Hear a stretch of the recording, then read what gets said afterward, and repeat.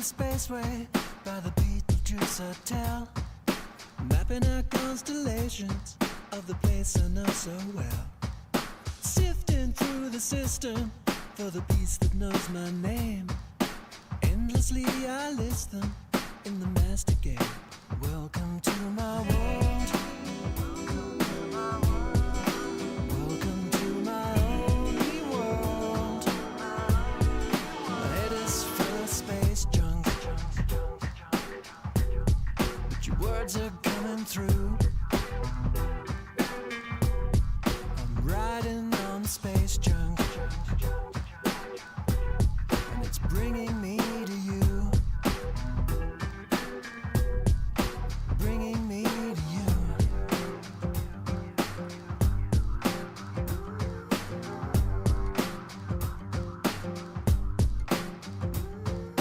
Through the 10th dimension to the certainties beyond, pre-millennial tension and the subatomic bomb, machine that spins within me and the spirit that drives me on, searching for an answer. Welcome to my world. Welcome to my only world. My head is full of space junk, but your words are getting through. I'm riding on the space junk, and it's bringing me to you. Bringing me to you. Yeah. It's bringing me to you. Yeah. Oh. Sitting on space junk. What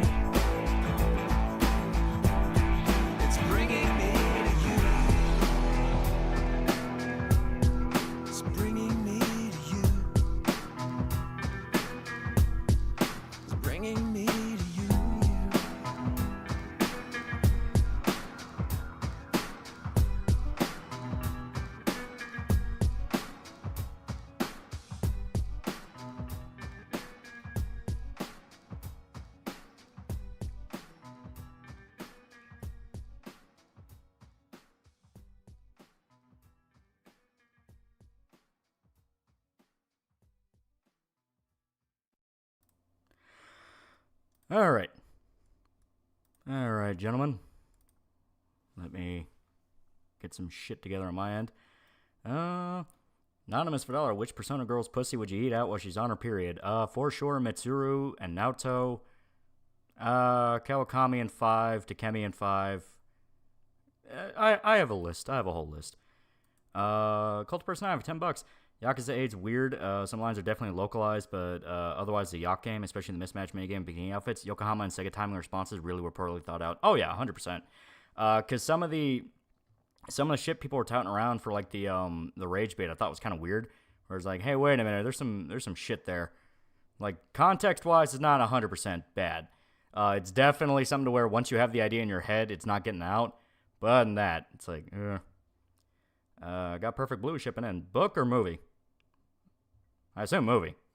But yeah. Take it, boy. I like Shy Girl from P3. Fuka's pretty good.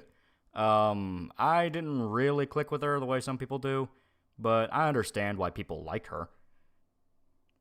Did you see Medicare stream? Good lord, the Ethan Ralph segment was horrifying. It really was. Like, I knew Ralph was a fuck up. Hearing some of that domestic abuse video, I was like, Jesus. Rise and Futaba. They are not bad, but I will judge you for Futaba. Don't fuck your sister. Thank you for releasing new Berserk chapters. I wouldn't have known it was coming back. Yeah. You like the character Michael from GTA 5? Michael himself is an interesting character. His family is a fucking parody, and I don't like them. Movie, it's a steelbook, which is actually cheaper than normal DVD. Oh, that's pretty cool. I know GA love. I like GA. It's like, I like GA. I was like Naoto better. How many times has Ralph committed domestic abuse? A lot. Any updates to the list? Was Robin Williams there? Epstein, no. They just decided to quietly not update it anymore. They're no longer releasing it in batches. You know. So, that's great. Behold. Audio that Medicare played made me angry. Oh, yeah, he was a piece of shit. He's a piece of shit. Like the new video. Oh, yeah, Stalker. It's great. It's fucking great. I really like the movie. I'm at a loop about Medicare. So, Medicare last night had his Valentine's stream. At least that's what he called it. And he specifically wanted to target Ethan Ralph. Because Ethan Ralph has been on a fucking journey down in Mexico. You know the song Ride Like the Wind? Well, he decided to play that out a little bit. Where it's like, oh, I need to run off to Mexico to escape some shit I got into. While down in Mexico, he continued his drug taking, drinking ways. Met up with some Mexican chick, shacked up with her, apparently beat the shit out of her. And she decided to shoot back with, motherfucker, you're down here in Mexico. I have cartel connections. So he is now freaking out going, hey, wait, you need proof, you need proof, you need proof. And everyone from Josh to Medicare to everyone that's basically ever had shit with Ralph is going, you're in fucking Mexico. They don't need proof. I'm getting all the Kirsch people. Yeah. Now you actually know what I sound like. It's pretty interesting, isn't it? It's horrible. Media Ghost 223. You fucker, why are you going to join the pirates? What do you think this is? One Piece? Fuck that. We live in non-peace, home. You fucking Nigerian prince. Yeah. They don't care about proof. Yeah, it's the fucking Mexican police. What was the most horrific thing from the Ralph segment for you? Drunk driving down the wrong side of the road to pick up his whore wife and bitch infant daughter. 10,000 fucking percent the actual domestic abuse. Where he's like literally, I could literally view it in my head. He's like got the chick against the wall and is like, you're not gonna fucking talk to me like that again. And the chick's like freaking out and like kind of, you can hear how much she's shaking and rattling. Is like, okay, Ralph, okay, Ralph. That legit got to me. Where it's like, Jesus, man, that's like dark. So Vic Mignon now has to pay the people that fucked him over, or rather one. And with my last breath, I curse for Kata. He threatened to kill his ex-wife. He's threatened to kill multiple people. Up to chapter 8 in Like a Dragonician. Yeah, it's good shit. So now you're fucking Kirsch, you went to Arter from Shota. We hate VTubers here. Wasn't that Pantsu who was threatened? It was Pantsu who got threatened. And the general assumption is that he's just done this to multiple women at this point. Because he's done it with multiple ex-wives, he's done it with multiple girlfriends. He's done a whole bunch of shit. I got people from Kirsten's stream coming here. What the fuck do you do? Don't worry about Mexico is notorious for a police department. They don't need lousy proof to kill a fat gringo. They exceptionally do not need one. Have you watched the anime Love After World Domination romantic comedy anime between a Sentai superhero and his arch nemesis? I think I saw clips about that, and I actually thought it looked kind of nice. The better I don't know who Ethan Ralph is. He's fucking insane. He is fucking insane. I really have to wonder what you ever saw in him, because he always was willing to pill, brainwash, and close death. Think of it like this. Ethan Ralph has multiple ex-wives and multiple children. You can do it, bros. You can always do it. Yeah, I told you guys. Yeah. We're being attacked. Show to never treat Lolly the way Ralph treats his lovers. Are we getting raided? Don't worry about it. Don't worry about it. Don't fucking worry about it. Why do I get the feeling Ralph is going to piss off a criminal syndicate? Because I have a feeling he's going to somehow, some way. Supposedly, if you believe what the chick that's accusing him is saying, that's exactly what fucking happened. He ended up battering some Mexican chick who had, like, ties to a cartel. Whether or not she does, that's up in the air. It could just be her full of shit because, you know, basically, don't touch me, motherfucker. And now Ralph is panicking, thinking, I might need to go back up to Texas. And it's like, yeah, dude, you might want to get a bit further. Curious like George Romero? I don't fucking know. Ask her. You see Hassan interviewed a terrorist? Which time? Because he's done it multiple. It's lol over. If Ethan can get laid, so can I. I'm going to ask out that cute 2B cosplayer out. There you go. There you go. Can't go to Texas. Ghost won't let him. Yeah. Doing what, Fox Raid? Don't worry about it. It's Metal Gear. Foxwoman followers leave. This is a lolly man neighborhood. New Texas Chainsaw Massacre movie in development. Oh, that actually sounds kind of fucking dope. Who's going to be involved with it? Because that's going to be an important question. The reboot one was funny, but it was also really, really stupid. So is this going to be like more turned to form? Or is it going to be, hey, let's just have a bunch of kids talk about they're going to cancel Leatherface and he rips him apart with a chainsaw? I'm happy with either. Well, dance is a fun style. Yeah, Ishin, it is really good. It's one of the better styles if you actually level it up. Raid only works half the time. Yeah, there you go. Shut up and listen. Here's what you're going to do. First, watch Neon Genesis Evangelion episodes 1 to 24. Then you're going to watch only the first hour of End of Evangelion. Then episodes 25 to 26. Then Death True 2. Then the rest of the End of Evangelion. And only then do you watch all the 4 rebuilds. I'm not going to do that, Mike. I'm aggressively not going to do that. Apparently, Ralph cannot go back to the U.S. because he's been missing payments. Oh, so he's going to die down there. So I'm just counting $5. Hey, boss, went to sleep having snow sounds on. I woke up to had all the voice lines of the darkness from both video games 1 and 2. Huh. Then Shin Godzilla. Yeah. Just rewatch 1988's Beauty, The Beast, and good God, you need to review that movie. Yeah, the Soviet one? Yeah, that's one that people really like a lot. I say Soviet, but it's just about a Russian tank crew. I don't know if it was actually made in the Soviet Union. Who the fuck is Ralph? Ethan Ralph, host of the Kill Stream, and now Los Zetas' most wanted, so... All you gotta know is Ralph's probably gonna die down there. Ralph dies for a Medicare. Timeline has hope. It really does. Even if she doesn't have cartel connections. Yeah, I mean, like, it's rural Mexico. All she has to do is go to her fucking brother or her dad and go, like, this fat gringo was beating on me. Then they go, oh, okay. And then they get a bunch of fucking guns and go kill him. Lay's Live League star. Really is. Really is. Cruise? Yeah, I got a plan for a cruise. Don't fucking worry about it. Did you like the last Texas Chainsaw movie? Could tell whether it wanted to be woke or was making fun of woke. It was weird. It felt weirdly like both. It was very strange. The Last of Us Part 2 documentary. Yeah, the funny thing is, like, I was seeing the headlines where it's like, oh, here's what Laura Bailey had to deal with after Last of Us 2 came out, and it was about death threats. And I said, okay, so Neil just announced Last of Us 3, and now they're talking about the fucking death threats. There's no way this is not a marketing campaign. And I had a bunch of people reply to that and go like, no, they're only doing it because the documentary came out about the game development. So I literally went, all right, so it has nothing to do with a marketing campaign. It was just part of a marketing campaign, which was a documentary about Last of Us 2. Okay, yeah. Wait, 3? Yeah, 3. So Ralph's going to Canada. Is that out of the question? I don't think he can go to anywhere right now. Wait, so Ralph...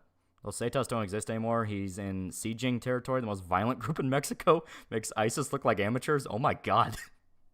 That motherfucker's gonna die down there. Bomb 2 for $10. On Brian Note, think you could review 40K's Hell's Reach and Angels of Death. Worth a shot to ask. Maybe Paprika and Obsession. Like your videos. I'm looking forward to the next one. I'm definitely going to talk about Paprika at some point. I've talked about the rest of all the other stuff Satoshi Kon's done. In regards to 40K, it'd purely be from the angle of I don't really know much about the deeper setting.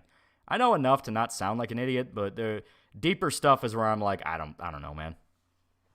I know what a Primarch is. That's about as far as I can go. Dark Review gave me serious Glory, The Wrath of God vibes. I think you'd really enjoy that film. It actually does sound like something I'd be into. It might not even be related to cartel. Normal Mexicans will murder you for the shit Ralph does. That is true. It doesn't even have to be a thing where it's specifically cartel connection. She could, as stage, just go to a male relative and say, hey, this guy beat on me. And they're like, oh, okay. And they'll get their fucking shotguns and bury him in the desert. I mean, it's rural Mexico. We believe it's canon and Bleach that Orihime is down bad for Ichigo and his dick. I mean, basically, they've kind of talked about it more than once. Originally, it was supposed to be Tatsuki, but then the fucking editor got involved. By the way, Ralph was going on about how the U.S. was no place for a white man and telling people to abandon it. Yeah. Well, he's never heard of the phrase, when in Rome. When you go down to a foreign country, don't beat their women. Take it, boy. East is Hollywood, but they humanized Soviets. Okay. Ever played BlazBlue? Off and on, but yes. He's rural Mexico and he's a foreigner. No one would find him. Aggressively, no one would find him. If he died down there, there are multiple different ways they could never find him. Here from Foxy Stream? Yeah. I stayed. It's a thing where, yeah, it happened. Ethan Ralph's probably a dead man. Imagine a white woman left after cartel bros like they do K-pop idols. Oh my god, Stacy El Jefe looks so cute in his no beheading video. Some kind of do. Like, there is kind of a... Cartels down in Mexico are weird, where they both want to be feared, and they also try the Al Capone thing of being very open and public with people and funding charity programs. It's all just to manipulate people and have them on their side, but they do that. So there is a sort of weird back and forth between...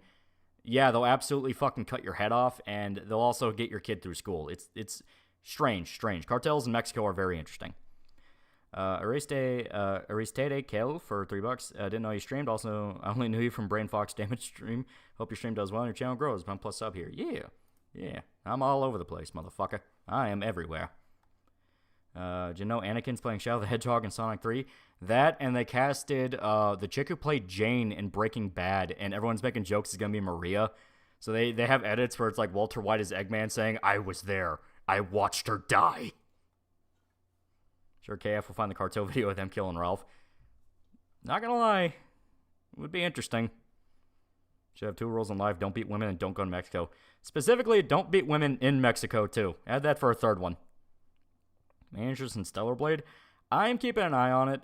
If it can even be half as fun as Bayonetta, I will be very, very happy. That's the thing I kind of want. I kind of want a new Bayonetta, because Bayonetta 3, it was fun, but it kind of feels like that franchise is not going to last too much longer. So Yakuza. Yeah. Got my 50-year-old dad to watch episode 1 of Pluto. He's enjoying it so far. Pluto's really good. I really like how they did Pluto. Fucking Arlen made another Nerd Crew video one day. Yeah, they did it specifically because of Madam Web. So you know how bad that movie's going to be. I finally got around to Farron. Amused me how the Japanese better understand themes than the hack supposedly making a show based on his works. Yeah.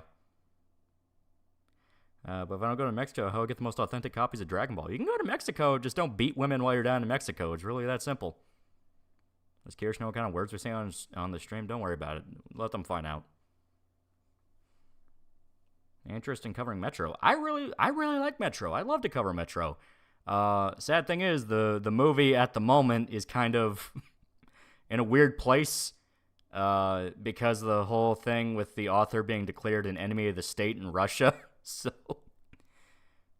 Ralph trying not to sign his death warrant challenge impossible. Joke aside, Ralph should have known better than to mess with Mexican women. He just constantly does it.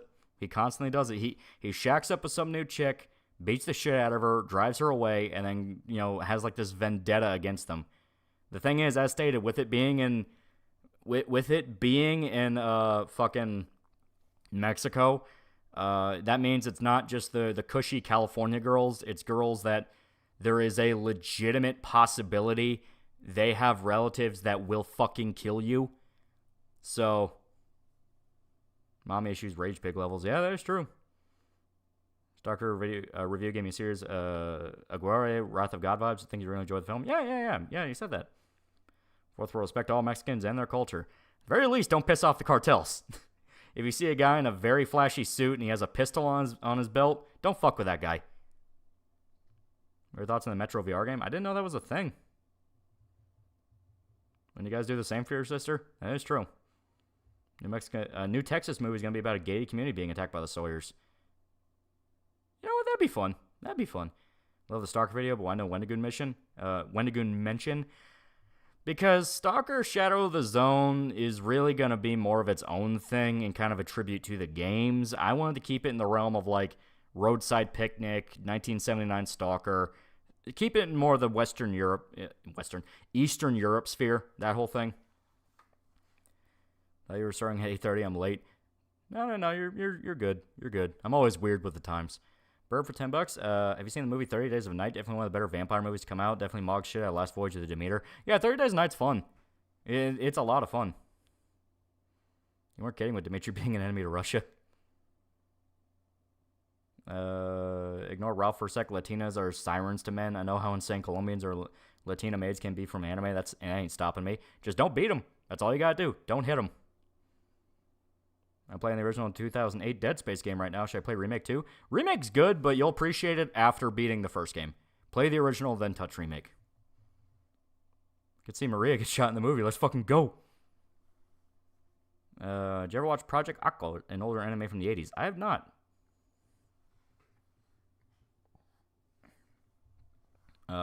Before his night for $5, PewDiePie Drawing made every AniTuber normie grab a pencil to draw. Give it 2 weeks tops. Doesn't Appalachia have crazy relatives? You pull a Ralph. Some. I mean, there's absolutely stories here where some guy will batter his wife, and then the wife will shoot him, or she'll get her brother to shoot him. She'll get her dad to shoot him. She'll get her cousin to do it. Sometimes they'll get the guy they were fucking to shoot him. It happens.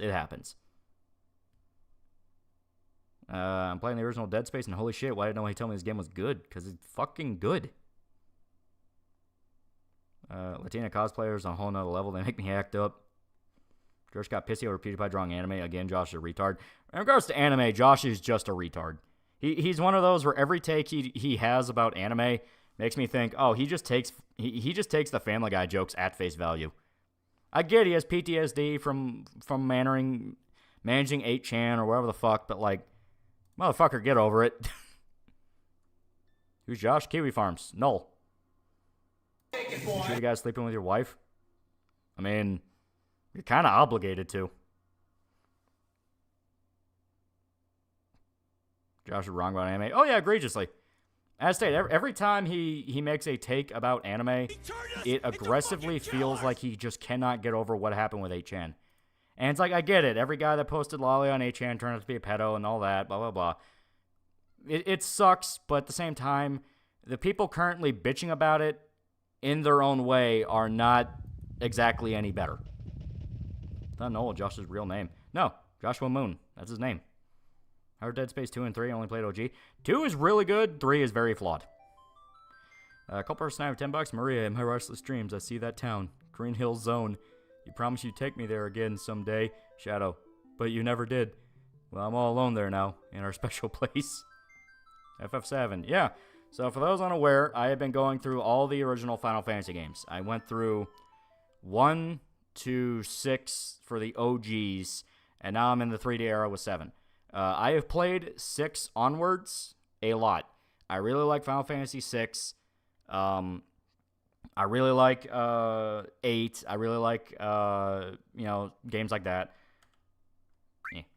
So I'm in like, you know what? I want to go through this again. This will be my year goal, which is convenient because these games take a fucking year. But you know what? It's good. It's good shit. It's good shit.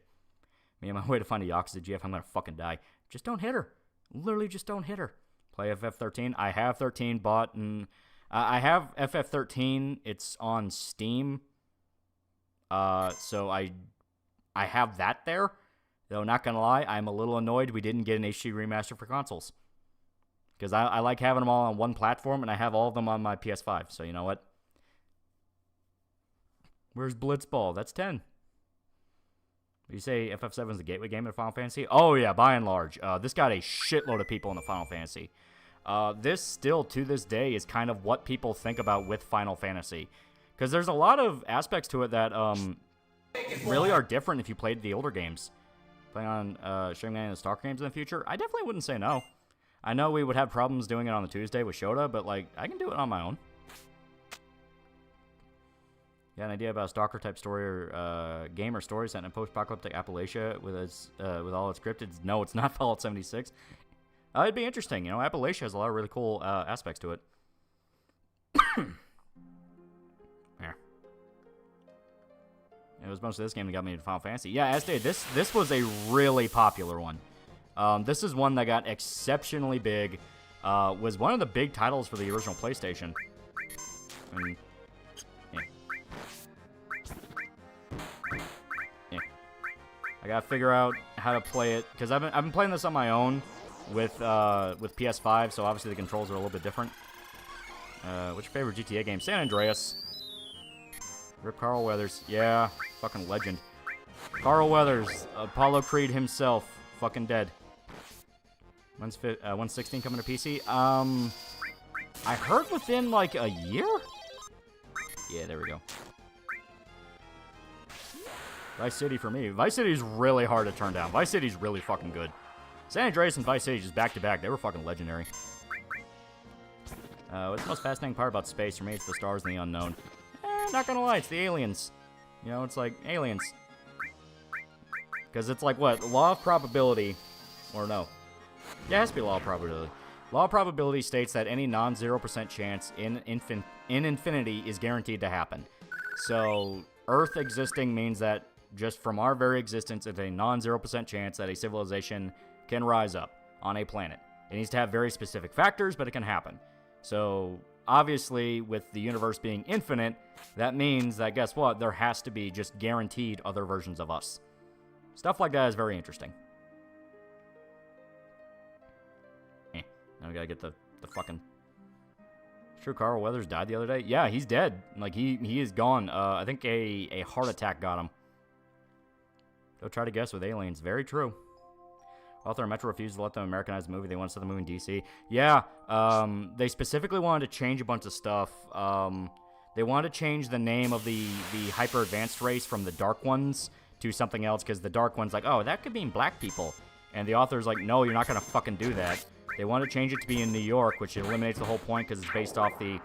It is based off the Russian subway system, which was specifically built so that it could be a sanctuary in case of nuclear war. It all revolves around Russian politics. Like, there is a very big reason the neo-Nazis and the communists are major factions in the setting. Because Russia had a problem with neo-Nazi gangs and also old-school communists who wanted to bring it back. I mean, there's a non-0% chance to get a big-titty Japanese hag wife? Motherfucker, I don't know how to tell you this. Family said Carl died in his sleep. Honestly, the best way for him to go. Yeah, that is true. Carl Weathers led a fantastic life. Yeah. Kirsten's watching this stream right now. Fuck, she is. You're not gaslighting me here, motherfucker. No women watch this. Not supposed to. We have rules. Oh, yeah.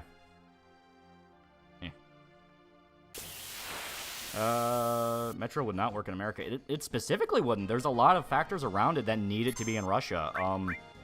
As stated, oh, shit. Yeah, the stick's a little weird. As stated, the whole thing with it being in Russia, in the Russian subway system, is because that was specifically built because they were afraid of nuclear war with America. So it was built to be basically one giant fallout shelter if it needed to be. Curious, Curls DB, $5 if I was 100% white, released half Asian. I would so get a nursing hand job from Tifa. I don't know about you, bro, but you seem closeted a bit, just a bit. Fuck? What?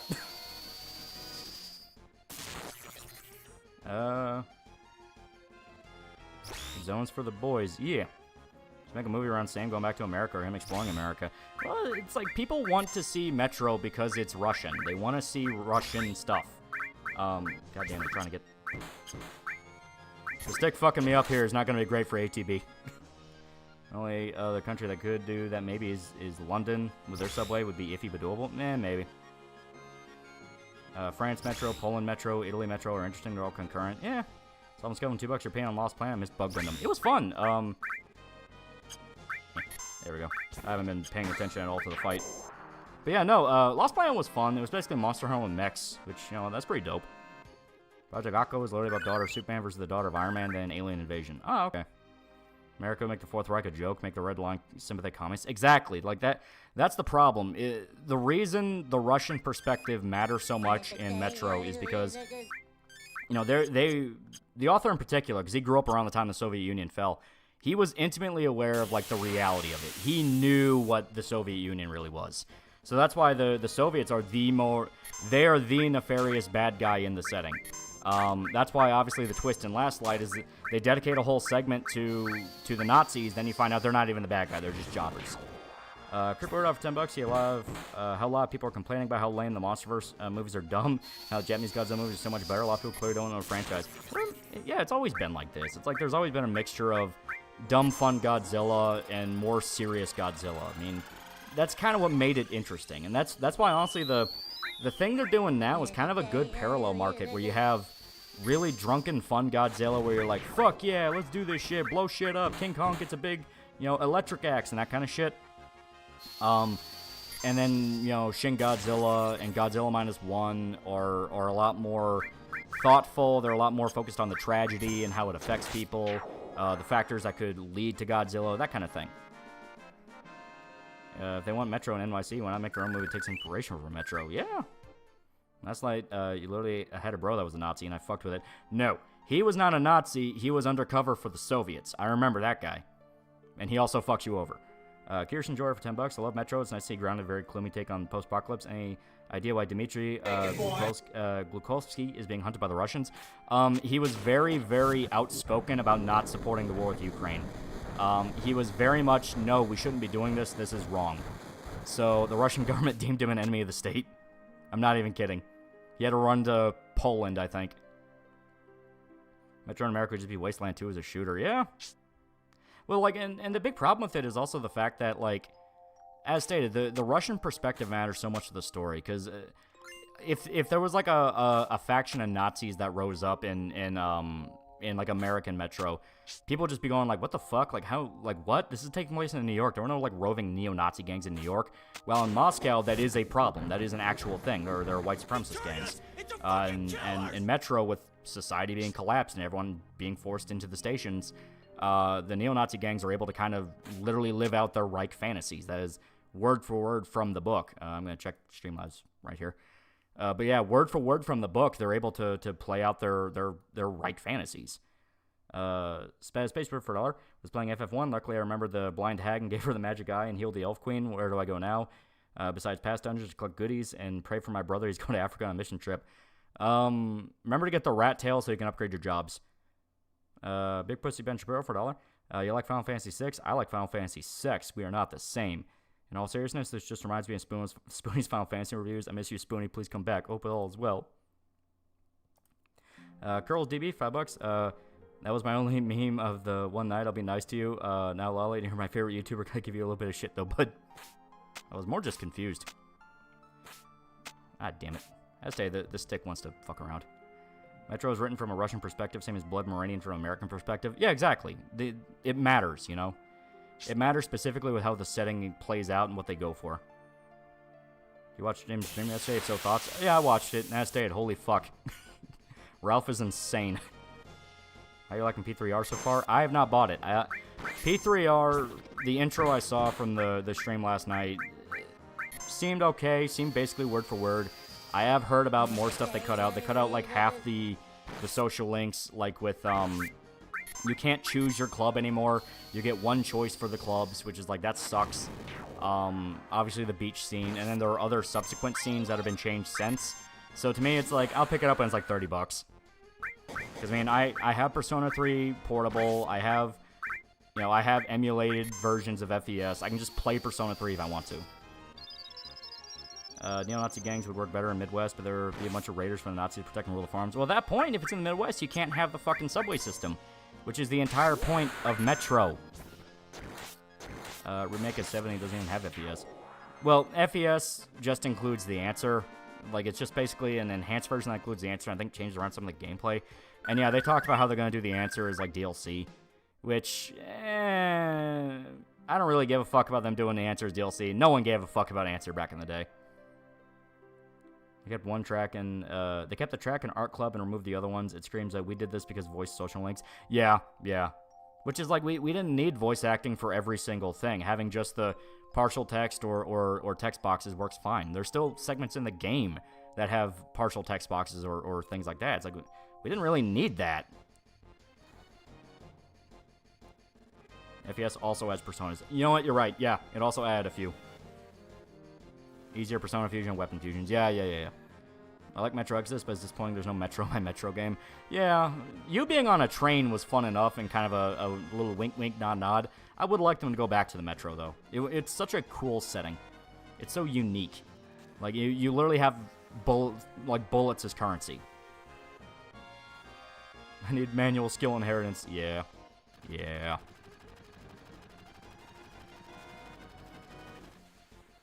Yesterday in WWE, I saw The Rock steal the main event of WrestleMania from Cody. So is The Rock coming back, or was that a one-off? They're making a VR Metro game. Yeah, I got mentioned that. Yeah. It's about the siege of Sarajevo. Was that in reference to? I'll wait for an OST mod. I like the soundtrack. I think the soundtrack actually sounds pretty fucking good. Which fucking dies. Yeah, this is literally the part that if you played Remake 7, they tried to end the game on. Okay, they didn't try to end the game on this. You still had Shinra HQ. But, like, this was, like, a pivotal point in the game. And, like, oh my god. You know, because it is a big story moment. The plate fucking drops. But, at the same time, they made a big deal that nobody involved in this scene dies. Even though Wedge dies... Jesse dies, Big dies, fucking everybody here. Last act of the remake. Yeah, literally, and it's kind of like, this is maybe a few hours into the game, like 4 or 5 hours. I didn't care about Persona 3 The Answer. So the reason nobody gave a fuck about The Answer back in the day was specifically, the story content around it was pretty good, even if some of the characters kind of went backwards in their development if you played their social links, where it's specifically about them trying to accept death. It's like the entire point of their social links is they have to accept various deaths or accept various things that happen to them. Persona social links in general. And the answer is about them kind of taking a step back because they can't get over the loss of the main guy. Which is like, I get it, and the reveal it does have about that is important. It's just also the fact of, like, it kind of felt a little Flanderizing in parts. Yeah, answer is 2 hours of story and 20-hour dungeon. That's another thing. It was mainly combat, and famously, vanilla P3 combat wasn't really the best. I mean, there was a reason they had to give main guy all the different options and, like, weapon types. It's because, guess what? Other than that, motherfucker, you had to rely on that AI, and it sucked. Yukari did nothing. Yeah, she really didn't do anything. Yeah, Yukari never had to personally see anyone die. Yeah.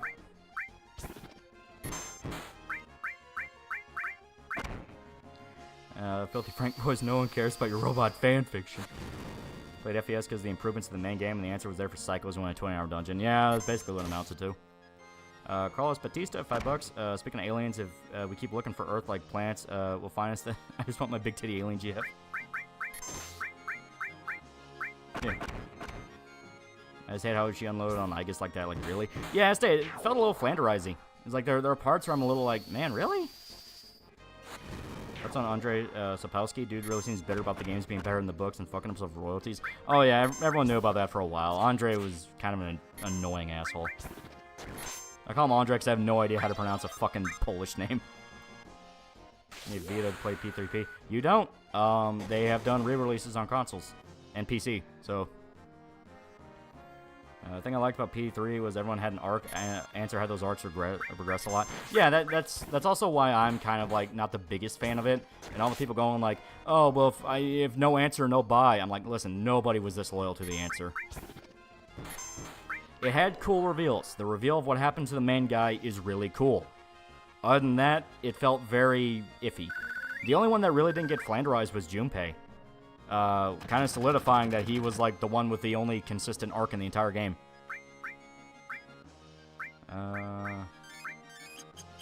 Culprit's now $5. So much of the corpse getting away with these remakes is because people want prettier graphics, voiceover, and zero idea how to torrent emulate. That is true.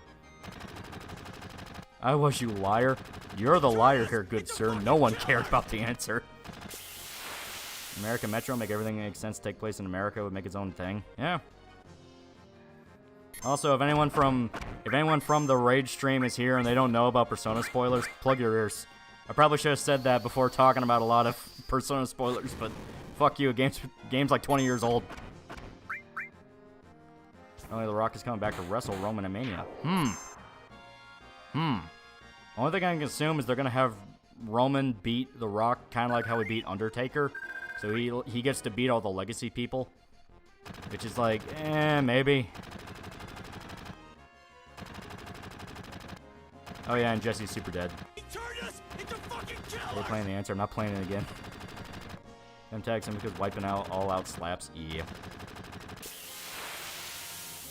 Kind of fucked up though. Your boy whom you invested hours, made relationships with, ended up being a fucking door. I like it. It is fucked up in the way that should be fucked up for a Persona story. At least a Persona story that was still kind of reminiscent of 1 and 2. Where it's like, you know what? It's not a complete L. It's not a complete W. It's right there in the middle. Because they've teased multiple times he's going to come back. In some way, shape, or form, he's going to come back.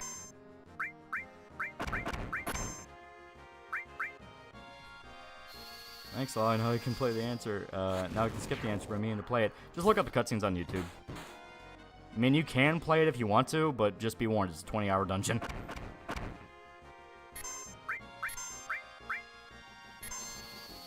My god, they killed Jesse. Want to see more of early C's with Shinjiro, Mitsuru, and Aki. In answer, you get Mitsuru and Akihiko signing up, but not Shinjiro. Yeah. Which is weird, because, like, Shinjiro was there at the same time as them. Did you ever call Dick Bro to tell him Cloud Goatsy? I forgot. I should, though. For the first time with $2 was the best FF7 song, and why is it Turk's theme? Turk's theme's not bad, but I'm simple. I like One Winged Angel. Sephiroth. You know, to me, that's just so... It's so fucking iconic. I think Donkey would dunk on P3, probably, or he'll probably simp for it and go like, if more JRPGs but like this, I'll love it. And it's like, it's just Persona 5. The gameplay is just Persona 5. So I think your P5 stream Shoto was the best introduction to all Personas, and plus the bullying, plus God's anger, Gyaru hate, plus a million other golden bits. I've seen the newest Lost Children arc animation. Yeah, it looks okay. As stated, I'm not really into fan anime types. I know people work hard on them, but I'm like, I was going pro one, man. I want something professional. I'm so tired. Now we gotta get Barrett to stop shooting at everything. There's a Redhead in Crisis Core and OG7 remake. Redhead. Which one was Redhead? Donkey was sent for because it reminded him of P5. Yeah, that's basically what it amounts to. It reminds him of Persona 5, therefore he will like it.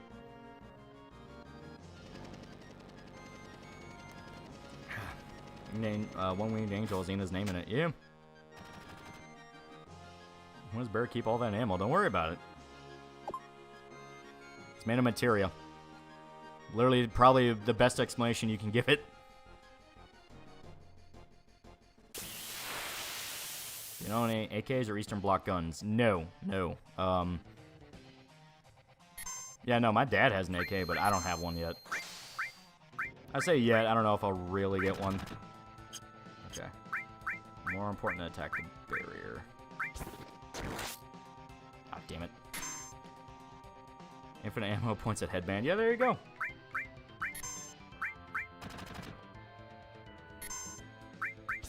There we go. In 4 years, World at War, Dead Space, Fallout 3, and MGS4, P4, Saints Row 2, and GTA 4 will all be 20. Yeah, that's true. Get a WASR 10. Which one's that?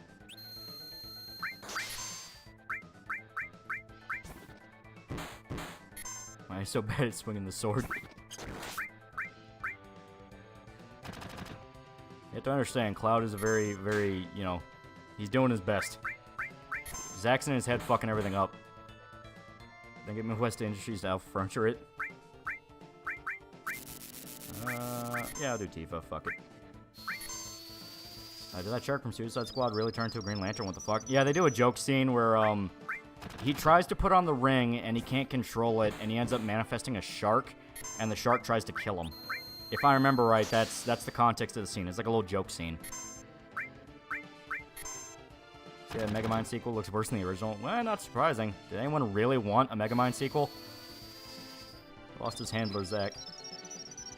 Cloud wants money, Zach makes him help for free. I get FF6 because it's 20% off on PSN. It's really good. Final Fantasy VI is one that people have put, like, God knows how many hours into it. For good reason. It's a fucking fantastic game. Drops the dude to fight 3 people in a building about to explode. Yeah, the Turks are crazy. They really, really, really want to kill people for Shinra. To degrees where, like, it doesn't even make sense. They are aware that Shinra will probably end the planet, and they don't really care.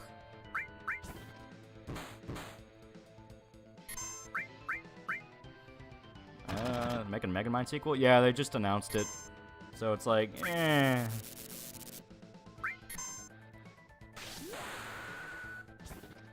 Zach's Cloud's hype man. He really is. I've watched any of the Suicide Squad cutscenes, don't intend to. I'm too busy playing Yakuza Gaiden. That's honestly, yeah, for the best.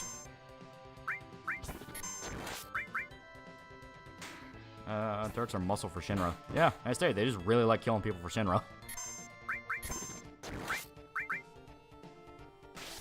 Reno and Rude are the true heroes. Suicide Squad game is bad, but honestly, it's just more of the same. Kevin Conroy didn't die, be buried within a week. Yeah, that's about the only thing they really have is just complete spite marketing going like, well, we're shitting on all the people you like. Isn't that so edgy? And it's like, no, not really. It's like, I mean, it's kind of annoying, but the most I'll go is, oh, this is just cute. Okay, there we go. No, for all after your last stream with Shota showing how high-tech an 8 is, I checked PSN for it and seeing it's not available for PS4 and my PC can't run it. Managed to get a copy of 7 for my 4 on a scale of 1 to 10. How bad of a decision was this? 7's not bad. A lot of people really like 7. 8 just kind of feels like it has more stuff than 7, though. I didn't play 7 a lot, but yeah. Zodiac for $1, talking to my dad today, and he said if Ukraine defeated Russia and it would stop the fall of the West and U.S., can keep us from falling into a civil war. Yeah, that's some boomer cope. That's him having flashbacks to the war in Iraq, going like, no, it'll be okay. We'll stop Saddam Hussein. Aristede, Kale for $5. Enjoy your evening. Spicy Fox, you chat bro. Signing off, but you got a new subscriber because of her. My kids are now asleep. I can finally play Slavery Simulator 2024 Pal World as intended without uncomfortable questions. There you go. Theron for $5. Got any Soviet Kino recommendations beyond Stalker? I know you had a video on another Soviet war flick a while back. Yeah, come and see. That was the one that I talked about. Check out Solaris. Solaris is really good. And a lot of the time when these things include monologues about communism or how great they are, that was literally forced in there by the censors, and some of the artists really didn't want to do that. So, if you ever reach a scene in a Soviet film and they're like, and then communism saved the day and everyone was super happy, that was literally put there with a gun to the back of their head. They didn't want to add that. Alright.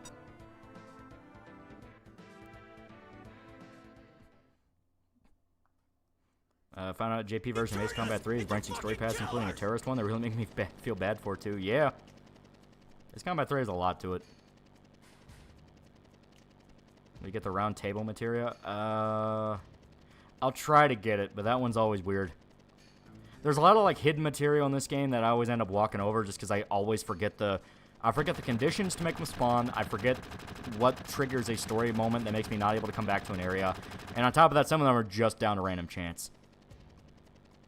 What don't you like about Elden Ring? Game after Morgau kind of really declined. Yeah, after the Morgau fight, the Land of the Giants is so tacked on. It feels so grindy. The whole Storm Castle area feels so grindy. That's where it really felt like, out of nowhere, it's like, all right, you have to use status effects. The meta endgame is status effects, and that is like, oh god. Use the game facts guide. That's what I'm doing with my personal one. My personal one, I'm using a game facts guide just because, like, I want to get all party members, and you can miss out on Vincent and never get him for the rest of the game. You see the video of the crazy guy who showed his dad dad decapitated head on YouTube? Yeah, a lot of people are asking questions about that, and I know we're starting to vanish from the news cycle, where it's like he said his dad was a glowy and then killed him, and then he also started talking about how Donald Trump was going to destroy the world or something like that, and people are going, hey, wait a minute, what the fuck? See Brandon's gun wall breakdown? I have not. I definitely want to check that out, though. And we gotta get the fuck out of here. Someone's going $2. How instantly would the zone kill Griffith? He would be, like, Griffith quite literally makes the zone. Like, when he like, merged the realms together, that was just basically doing it officially to the whole world, but Griffith, by his very presence after the eclipse and all that, shapes reality. Like, people who've been exposed to magical and fantastical elements in Berserk just kind of change the world around them. Hear about that one actor who smashed up a satanic church in Iowa? Yeah, it was some like ex-military dude who saw it in the state house and tore it down because it was pushed there by like a Satanist church that is literally just an atheist group that bitches and moans about fucking everything. And he basically went, "This is not a real religious thing. Fuck you. It's just an insult," and tore it down. And he got like 10 years in prison for it. Plate drop. Yep. Shinra literally commits genocide. It's fucking nuts. I'm gonna try out first Final Fantasy, name my party after me and my friends, name myself the Black Mage. I learned being Black Mage sucks and you die often. Okay. Here's the thing though. Black Mage only sucks for a little bit. If you babysit him and get him strong enough, he is best in the game, because he has access to the strongest magic. Also, F in chat for Carl Weathers, a legend was lost. He really was. He really was. Apollo's always going to be the winner in heaven. Shinra are fucking evil. They are absurdly evil. I actually prefer the scene to the remake. Well, what I like about it, like, going through the original again has made me appreciate so much of what it's done compared to the remake. Remake is really pretty. I really like the music in remake. A whole bunch of really nice aesthetic looks. But story-wise, they're really fucking with it. Not just with the time ghosts, but, like, they're going back and adding in details like, oh, Avalanche never killed civilians, which, if you ever played OG Final Fantasy, no, they full-on fucking murdered a shitload of people. And once again, I'm gonna fuck around with this just so I can get the banner down. Here we go. I'm gonna move the Cruise Saga down to about here, just so it's not in the way. There we go. Kirsha's still watching, by the way. No, she's not. 7 was darker than the remake in a good way. Yeah, well, because it was just willing to be... It was willing just to have the stakes be the stakes. It's like, people will die. We'll spend $2. There is no tomorrow. There is no tomorrow, Apollo. Yeah. Remake art style is going to age poorly. I don't think so. I think they had a pretty good art style with remake.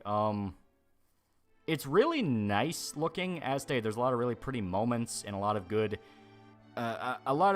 things to look at. Shinra being more outright cyberpunk was very interesting and kind of cool. The problem is to get along with that, they had to make certain moments so fucking over the top. Like, you had the one evil Shinra chick who is, like, literally laughing with how evil she is, which, granted, Shinra is not exactly a subtle bad guy, but it's to a degree of, like, holy fuck, they're gonna destroy the world before Sephiroth does. Don't forget, Nebulum scene isn't subtle with the fact Cloud's projecting himself onto Zack in the remake. Yeah, dude literally sent, dude clipped it and sent it to me, I think it was in the Discord, where it's a part of Rebirth, and you're seeing Cloud when he's fighting with Sephiroth. I think it's going to be the flashback to when Sephiroth fucks up his town. And he's literally, like, doing Zack mannerisms. He's literally jumping around and skipping around. It's like, yeah, that's Zack, that's not Cloud. Cult personality for $2. Why do Soviet movies keep these pro-commie intros? Because they literally have to. The state censors demand them. OG SNES Final Fantasy 3 or 3D Remake. I have not played 3D Remake. The Pixel remasters are the only versions I've touched. Some people say some of the remakes are really good. You have fucking the Game Boy versions, I think, where they add in, like, new content. Like, you can get new endings, which is, like, kind of cool. Solomon's Covenant $2. Zone is Eastern European. Griffith is feminist. There you go. Third remake is different. Iron Giant fight. Okay. Once I didn't beat my dick for a week, afterwards that shit was pack-a-punch. I was screaming. Is our Uncle Ted fighting Amazon? Basically, Barrett is an unironic terrorist. He fully believes in what he's doing and wants to kill every single Shinra employee he sees. Which makes the plate drop actually very interesting. The reason it works in OG is because of the fact Barrett is so ruthless, to the point that people tell him to his face, innocent people are dying in your terror attacks, and he goes, well, that's just something you need to accept if you're gonna save the planet. Legitimately pretty fucked up, because it's like, hey, what the fuck, dude? And when Shinra drops the plate and kills shitloads of civilians, later on there is a scene, I think it's Rufus. Yeah, I think it was Rufus. During one of the fights with him, he'll shit-talk Barrett to his face, and he literally goes, oh, so when I kill civilians, it's bad. When you kill civilians, it's just. It's something like that where he really, like, throws the double standard in his face, and it's like, motherfucker, we're doing the same thing. We both kill people and say that it's for a good reason. Rufus and Reeve. Yeah. Blade Drop was a great wake-up call. Yeah.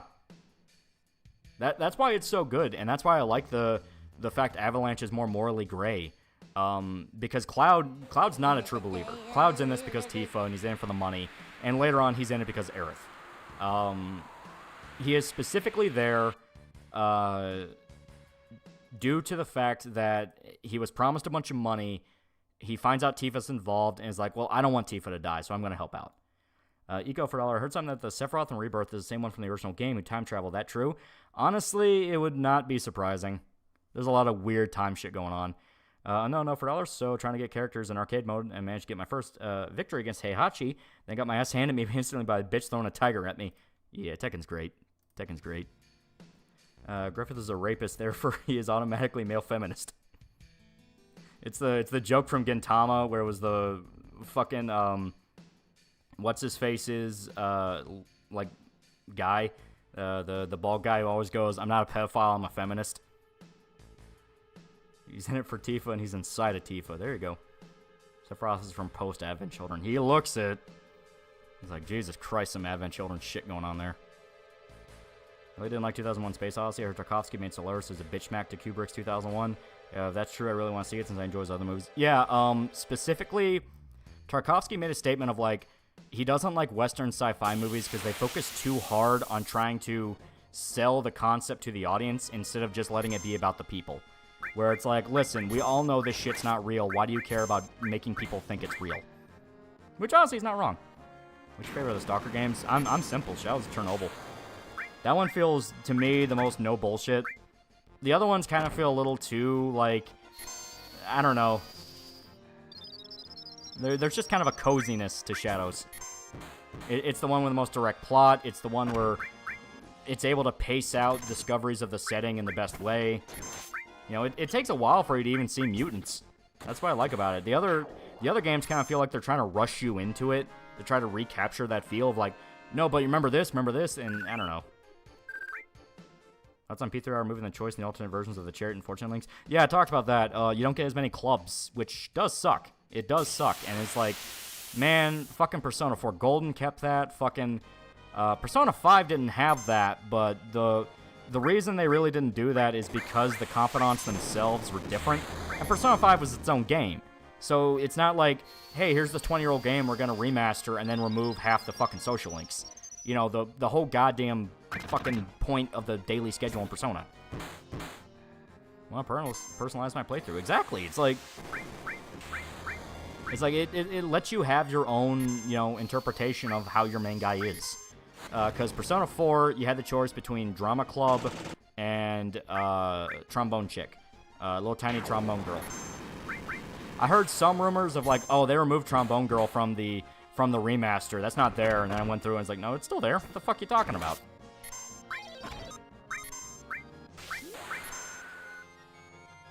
What happened was P3 cut down? Yeah, you don't have as many social links. Because they wanted to do a thing where the social links you do have are all fully voice acted. Which is like, that's not really much of an excuse to do it. That's why I'm disappointed P3 hours and then definitive version P3. Oh yeah, not by any means. Hear about the Witcher remake? Yeah, they could be getting around the sex parts in the games. I need them to definitively say it before I believe it. One of the reasons I'm kind of iffy on a lot of the news I hear now about gaming is there's too many call posters and too many grifters coming out and going, no, but they're totally going to remove this. Then you play it and it's not there. It's like, motherfucker, what are you talking about? Bring up complaints of the remake and all I get from them is you're just nostalgic. No, I mean, like, stuff like removing the beach scene, I was fully expecting them not to, because it's like, yeah, the beach scene is funny, but they're not going to keep it. They're not going to keep it. After the shit with Catherine, after Persona 5, they're not going to keep it. But saying shit like, oh yeah, you don't need as many social links, it's like, yeah, fuck you.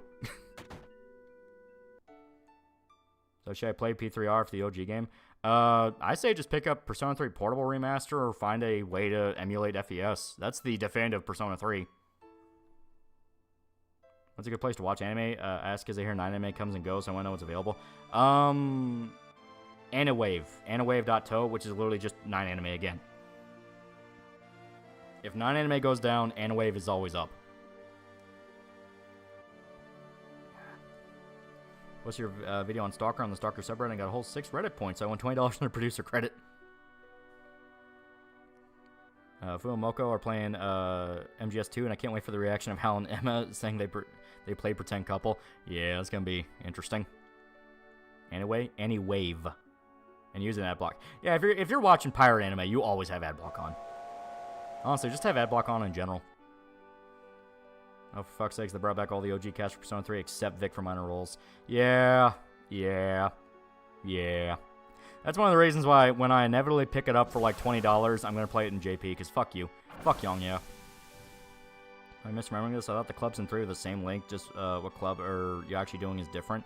Yeah, it's all the same link, it's the fact you don't get the choice of the club anymore. You get specifically one choice now. One choice for each link, I mean to say. Play Catherine, I still have yet to play Full Body. Yeah, Catherine's great. I'm not playing P3 Reloaded because Damon Mills is a pedophile. Yeah, very legitimate. Heels vs. Bayface says he believes the one remastering will only improve and keep the context and all the story. He also thinks New Seed Project Red won't let that happen. As stated, the thing of, I don't want to kick off hysteria based off speculation because that never ends well. Replace Vic with Young, yeah, what downgrade? No. Vic Mignogna voiced Junpei. Junpei is the guy with the baseball cap. The guy Young, yeah, voices is one of the club social links. He's the athlete guy on track team. YouTube gets super salty at people using ad block like they didn't make it a necessity for the website to be bearable. Yeah, right?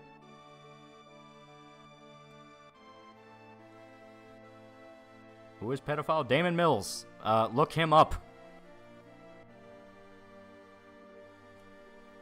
Google has made it hard to watch 9anime. I know a virus will try to infect my computer. No, Anna in not my neighborhood. She doesn't want to fuck. As stated, use Anawave. Anawave.to. That's what we all use on Anime Night, and it's great. Are you forced to romance all the girls like in P3 original, or can you date just one? I assume they will give you an option to turn them down without having to worry about breaking the social link. Because it's in literally every other modern Persona. And that's something where even people who are diehard fans kind of like, yeah, I kind of wish that they didn't do that. Solomon Skeleton for $2. Griffith versus Biblically Accurate 1911 45 ACP. Yeah, they did. Okay. Which one had really embarrassing dialogue improving upon isn't SJWE? Depends on what they classify as embarrassing. Mark 99 for $2. Holy shit, sorry, I'm late, bro. I'm gonna drink some water. Emma Mills also looks like a twink. YouTube makes your PC use more resources with ad block on, they can go fuck themselves. I haven't noticed any difference. You know, and I'd be a dead man before I watch ads. Be 3 hours in Game Pass. I mean, there you go. If you're gonna play it, you know, and not want to pay money for it. Of course, granted, it's also on PC, so, you know. What is the plot of Final Fantasy as a franchise? Each one is different. Like, each one is radically different. 7 is the first one that started introducing Magitech as like a major part of the setting. 6 dipped into it. 4 had teases of it. 7 is the only one where you get a cyberpunk city before the others. Sir Alex for 2 fake monies. Here's one. Griffith versus Jesus Christ, who wins? Is Griffith the most powerful member of the God Hand? That's what they're trying to get us to believe, but that's why I also think there might be a bait and switch where he gets betrayed by them. Where we've only ever seen Griffith go all out, but what about Slán? What about Void? What about Conrad? What about Ubik? What are they capable of when they're really pissed off and mean it? Final Fantasy doesn't have actual continuity between entries. Very rarely. The only one that really keeps coming back is like minor stuff. Like they'll have a guy named Sid, they'll have airships, they'll have stuff like that. Isn't there a Persona game when the MC gets with a pixie? That's not Persona. That is Shin Megami Tensei, and that is Nocturne. And yes, it is canon that he gets with the pixie. It is literally his wife. Was that a school event? They were using YouTube for music and had ads every video. Normans are genuinely alien to me sometimes. Yeah. YouTube is slowing down and using incognito, just close it when it starts acting up. Yeah, not wrong. It's implied to be Void, but even then we don't really know. Void is the oldest. 13 and Tactics are connected. 13 is not that. It's 12. Because I didn't know. I didn't know 12 and Tactics were actually connected. I kept thinking like, oh no, that was like ancillary references. No. 12 is connected to Tactics. Yemi Fiend and Pixie forever. Void lived through another God Hand. Yeah. He went through an entire incarnation of the God Hand. Nope. 7 and X are the only ones connected. According to Nojima, X2 introduces Shinra, the kid who will start Shinra Company. 7 takes place 1,000 years after X2. Spira becomes Gaia. Huh. Not gonna lie, I didn't put the connection together that they actually meant to be connected. I knew about the Shinra stuff, but I thought it was just them name-dropping Shinra as a reference. Where it's like, oh yeah, Shinra. It's like, oh, that's funny, and a 7 reference. I didn't know that it was actually meant to be like, no, 10 takes place before 7. It's like, that's interesting. 14 is multiverses, shit with things like 12, 6, 4, and others. That is true. 14 is kind of all over the place, but 14 is also an MMO, so it's like... I hate that X2 theory so much. Griffith is a pawn and only the God Hand knows it. That's what I think. Void level King Geiserich's kingdom, and I stick with the fan canon that Skull Knight made him pay in spades. Someone's going $2. Griffith versus Donovan on that Fear and Hunger perk. Everything after ousting Sakaguchi. Yeah.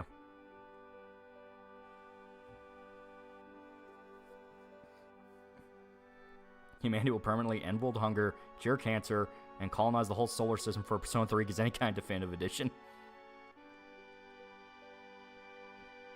Would you want to be taking drugs again after trying to connect 7 and 10? Hate X2 in general, besides 1,000 words, that shit goes hard. Yeah, that's wrong. Does it mean we can have Zanarkand motif in 7?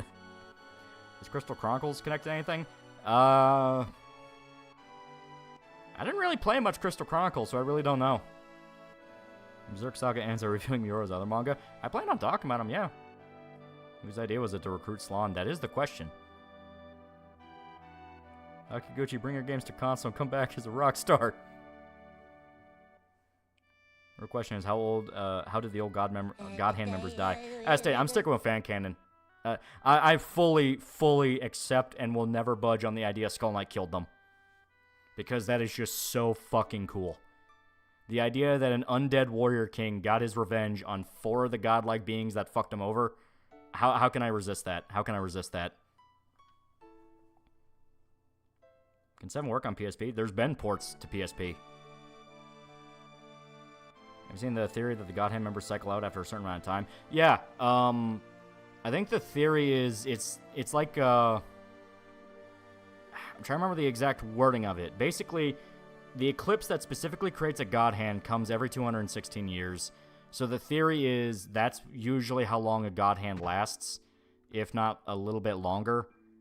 So they kind of always cycle out a member and slowly get new blood. It's a little weird. It's a little weird. Either Void or Skull Knight killed the old God Hand, yeah. And I want it to be Skull Knight, because that just makes Skull Knight cooler.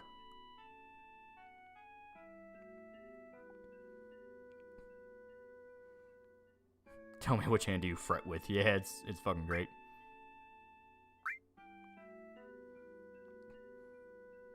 Patiently waiting for that story. Skull Knight tears apart reality for revenge. Yeah. Well, your Berserk book are wrapped in plastic. How many mangas are still wrapped up? My deluxe editions of Berserk are wrapped up because I don't want motherfuckers ruining them. They will stay in plastic, except for that one I lent Weed Bro. He gets to have his because eventually he'll work through it. He is slowly warming up to it because he's gotten to Guardians of Desire and he's at the slug count fight. And he's like, you know what? This is actually pretty fucking good. And I'm literally like, yes, I've been telling you for years this is really fucking good.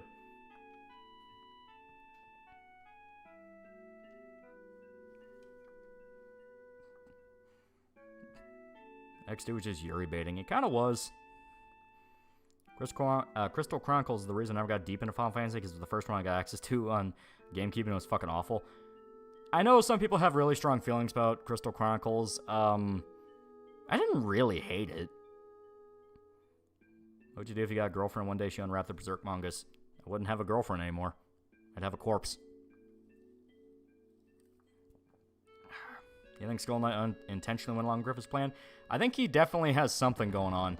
He is a lot older than Griffith.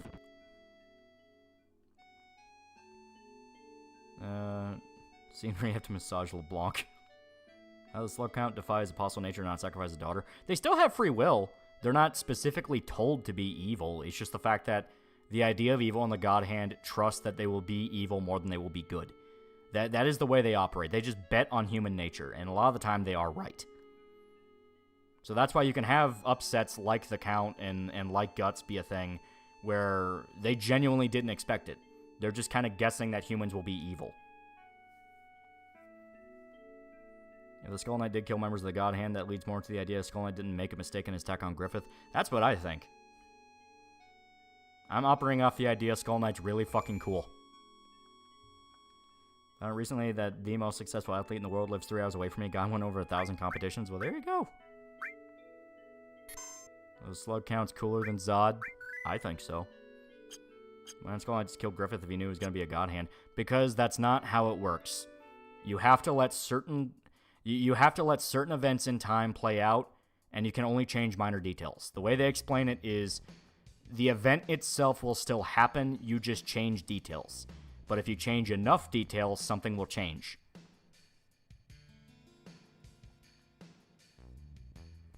What would you do if we got a chapter of Skull Knight crying, saying, no, I don't want that, Guts killing the God Hand, I want them to only tech me for at least 10 years? Alright. Slug Count was the only one of the somewhat good apostle, and he wasn't even really that good of a guy.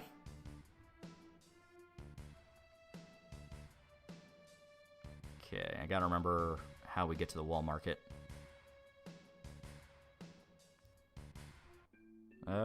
Creases Jace!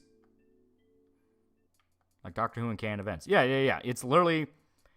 The event itself is set in stone. It's always going to happen. The most you can do is fuck with it just enough, and eventually a future event will turn out in your favor.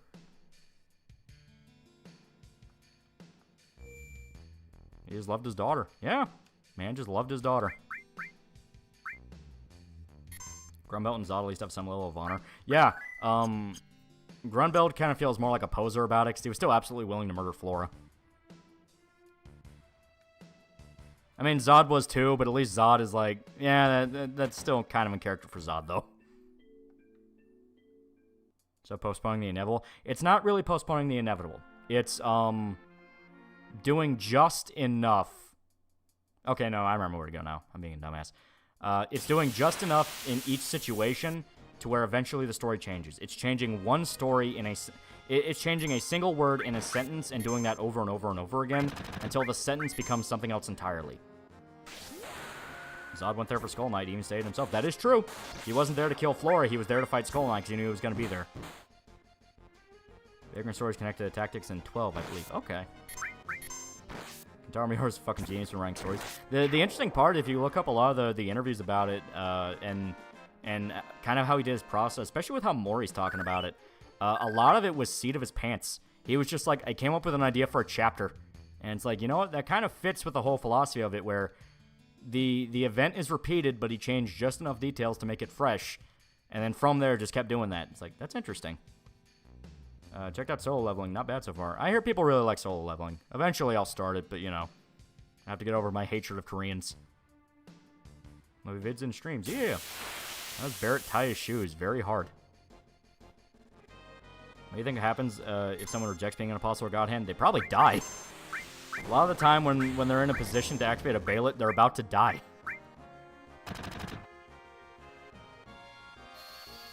You really do not deserve Mjorn. That is true. Tifa's best girl in 7. Tifa's not bad. I like Aerith. I like Yuffie. There's some good women in this. The fuck did I do to you? You existed. No, what was the line from like fucking X-Men cartoon? It's like, you were born. Do you think Guts is actually capable of being a member of the God Hand? I believe so. At the moment, no, but it's because I still absolutely believe in the idea that the way he perceives them affects how he's able to fight them. So the reason he can't touch them is because he views them as actual gods. And he has to break that perception or find a way to not feed into them subconsciously. There we go.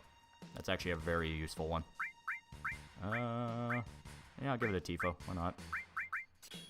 I need to actually, like, mess with their equipment, too. Okay. I'm gonna have to update all these people as soon as we get to somewhere that actually will allow me. I'll give him lightning. She kind of needs these, so... Cloud gets... ice. And I'll put the second restore on Barrett, so now we have 2 healers. It is all over the place, but fuck it. Zod's always been some that is more focused on the fight more than anything related to morality, or I could be wrong. No, that's true. He's always been... Zod is an actual warrior, which is why you legitimately have to question how loyal he is to Griffith. Griffith wants a kingdom, Zod wants to kill and fight. So what happens if that comes into conflict with each other? I believed he could kill Slan. Would impaling her have been lethal then? Well, that's the thing. His sword being cursed did allow him to hurt her. It didn't kill her, but it did affect her. So Guts currently sees Griffith as... damn it, I lost it. So Guts currently sees Griffith as untouchable. Quite literally. That's why on Elfhelm, his sword phased right through him. Like, literally, it would go through him like fucking, like, dust. And he's like, what the fuck is happening? Alright, and before we go any further, the exact thing I talked about doing, we need to optimize our shit. That seems the most disciplined. Well, he's disciplined in the sense that he's a warrior at heart. He wants to fight. My mom's watching this Netflix show about this woman called Griselda who eventually beat the South American cartels and ruled over them. You know anything about Griselda? I have no idea. Alright. There we go.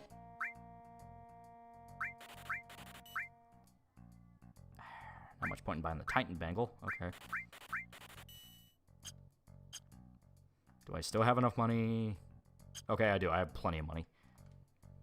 Sick of people equating foreshadowing with good writing. Attack on Titan, Breaking Bad, and Berserk are 2 examples of excellent writing with their writers winging it at times. Well, Attack on Titan, to its credit, did have good foreshadowing without handled stuff like Eren going crazy. When they reach the ocean, he doesn't say, now we're finally free. He points out to it and goes, if we kill everybody there, will we be free? Showing that, like, oh, he is completely consumed in the fight now. So, I mean, that to me was fine. It was other stuff with Attack on Titan I was kind of like, I'm not really into this.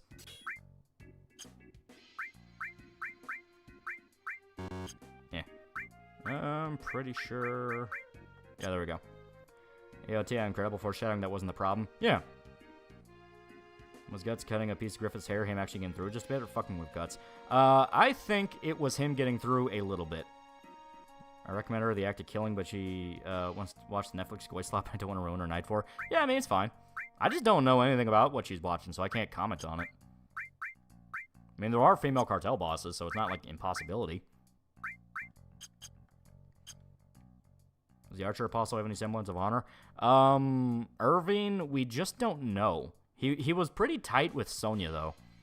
Like, Sonya, he kind of just seemed to tolerate her, and actually he's kind of friends with her. So her, we just don't really know. Or him, I mean. I've seen Kentaro's last interview, legit wanted to cry, never seen him talk before. Yeah. Sad shit. Character writing of Attack on Titan was a problem. I just take issue with people acting like the show's masterpiece because the foreshadowing was good. Yeah. Any anime you liked at the beginning but felt dropped off hard? There's actually kind of a lot of those. Okay. No for dollar. Do you see the Mediker stream? I did. And it was, oof.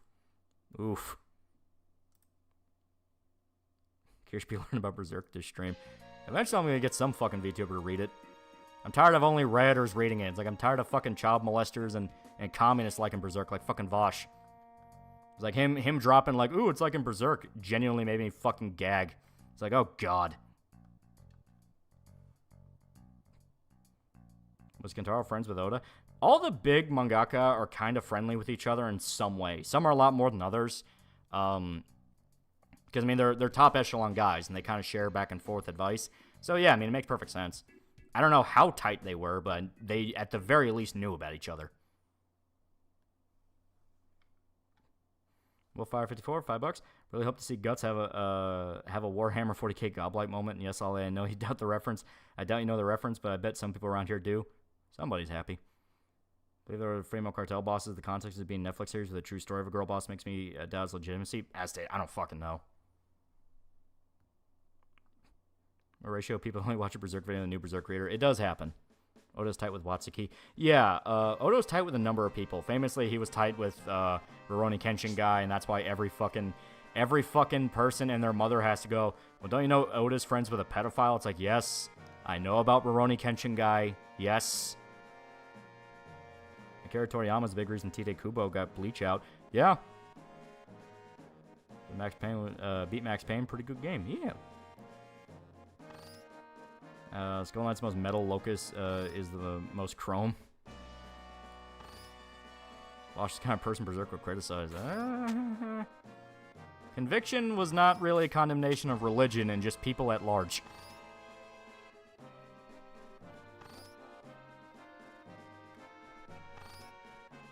There we go. Oda Sensei was tutored by the Kenshiro author. That's why he still respects him. Yeah. I mean, to me, it's a thing where it's like hearing about a Hollywood director defend Roman Polanski. It's like, we really don't do anything that's that different. I know that might be out of character for him now, but I want Guts to give Locust an Omni-Man level beatdown once it's turn to die. I think it'd be dope. Bird for $2. Vosh got into Berserk for fetish reasons. Yeah, rape horse. How much they hate Oda, why they still claim his story supports socialism wouldn't be bad press. Because that's just what they do. They're just parasites. Alright, I forgot. You gotta do it a certain way. It's like they just infect whatever's popular so they can seem popular themselves. It's just how it be. What's a Varus? What is a Varus? I don't know. Let's do a Vosh and horses. Degenerate communist. So, for those unaware, Karl Marx had a friend who famously supported communism because he believed it was the way to the sexual utopia where you could have sex with fucking anything. Horses, children, men, women, whatever it be. Right, I gotta do this in a very specific way. So, the whole thing is, you read about that guy, and then you look at a guy like Vosh, who is a very open, like... There we go. Very open about his proclivities and sexual fascinations. I've still yet to see an ethical or moral reason to condemn child porn. That motherfucker. And suddenly that knowledge sticks in your brain. It just sticks. It sickens you and also sticks there to where it's like, this makes too much sense. Frederick Ingalls, yeah. So I thought One Piece was communist utopia propaganda. Yeah. That's the reason when I talk about Disco Elysium, because next video is going to be Disco Elysium. That's the next one coming up. I'm going to make a point of, like, you know, interpretation is not the answer to what you're watching. Interpretation is just what you saw as you watched it. There is a difference. And that's what a lot of people claiming shit like One Piece is socialist are fucking stupid, because it's like, dude, just because you see socialism aspects in it does not mean anything. It means you are a socialist.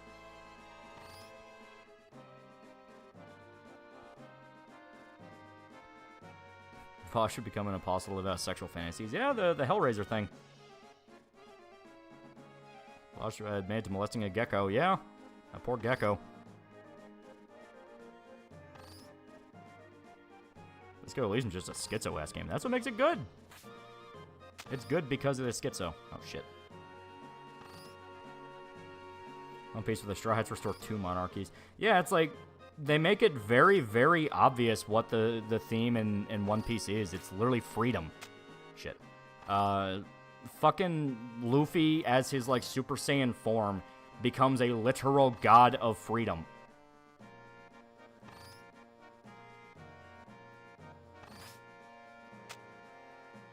What do you mean jump too soon? Fuck you, Vosh. How am I supposed to get car insurance now? Say socialism because they force socialist lens on all media, just like feminist lens. Yeah, and that's the frustrating thing. They'll outright say, well, you didn't watch it with this lens. And it's like, well, no shit, I wouldn't see what you're talking about because I don't watch it with that kind of lens. You know, it's like them talking about, like, the Babadook is, like, gay. And it's like, did you even watch the movie? Then they say, well, this is just interpretation in my lens. It's like, yeah, so you personally, as a human being, watch it and see the shit you want to see in it. So it's like, motherfucker, that's not how that works. It's like, I can say I watch Come and see a movie about the failures of socialism to protect its people. That is my personal interpretation of it. That's how I view the movie. You can't say I'm wrong because that's just how I saw it. Zonka selling a peanut butter bacon shake. Should I trust it? Just get a peanut butter shake and put bacon in it. I wouldn't trust it made with it. Finding people talk about media literacy don't actually know what they're talking about. A little bit. A little bit. Luffy, why are you looking here into my eyes? My tits are right here. All of Luffy's love interest. And Luffy's too autistic. He's like, my freedom. My freedom. You know why I do this? For freedom. Holy See are the type of people Jesus would criticize. Last day, the Holy See... The Holy See are the obvious, Inquisition, religious totalitarianism thing. That is the easy thing to look at. The important aspect of conviction is how people reacted to them. People reacted to them by blindly following their orders, but at the same time resenting them. That's literally what made the Egg Apostle despise them. He despised the Holy See and the refugees because he saw it as like, you're all terrified of this, yet you're subservient and follow along with it anyway. You latch on to what you hate. And that's a very interesting, basically paradox, where it's like you hate this and yet you won't do anything to stand against it. You just sit there and follow orders because you're expected to. There's so much more to conviction than like religious totalitarianism. That's why I love it so much. I'm pissed off on Kami One Piece fans say Luffy's actually a hardcore libertarian. He is. He gave people guns. And there's a reason we're busting in. So there's 2 ways you can do this. You can bust in or sneak around the back. We will sneak around the back later because there's an item we need to pick up. But right now, this is for XP. Because these people are really easy and you can just kill them. Berserk also showed that religion can save people. Also, save people can do horrible things. Yeah.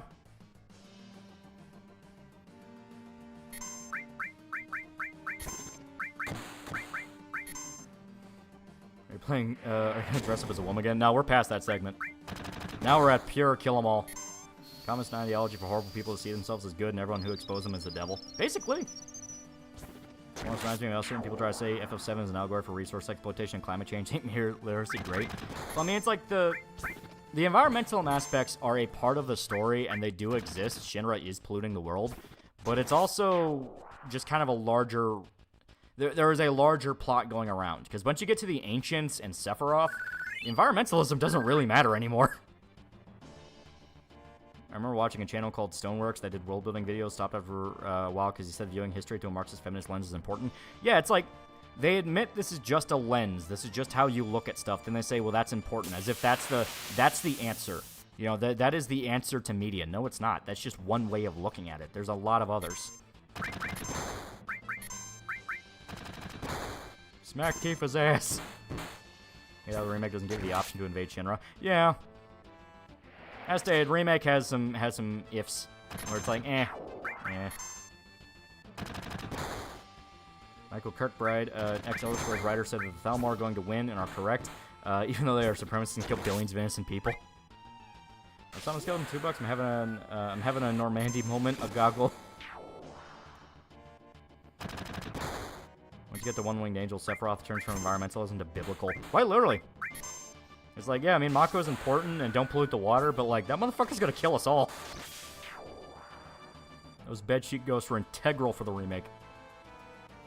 Just beat Crisis Core remake. Yeah, Crisis Core remaster was pretty fucking good. I really like the materia collecting in that game. It is very addicting. You can break it so fucking hard. It is amazing.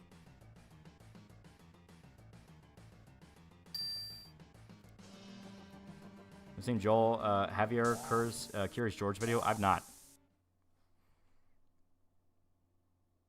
Alright, there we go. Weird question, are you using a controller or keyboard? Got a controller working on Steam, FF7 the X-Patter? Yeah, I'm using a controller right now. It was giving me a lot of trouble back in the first stream. This one's also a little bad with the stick ones that act a little wonky, but it's better. And I think by next stream it'll be even, like, yeah, I'll have it figured out. Not good religious people in Berserk. Yeah, the religion wasn't the problem. It was people taking it too far for their own end. It was still based off Dark Ages Europe. Most everybody was religious in some way. You know, even Guts accepted the existence of a god, because, I mean, you kind of have to. It exists. It's just the fact that what the Holy See is saying may not be true. They're corrupt. And at the same time, I mean, Guts has literally seen hell.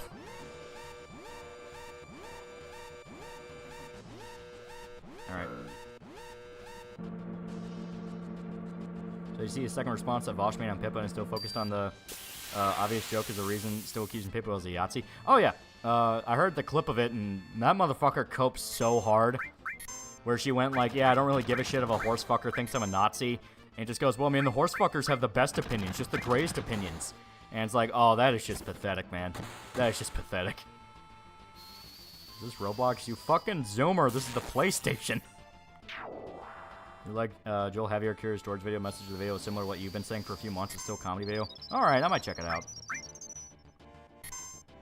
Agnostic. It's not even really agnostic, it's more of he just doesn't worship a god. Damn it. When I said the stick was better, I meant it was better, not fixed. Was Black History Month and Adult Swim if he's playing the MLK episode of Boondocks? Are they trying to say something? Can Femto take off his helmet, or is it permanently attached to his head? His Femto form, it's more of like just an all-around bodysuit slash, I think that's his skin. I think the leather aspect to it is now his skin. Did Pippa give in to Vosh? No. From what I understand, Asmongold made a video, or one of Asmongold's editors made a video talking about Vosh having like a shit fit over Asmongold talking about the localizer issue. In it, he was like, oh, well, Asmongold's just a fucking Gamergator Nazi. Every fucking buzzword he usually throws out. So then they include the thing with Pippa, where it's like he just calls everybody a Nazi and all this shit. In the same vein, would bring up clips of Vosh talking about how there's no ethical reason not to buy child porn or some shit like that.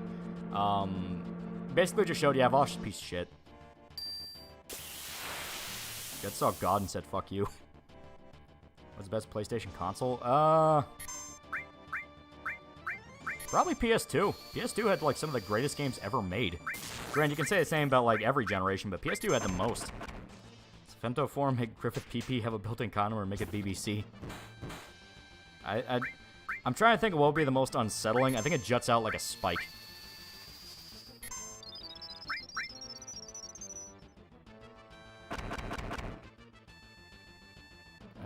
Vosh in general is a detestable human being. Yeah, he's just an asshole. The Dwemer from Outer Scrolls acknowledge the existence of gods, but don't worship them. They want to surpass them and then they get bodied. Yeah. PS2 are the most greats objectively. There you go, yeah. It's not nostalgia. PS2 is just better. Asmongold's editor deserves a raise after basically raped Vosh without spitting on it. That is true. Because, like, Vosh is one of those where you hear about how BreadTube is funded by certain aspects of government or you know, things like that. And then you look at Vosh and you look at, like, what a usual stream of his is, and you realize how true that is. Where it's like, no one watches this motherfucker willingly. Everyone hates him. Vosh's only defense for that no excuse clip is that it's out of context. In the full video, he brings it out of nowhere. There's literally no context. Yeah, that's the thing. It's always, oh, it's out of context, / I already talked about that. And it's like, guess what, motherfucker? That's not good enough. PS2 got the Ace Combat Trilogy. PS2 got all the fucking good games. You can play PS1 games on fucking PS2. It's great. Berserk is a very interesting setting, but I always thought due to humanity's inherent evil and instinct, why the world's so evil to the bone. Well, that's kind of the philosophy that Berserk goes by, which is, you know, humanity is by its very nature good or evil. It depends on the individual, but it'll ping pong as a whole throughout history. There will be very good ages, there will be very bad ages. You watch physical media on PS2, yeah. PS3 is the last good PS we ever had. 4 wasn't bad, it just wasn't perfect. I haven't showered since Tuesday. Wash your balls. Day of Evil is similar to Agnostic Demagogy. Yeah, well, recently with it going into the mages and all that shit, Idea of Evil is much more painted as like Satan than it is directly God. That's on Tifa. I like Tifa. She's a fun character. You know, the whole like martial artist tomboy thing, that's pretty good. Hope you didn't shower because your water heater's broke. Do you think the idea of good is actually something that exists? Well, they've kind of been implying it with the four spirits, where the four spirits that Shrike prays to during a ritual to like summon magic, they're basically the inverse of the God Hand, where instead of hating humanity and conspiring to ruin them, they're very loyal to humanity and want to protect them. So you can see it as like the four spirits are the idea of good's God Hand. Because the idea of evil is basically humanity subconsciously blaming the concept of evil itself for why life is horrible. Meaning, for things to be good, they must, by that very token, have a concept of good, an idea of good. So, by its very nature, it has to exist. Just want to drop a line because your Berserk 20-hour video got into Berserk. Thanks for the summer video. Watch it regularly. Yeah. I like my stinky balls. I stink good. Ashpio's low IQ. People have his worldview, and just because he's able to exude unwarranted confidence when talking. Yeah, you'd be amazed how far you can get if you just sound confident with how you talk. Next one should be floor 59. Yep, here it is. Episode 17 has become into my life a lot recently with you streaming and me listening to Gak songs. Yeah. Problem is Sony spending like $300 million from one game when they should be spending $100 million for 3 games. Yeah. Tried making Tifa in Tekken 8 with Asuka as the base, but she doesn't really have the long hair. Guess I'll have to use June as the base instead. Yeah. Trying to think of other characters where that would work. Asuka would probably be one of the better ones. Sounding confident of how I talk. Damn it, that's I'm trying to get laid. Said anyone can get a girlfriend. Can Stinky Ball Man get a girlfriend? No, you're gonna die alone. And Berserk Satan has been elevated to the position of God. Well, it's only because of the fact that when we saw the idea of evil, Griffith, in the chapter that was, you know, posthumously removed, Griffith simply referred to it as God. It wasn't necessarily that it is God, it's that that's what Griffith called it when he saw it. And it had the power of a god, which makes sense for Satan. There's a reason we're doing this. Stream is kind of quiet. Well, let me punch myself up a little bit more. There we go. Should be better. I can check Streamlabs too. Link's libertarian and ANCAPs want to serve the uber wealthy by destroying the state. Well, the thing is, like, there have been quotes where fucking, like, Vosh is like, oh, well, in a just world, you'd be torn apart for destroying the common man, and we should pill for the rich.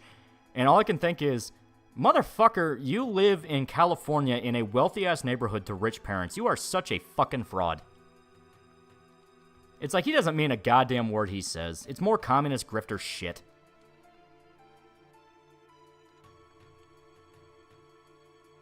Aspen guy's big titty Asian Dami mommy, you can too. Listen, okay, that specific instance probably not the best idea. Just her birthday's coming up with a Gantz volume, make a good gift. How old is she? Because if she's a kid, hold off on that shit. Can't wait for modded Morrowind stream. That would be fun. Who's your favorite character in Disco Elysium and why? I love Harry. I know it's like, well, he's the protagonist. Like, yeah, he's a very good protagonist. He has so much to him. Like, his backstory is legitimately very sad. It's one of those where once you get the full scope of who he is, all those scenes where you can fuck around and make him do ridiculous things legitimately feel sad. Where you're like, this is a broken man. This is a man that, like, honestly, he was a day away from killing himself. Holy shit. My favorite insane cop. He's great. Like, the scene where you sit with Kim after you find the car, and you just have that option to go, they're going to fire me, don't they? Like, aren't they? It's like, that is such a great moment where Harry, you have the option of playing Harry in a way to where you are able to make him understand how bad he fucked up. And it's like, shit, what did I let myself do? It's one of the reasons I really like Disco Elysium. I do believe Vosh would have people killed to give him power, but it may not be more about justifying it. Oh, no, absolutely. Not believing in a thing he says does not mean he would not kill people if given a position of power. That's actually usually what it means. I have a friend who's a stinky midget and kind of fat. I'm not kidding. He has a sexy as fuck wife. No, he's not super rich. Confidence, man. Just be fun to be around. You'd be amazed how far you can go. She's still in here. She might play in a couple of years. No, she's not here. She's gone. She went to bed. Or Pippa and Tenma is going to join on the stream, so she already got curious. Nah, she's gone. Ain't no women here. Ain't no women around these parts. It's full on deliverance. Pull your pants down, boy. Vosh literally has no principles. None. He's got none. It's all about fucking money. Has my goal doing bits with his girlfriend's cringe. In fact, Pat and Paige did too, and just comes off as annoying, waste of my time. Well, they're trying to humanize themselves and go, yes, we are a real couple. And it's like, you know what? I'll accept it. I wish I was fun to be around. Banjoy, plink, plonk, plonk. Would you date a female hex maniac from Pokemon even if she could be a freak in the sheets? Yeah, why not? See what happens. Curious showing up in the search. Also curious the degenerate sleeping schedule. Lies. Lies, damn lies, and statistics. Alright. So, for context of why I ran all the way up and down these stairs, when you go and sneak into Shinra, you go all the way up the stairs. You literally have to go 60 floors up, and you get an elixir as an award for your patience.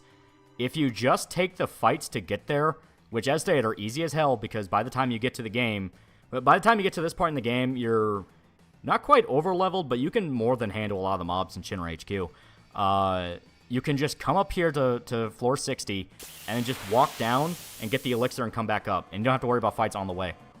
59, actually. Yes, technically 59.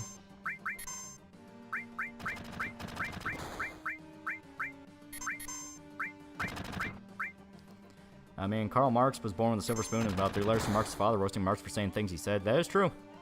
When Disco Elysium and Harry calls his ex was gut-wrenching. Oh, yeah. As stated, Disco Elysium is one of those where the meme stuff is the fun first playthrough thing. Then you start paying attention, and you're like, Jesus, man, that's sad. Other than the old communist, who is the most evil character in Disco Elysium? Oh, the Everts. The Everts are not even hiding how evil they are. Yeah, Vosh keeps mentioning that stupid OFA joke, some proof Pippa's a Yahtzee. I can't find a good reason to accuse her of being a Yahtzee. Well, the thing is, like, alright, if jokes are emblematic of who you are as an individual, Vosh, motherfucker, you are a zoophile pedophile. So, like, Pat, just ignore him when he says egregiously stupid shit. He's your buddy who, like, he's left-leaning, and when you talk about politics, you want to strangle him. But when you're just talking about video games or random bullshit, he seems cool. Oh, they want to take life advice from someone like Vosh who talks about horse cock. Yeah. Which other VTuber you cheat on Kirsch with? Motherfucker, I am everywhere. You just don't see me. But we know if Harry's actually was not a good person. That could be a thing where it's kind of painted by Harry's perspective. But yeah, some of the hints you see, it's like, kind of a bitch. Only difference is that Vosh is not joking, yeah. Can't wait for a video on Disco, yeah. I'm gonna have to go through the entire game again and get footage for it, which, oh no, I have to play Disco Elysium again, how bad. So I'm just trying to think about what playthrough I want to do. Because, like, I can't do every route in the game, because that will literally be 1,000,000 hours, and it'll be, like, it'll be years for the fucking videos out. But I can pick one playthrough and just mention others, or just show alternate versions of scenes. So I think I'm going to do my usual. I'm just going to do Schizo Cop, you know. Well, he gives money to the cute doggies. Yeah. Thing is, Harry's perspective isn't reliable, but any of it's true was a disaster. That is true. Okay. Now, we just go back in the elevator. There we go. Become the icebreaker. Make Revoked great again. I might. I do love when you play the... Oh, shit, I forgot to hit button. When you play the capitalist route, Harry just stumbles into money. It is actually really funny. And I found a VTuber who cleans AKs and plays Zelda. She's pretty cool. It does sound pretty cool. Can't you use video footage from the disco stream? I could, but as stated, I wanna show variations of scenes, and on top of that, it's kind of garbled from like the banner and the chat. I kind of want to show it a bit more naked. I would touch $35. If Record were to make new trick weapons for the party, what would they be like for each party member? That'd be really cool. I imagine Serpico would get like a chain sword. Kind of like the Kane sword from Bloodborne. Kind of like that. I think that'd be dope. Kim Best Boy. He's really cool.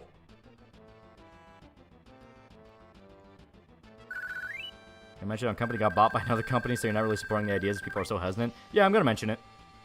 Is it on PS4? Yes. It's on a lot. It's on every console now. It's a little wonky to play with a controller, but you get used to it. Do drugs and fascism. Fascism would be funny, because that is literally a joke route.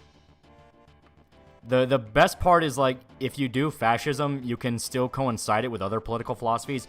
You can literally do every single political philosophy in the game all at once, and the game will address it to where, like, what the fuck is even your beliefs?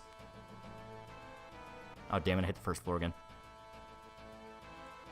You should mind break the Moe yet. Next, and let the horse girl feel your wrath. Damn it. There we go. Harry's partner at the end of the game is also Snides, Harry's ex. I would say communism, fascism are the worst routes to take. In the game, communism is painted as one of the better ones, but if you take 2 seconds to think about it, you kind of go, wait a minute, that'll make no sense. Fascism is literally a joke. The game will just make fun of you from beginning to end if you do fascism.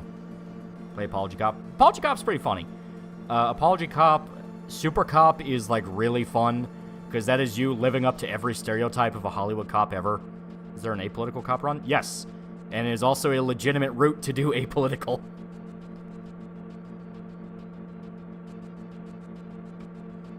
It'd be better to buy the game directly from Steam or do it on the way to support the actual devs. That depends on if you like the actual devs. If you want to play it and support the devs, technically just pirate it, because it fucks over the people that own the rights now. If you find the devs reprehensible, buy it. Can you play fascist communist? Yes. Like, I'm not kidding. You can pick every political route in the game and do it all at once, and the game will just straight up go, what the fuck?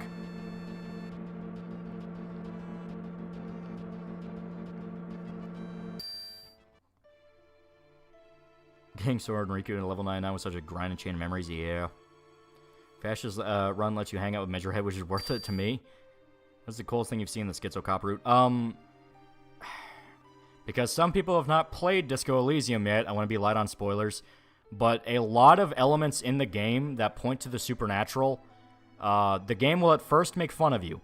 It'll go, oh, that's not real, that's bullshit, that's not real. Then there are multiple parts in the game where it directly goes, this is real. The Phasmid's one of them, Remote Viewers Division, a lot of them are straight up confirmed as real.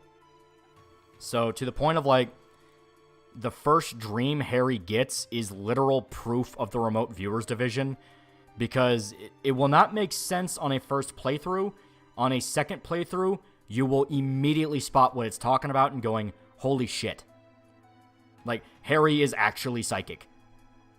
Because it's details he should never have known about. Fascists are just pathetic racists. They have no power over anybody except Measurehead. For a game, people say it's pro-communism. Communists sure are evil. Yeah. Can you safely play a moderate route first time? Oh, yeah, like apolitical? Yeah. If you want to do completely apolitical, you can do that. In fact, it's another route in the game. Did you buy or pirate Disco Elysium? I bought it. Pale still frightens me. Pale is a legitimately horrifying concept. Okay, and I gotta be careful here. City speaks to Harry. It literally speaks to Harry. Technically, it'd be smart to be right by him.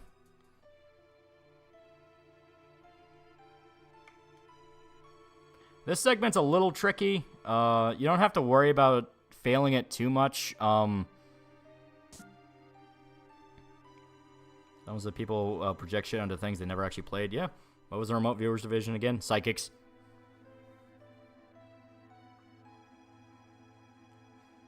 What about racist action cop? That one's fun. As stated, like, you can do it very openly. Disco Elysium gives you a lot of chances to roleplay Harry. What's the most unironically bad thing you can do? There's a lot. You can shoot people in the head. You can leave people to die. You can beat the fuck out of Measurehead. There is a lot that Disco Elysium lets you do. Here's learning about the P4 kanji is gay, Naoto has trans autism today. Yeah. Yeah. She technically should not have known that Naoto was a girl, but it's okay. Chat was just enthusiastic.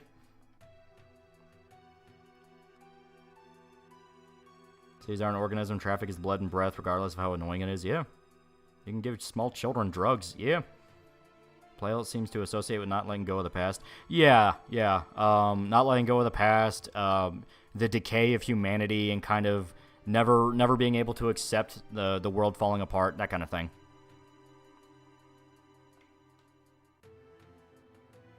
It's literally red light, green light. CLW for $2. F7 new threat mod is fun and difficult. I need to look up new threat mod. Oh shit. Fuck. Cons version so let you do max skill glitch so you can do schizo run? No, they patched that out, sadly. I don't even understand why they would. Kanji, Naoto and Kanji aren't gay or trans, actually play a damn game, yeah. Does BreadTube have an actual end goal? When they all become billionaires. Which is exceptionally ironic.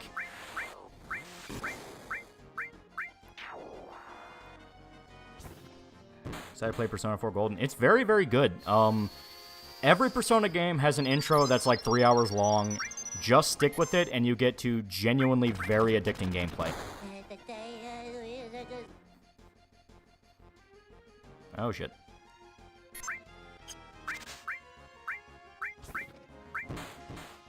Sucks how nearly everyone sees Disco Elysium as the Marks and Engels game. And that's something I'm kind of hoping to break with the new video, where it's like, listen, there is so much more to Disco Elysium than the politics. If anything, the politics have taken over in a way that's fucked this game over.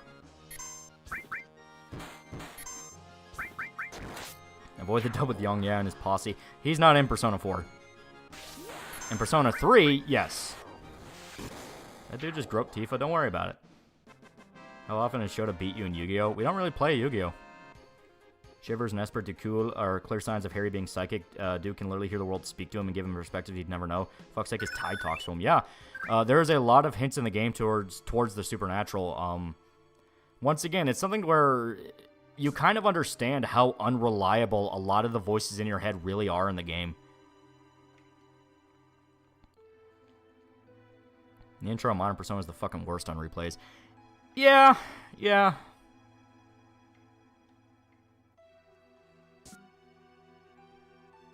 don't play Persona for the gameplay, I find it repetitive. I love the gameplay. If you want a more gameplay-focused Persona, Shin Megami Tensei. Those usually throw you in the deep end pretty fast. Shin Megami Tensei 5, the intro was what, like 30 minutes before you were in combat? Liam Yahtzee reviewed the game and made me think it was a dumb art game. Oh, talking about Disco? Or, yeah, Disco. Yeah, as stated, games journals want to prop it up as something a lot more artsy than it really is. There's actually, if you played something like Planescape Torment or the original Fallout or things like that, older school CRPGs, it is actually very easy to pick up on what Disco Elysium is doing. Ever played Stalker Anomaly? No, I did not play Anomaly. Whenever I played Stalker, because one guy asked about it in Shota stream, whenever I play Stalker and I install mods, it's usually just fan patch stuff, so it's like Zone Reclamation Project, things like that. Disco Elysium is a genuinely good game I need to play. I like it a lot. I like Disco Elysium. I know people have problems with it, especially with how that lead dev and his girlfriend fucked everything up, but there is a lot to it that is genuinely fantastic. Even as low as Harry is still a family guy. You can literally be that. SMT5 Chapter 1 ending was mind-blowing before you find out it's a sequel to SMT3. Shh! No spoil! So Disco Elysium lead dev and his girlfriend were commies, the other devs hated them, is that right? They would constantly refuse to do work. The lead dev comic guy would take credit for shit he didn't do. They would constantly whine about mental health. and pass shit on to the other people. It's like, yeah, they were assholes. They were fucking assholes. Then the main dev was like, I wrote over half the game myself, and people were like, no, you fucking didn't. You call it romance anime like I did with My Dress Up Darling and My Love Story? Plan on it. I mean, I got stuff that's on the list. I'm one of those where if a piece of media is good, I don't really care what demographic it's aimed for. It's just good. I played Blasphemous when I tried after Stalker and Metro. I have heard Blasphemous is really good. I have not played it yet. Sure, you're gonna pull a dick tree to level 99 in this area, keep getting caught. No. There is a thing about this area. That's why I said it doesn't really matter if you get caught or not. You're not really fucking yourself out of anything. I played Persona 5 Strikers Muso. I hear that one is good. I hear it actually has some pretty interesting ways it handles the Muso. The old game company talking about shitty work ethic really came from the heart. Yeah. The game was stolen from people who didn't do anything. Yeah. Yeah, making a tomboy reverse trap immediately gets you in the eyes of the Rainbow Mafia. Oh, yeah. And they're fucking egregious about it. Got me showing credit for anything good while producing nothing to the world in many such cases. Many such cases, like unironically. That's with this Kanji and Naoto shit. Persona 4 spoilers. Play the fucking game. Worry about the people responsible for Disco. More vindicated, I feel, for not giving it time of day. I'll knowingly pass up legitimately new gameplay and writing to avoid it. Well, that's the thing. The people who own the rights to Disco right now are not the people who made it. So if you want to check it out, you can.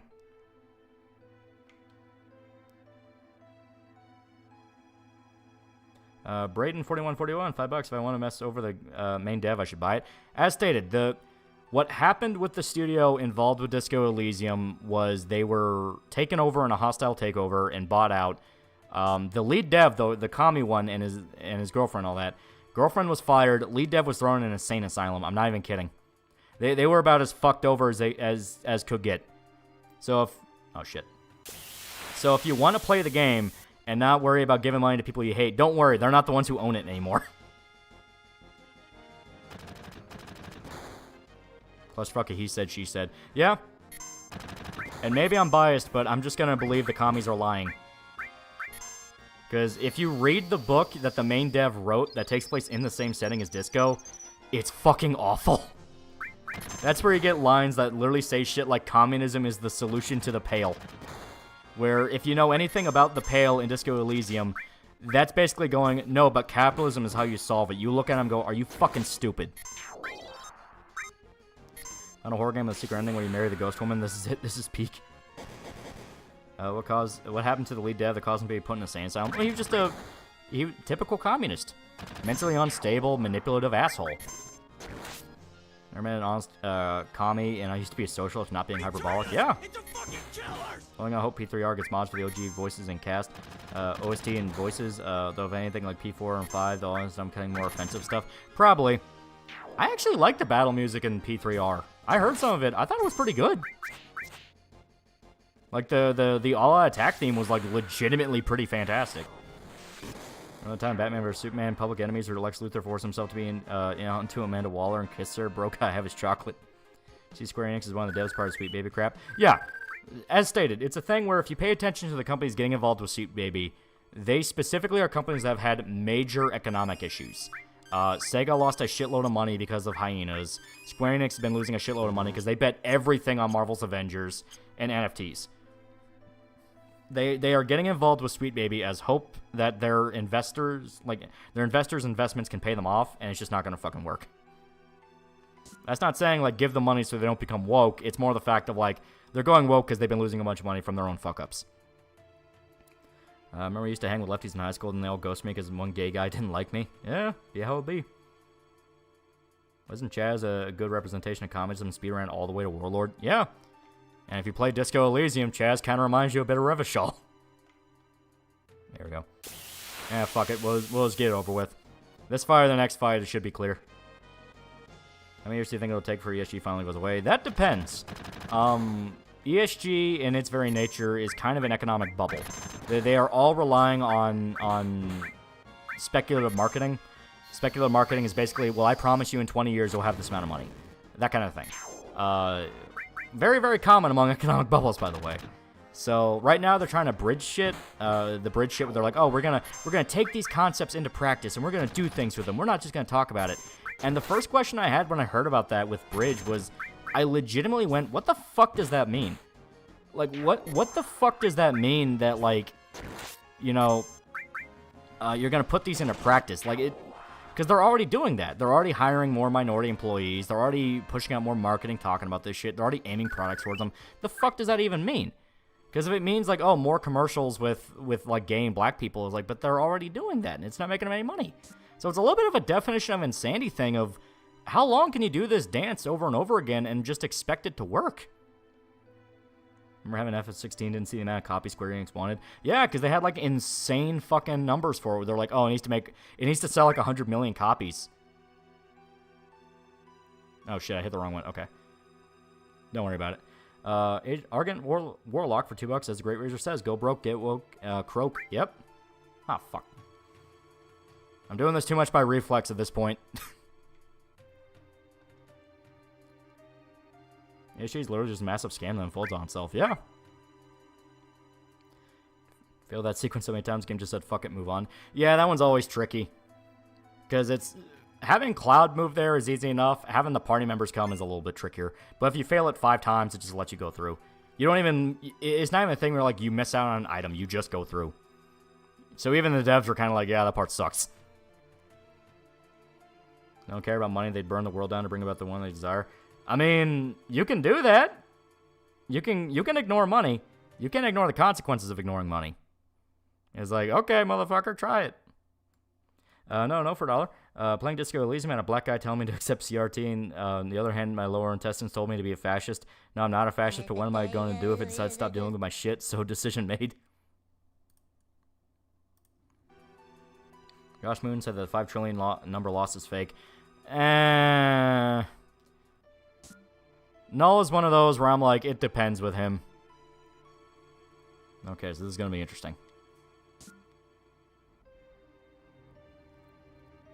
Because Null is one of those where he's kind of addicted to Black Pill.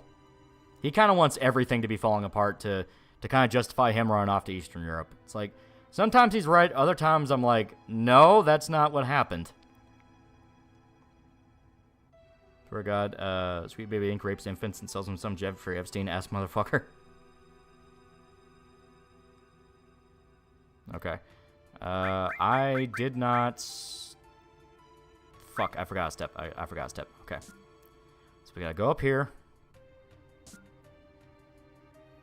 Isn't all Black Pillar? Yeah, he literally ran off to Eastern Europe. Okay, 10. Fuck. Okay. What was the response for 10? Give me 2 seconds here. There is a specific thing you want to do. Josh actively rejects blackpilling. And... It really depends on the stream. There are some streams he is full-blown, it's all burning down. Oh my god. Okay.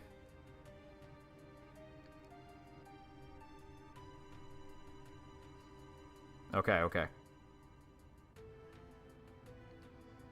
I'm just looking up a guide for this one because I genuinely don't remember it.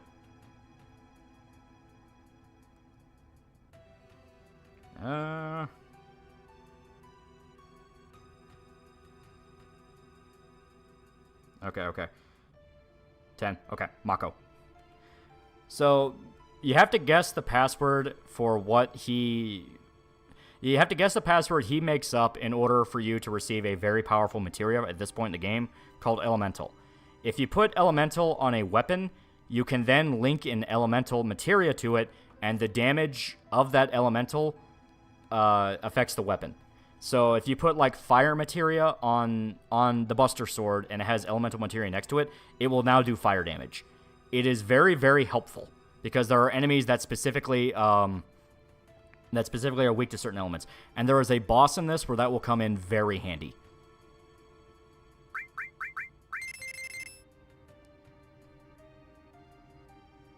Elemental Bio Wreck All Flesh Things. Yeah, Wreck All Flesh Things. There is a boss in particular that is weak to lightning. So if we put lightning and elemental on Barrett, he will do a shitload of damage against him. Check the file. Yeah, there's multiple ways to do it, but the best way to do it is... Yeah, I'll show you guys once we're out of this. So the best way to do it is after after he tells you to get the password, run up to this room and look at this specific bookshelf. There are 4 or 5 different options he gives you, and each number on the bookshelf will be different in each playthrough. So if your playthrough says it's number 5, you have to figure out what responds to it. There's a more in-depth way to where there's a guarantee you'll figure out what it is, but the easiest way for people who want to fucking speedrun the game or anything like that, you can look up guides on what the number on this one corresponds to. So 10 in this case was Mako, but if you look up 5, I think it's like King, things like that. It's just an easier way to do it. Otherwise, you have to run around this room and solve the whole puzzle. And actually, speaking of what I was talking about, let's actually do that right now. Lightning Elemental. And then just put Restore down here. So now, adds materia element to equipped weapon or armor. So now, because we put the elemental materia on his assault gun does lightning damage. Putting out a coffin of Annie Laley got canceled because of incest, and if you play the game, you literally know it's the least fucked up thing in it. You literally a man's corpse. Yeah, that's the weird thing. Every now and again, media picks like kind of like an edgelord game to gun after and pretend is like legitimately a problem and is like disturbing and fucked up. And you look at it and it's like, this really doesn't do anything. It's like when they feigned outrage about fucking hatred. It's like, who cares? Ever got around to reading Comic America? Yeah, bits and pieces. I like the art style. It's really cool. We play one of the big Stalker mods on stream. There's a bunch of classics that are really good, like good old Stalker. Yeah, I'd plan to. I'm not very good at Stalker, so be very aware of that, but, you know. Okay. And there's a way to do this. Annie Laley's still being developed. Yeah. And I say, it's a thing where, like, every time I look up the game, I genuinely go, who the fuck cares that there's incest and murder in it? Like, it's a horror thing. There we go. Motherfuckers are literally trying to argue about having sex with their pets and they hate a game about incest. Yeah. Fake moral outrage is a hell of a thing. We're finding a ton of incompetent people. Yeah. You doing on a Metro stream? I'd love to do Last Light. I like Last Light a lot. Anyone complain about the incest in Baldur's Gate 3? Baldur's Gate 3 all around had a lot of dick sucking. Where everyone's like, oh, it's so good, it's so amazing. And I get why, because like Baldur's Gate 3 is a legitimately very good game. But it's like, man, fuck you. It's like, if I have to hear endless amount of bitching about Stellar Blade and about how it's like unethical because it has some Korean woman's ass in it, it's like, fuck you. The horror game explicitly tells you you're bad people. Yeah, it's like, I don't understand it. Last Light was peak. Last Light was really good. It fucked up the relationship between Artyom and Anya. Or not Anya. Anna. Because I always think they call her Anya, but her name is just Anna. But, you know, it kind of fucks up their relationship a little bit. A little bit rushed compared to the book. But, fuck it. I think it's good. Alright. Of course, granted, as stated, I read the book, so it's like, yeah, I'm a little bit biased. I like Anna as a character a lot. Industry really needs to cut back and make their games with smaller budgets, not get caught up on cutting-edge tech. Well, a lot of it's also vague-ass marketing budgets where it's explicitly Hollywood accounting. That's what I think. Because you always hear stories about layoffs at the same time as executive bonuses. At that point, it's like, alright, that's Hollywood marketing. I like Anna, but that sex scene with Anna was cringe in Last Light. I thought it was fine. I didn't care.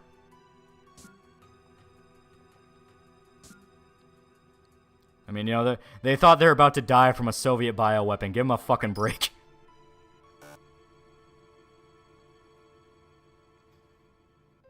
Work with teens and Gen Z. They're far more based in my cohort. I hope that's true. No legit said to a non-white fan that he doesn't hate him, but he has no right to live in America. Like, bro, calm down. Yeah, that's what I mean by, like, don't take everything Noel says at face value. He says some shit that's, like, really, really dumb.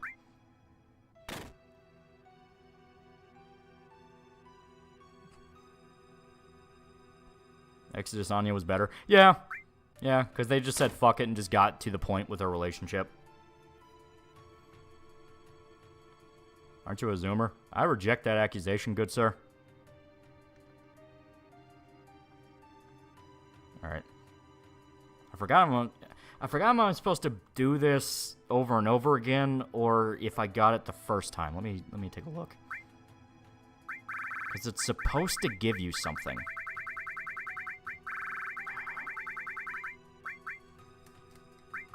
Is there candy in one of the vending machines? It gives you an item. There's actually a very important reason why it does this.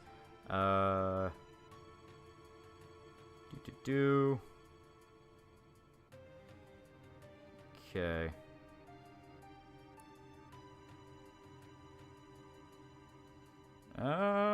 Okay. I have to come back here later for a reward. That was it. Exisana was kind of dumb, though. I did like her more in last light. It wasn't that she was dumb, is that they didn't really know what to do with her, so they just had her fall into the fucking bioweapon depot. Okay. Oh, I think it's the one up here. I have played Final Fantasy VII multiple times. I've not played it enough to be an expert at it, so do not think I'm going to get everything. Say one about Noel, he isn't perfect, but fuck, does he make me laugh? As stated, when he's on point, he's on point. It's just, he has those moments where it's like, yep, that's Noel. As stated, whenever he talks about anime, I legit turn him off. I actually just go to my phone and turn him off, because I know what I'm going to hear. Okay. We have to come back for that megaphone.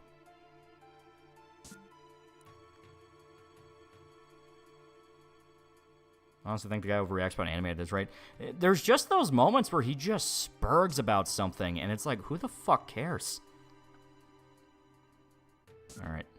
I think I need to go in here first to set it up. You can say you're a proficient 7 player. I know enough about it to see a lot of the stuff. I don't know enough about it to 100% it. If you're one of those guys that loves blue mages and you want to see every single enemy skill in the game, I'm going to break your fucking heart. I don't touch blue magic at all because it is weird and scary to me. Go to the bioweapon depot and get radiation sickness. Cannibals even say they won't touch her because of it. Yeah. There we go. YouTube is retarded opinions. What's new?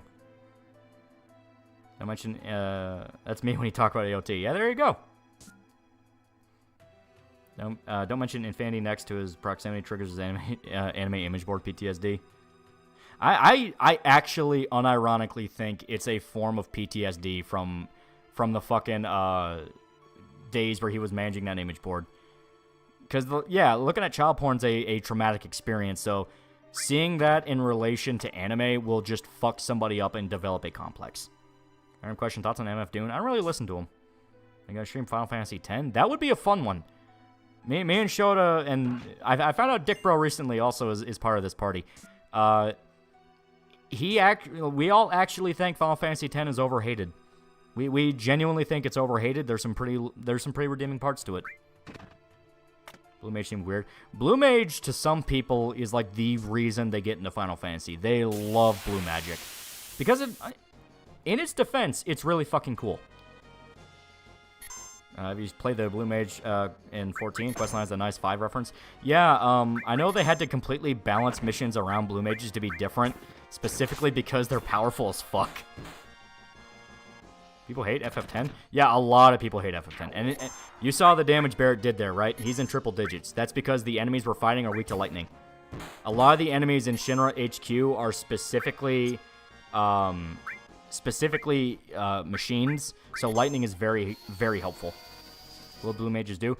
Blue mages will learn the abilities of enemies, so like enemy skills, and then you can permanently learn that skill and use it whenever you want. So, for instance, I'm just going to throw out a random example here. Let's say there's an enemy that has a skill called Avalanche, or something like that. Not an actual skill, I'm not referencing anything, I'm just naming something.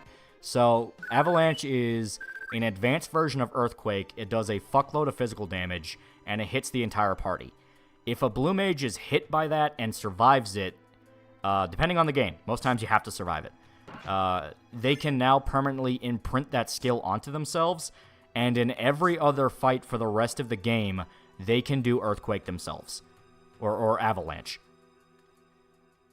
That is basically how a blue mage works. It steals enemy skills.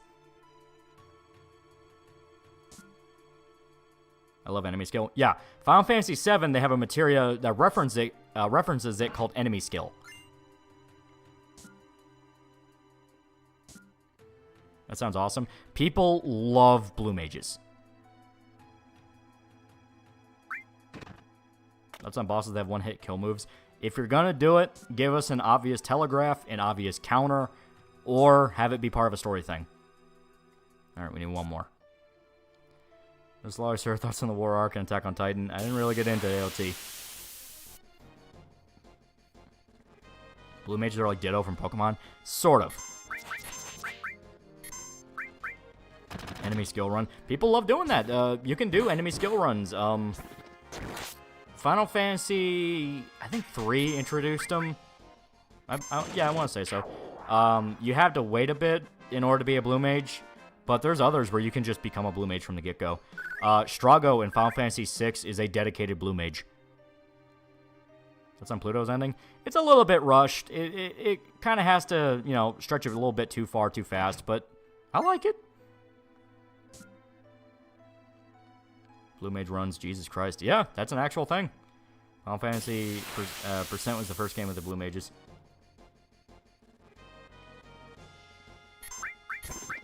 Did you mean 5?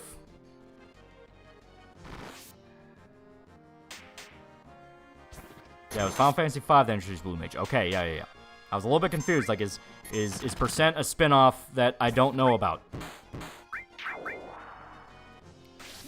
Yeah, I meant 5. Okay. So blue mage can learn how to shoot bullets if they get shot. Basically, yeah, that's honestly probably the best way to describe it. You know, they if there is a skill the enemy has which is shoot you with gun, they can then take that skill for themselves.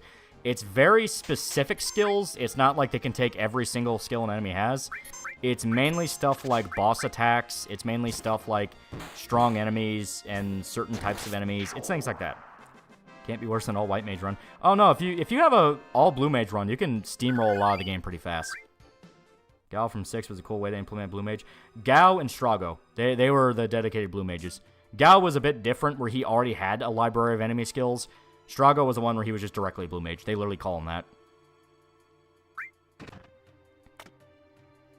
Hate FF10 because of the lightning.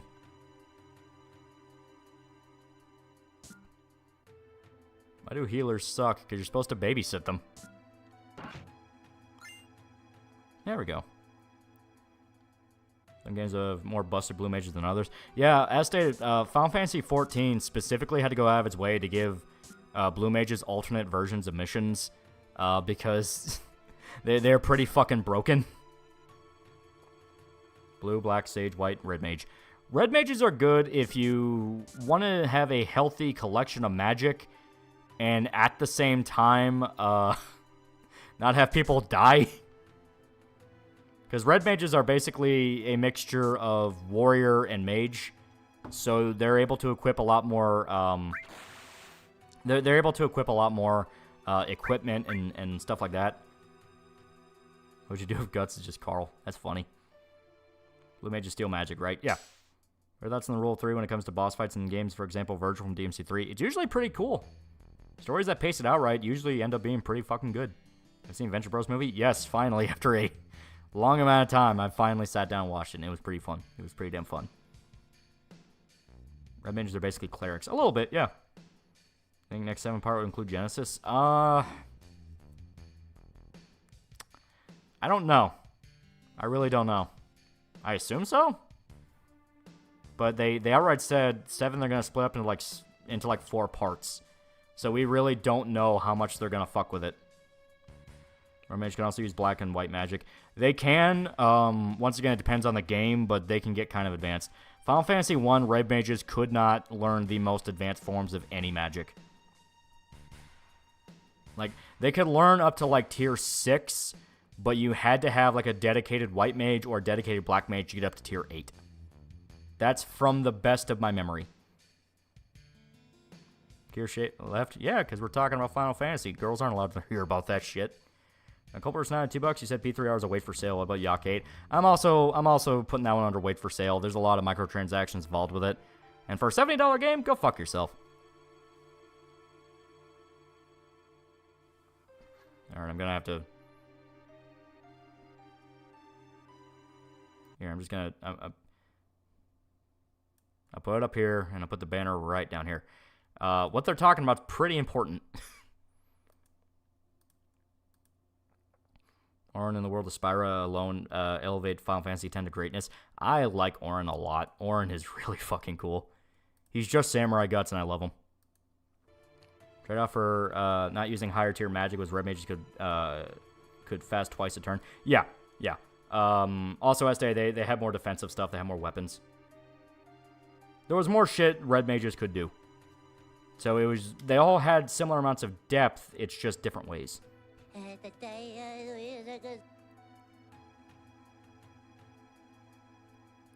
Arthur Tomlinson, $5. Call it what it is. They're making 7 an Evangelion spinoff. Yeah, not wrong. I think people complain about Solar Blade's fan service will eventually be out as sex pests or having really bad skeletons in the closet. A lot of the time, they already have been. Didn't even know Kirsch was here. Was she stream sniping? She raided after her stream. That's in the Dot Hack franchise. It was pretty good.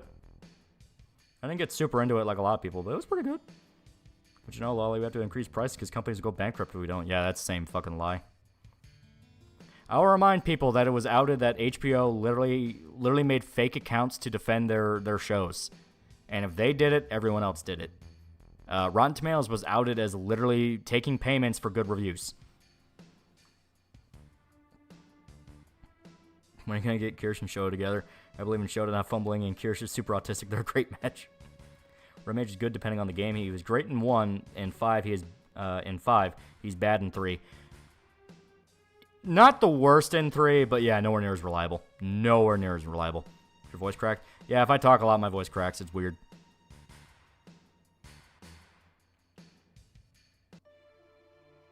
Look at Smash Bros. Guy and Pyra. Yeah. Favorite FPS? Kind of always changes. I usually go back to Doom. Doom is really good. Is Dark Knight a good upgrade from Knight in Final Fantasy 3? Dark Knight's very contextual. If you can find the right shit for them, pretty damn good. But there are a lot of cases where a samurai, a monk, more advanced classes are better. Okay, and I don't remember how you get the... Yeah, it don't matter. And drink some water, my voice does the same thing. Yeah, I know. Problem is, I talk a lot. Like, I always hear people go like, oh, it's so hard for me to talk to people. It's so hard for me to talk to people. I talk a fucking mile a minute, dude. What's your favorite American RPG? At the moment, would Larian count as American?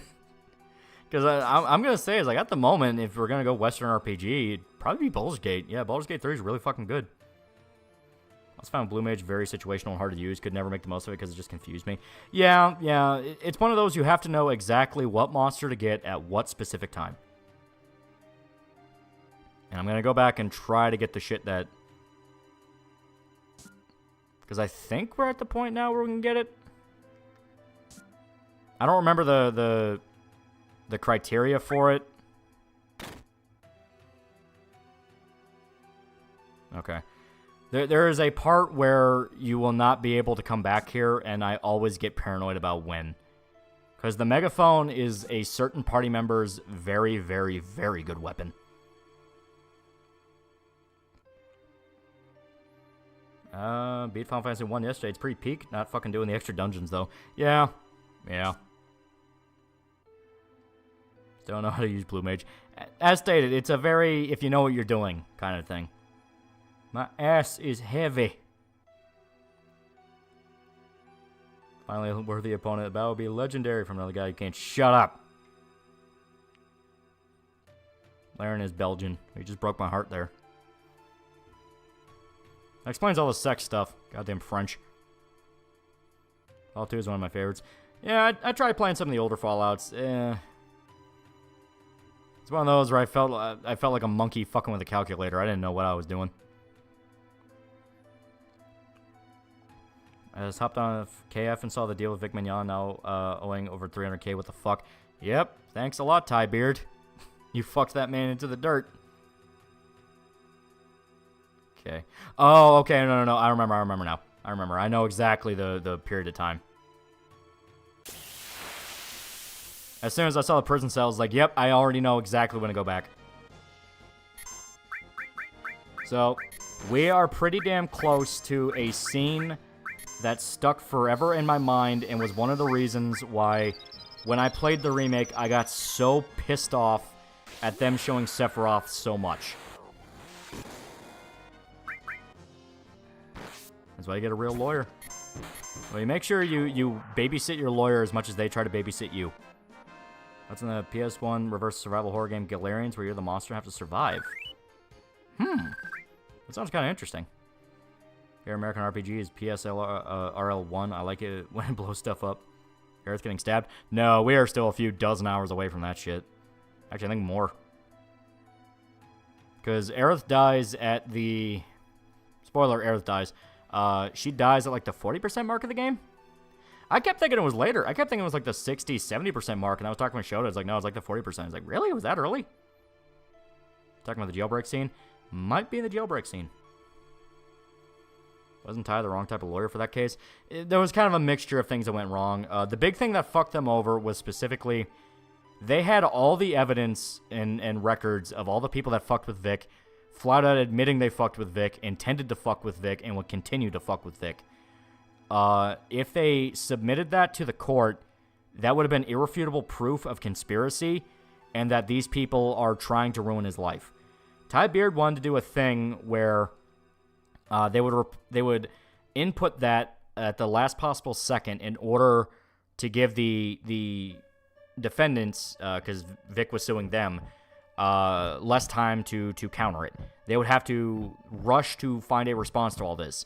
Because if you give people enough time, they will talk their way out of fucking anything. You know, that kind of thing. Well, the problem is the fact that Ty Beard submitted it too late. It was too late to be approved, and because of that, it did not technically exist. So because of that, there was no proof that was submitted to the court that there was conspiracy against Vic. J $sign for $3. Thanks for the stream. Work sucks, yo. Do what you gotta do. Keep that running through your mind. Do what you gotta do. Hey, yo, iBooby? That was Genova. And that's Red 13. Oh, we can't talk to him yet. Did Diepier assume that this was Ace Attorney? What the fuck, man? It was a pretty egregious fuck up. Something that, once again, directly led to Vic losing the case.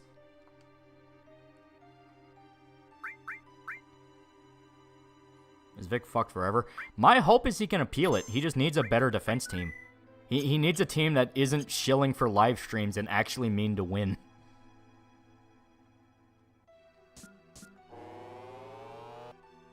Most people don't know Red 13's true age. He is weird.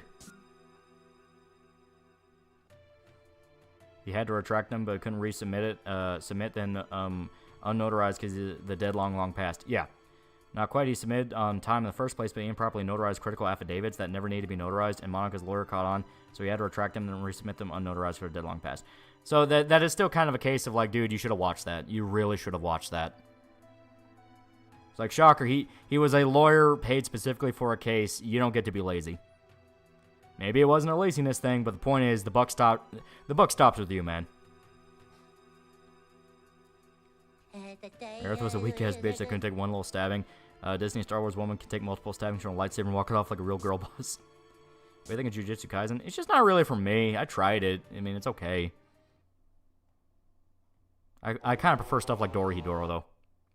Vic thing still pissed me off because Ty swore to Vic's mom that he wouldn't let them destroy his son. Yeah. Or got rejected at the Texas Supreme Court. Just keep trying. Only thing you can do.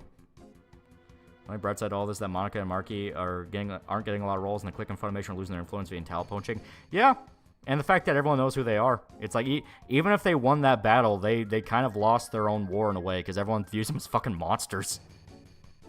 Season 2, baby. Yeah, Dorohedoro, motherfuckers. Red 13 is about 50, which is an inverse of dog years. He's a teen in human years. It was all in the manual. Yeah, it's weird, as stated. He's fucking weird. What is it like being Shota's bottom? I don't know. What is it like?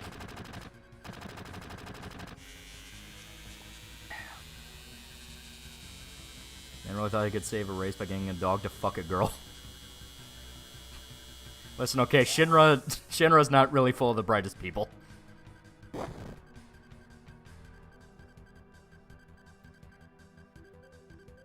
Red 13 was Red Zill. No, it's 13. Technically, he didn't drop his word. They didn't ruin Vic. He did it before they could. Yeah. Japan branded them as immature and apparently weren't happy with their behavior. I mean, is that even that surprising? I've watched Doridoro. What's so special about it? Please don't say good animation fights. Don't give a shit about that. No. Actually, nothing about that. Animation actually is kind of rough because they use CG. The story and world building is really good. The entire cast is full of very likable people. They are extremely likable people who are really fun to watch. The characters are fantastic. We're going to keep them Red 13. P3R can still tell the little girl she's the reason her parents getting divorced. Yeah, everything I saw seemed like it was mostly word for word from what they keep. Like Dorohedoro, because I really could see a hammer used. Yeah.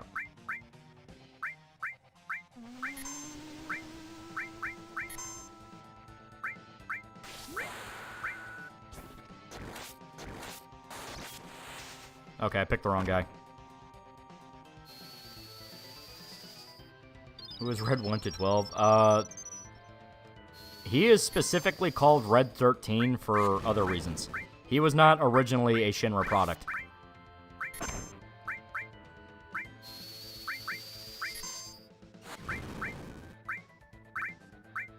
There we go. We won't let them make more abominations. That's on P3R so far. There's some changes I'm not too fond of, but Jesus fucking Christ, people blackpilling about it. Most of them people also had no problem with the RE remakes. As stated, I have not bought it. I am waiting for sale. That is my stance on it. I saw a little bit from the stream Kirsch did. It definitely, just from the intro alone, seems like it was doing mostly word for word shit, but it does cut out stuff like a lot of the social links. It cuts out a lot of it cuts out a lot of you know, things like that. People have strong feelings about the music. I think the music's good. Maybe I'm just crazy. I think the music's actually pretty fucking fun. Why do I need to relocalize other than fix mistakes in the past? I think says that Yakuza 8 and Persona 3 are well over 100 here as standard when it used to be just shy of close to $100. Yeah, and that's the thing. People going like, there's no reason on God's green earth this should cost $70. They're right. I mean, they're just right. Because no video game at the moment deserves to be $70.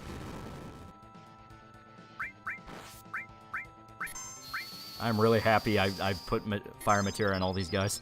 Show monsters have a nice thing aesthetic. That's actually part of the lore for them. They are kind of inspired by the thing. It's implied they take people over. Kind of implied that's what happened with Sephiroth. Kind of implied that's what Genova is. It's a thing monster.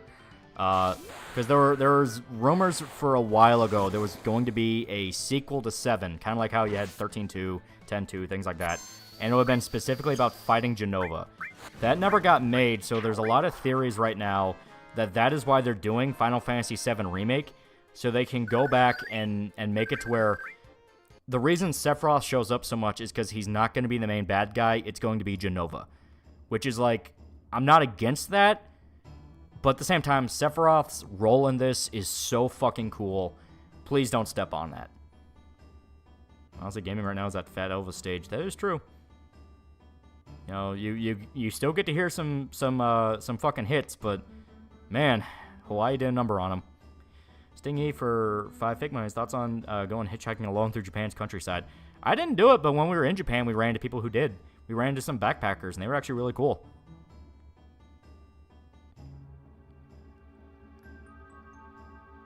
I'm glad Grand Blue Fantasy Relink is 60 instead of 70. Some people really like that. I've been hearing that's really fun. Yep, Centro were almost completely wiped out by Genova and infected them and hid among them as copies of their loved ones. Yeah. There was a lot of lore around them, and that's why Sephiroth really doesn't understand what he's doing.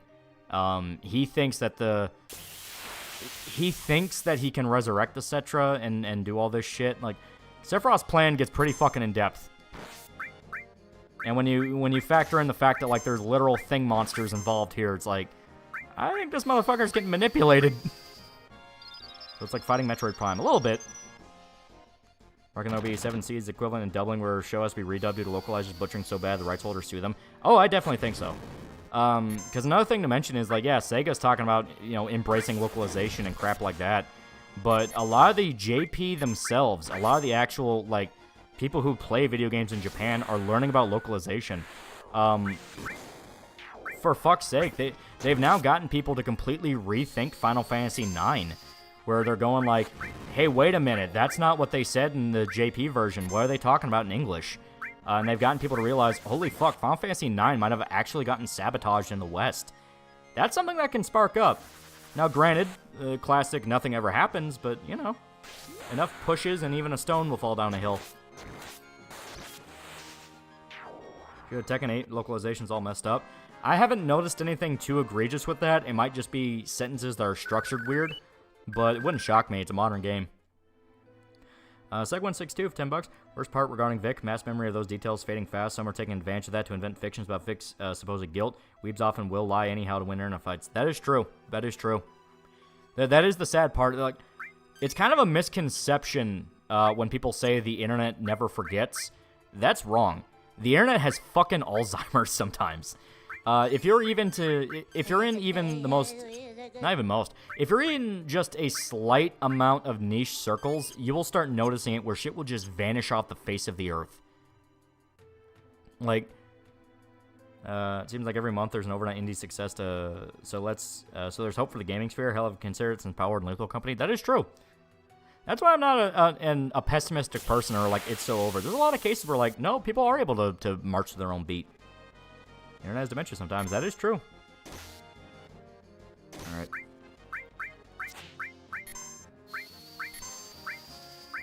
I gotta save the magic for right now. Internet has dementia sometimes. It really does. That fucks. I've always thought FF9 was the game or FF's translation got good. No, it egregiously was bad. The part that makes Shota despise it is the final boss is literally introduced with a Yoda quote.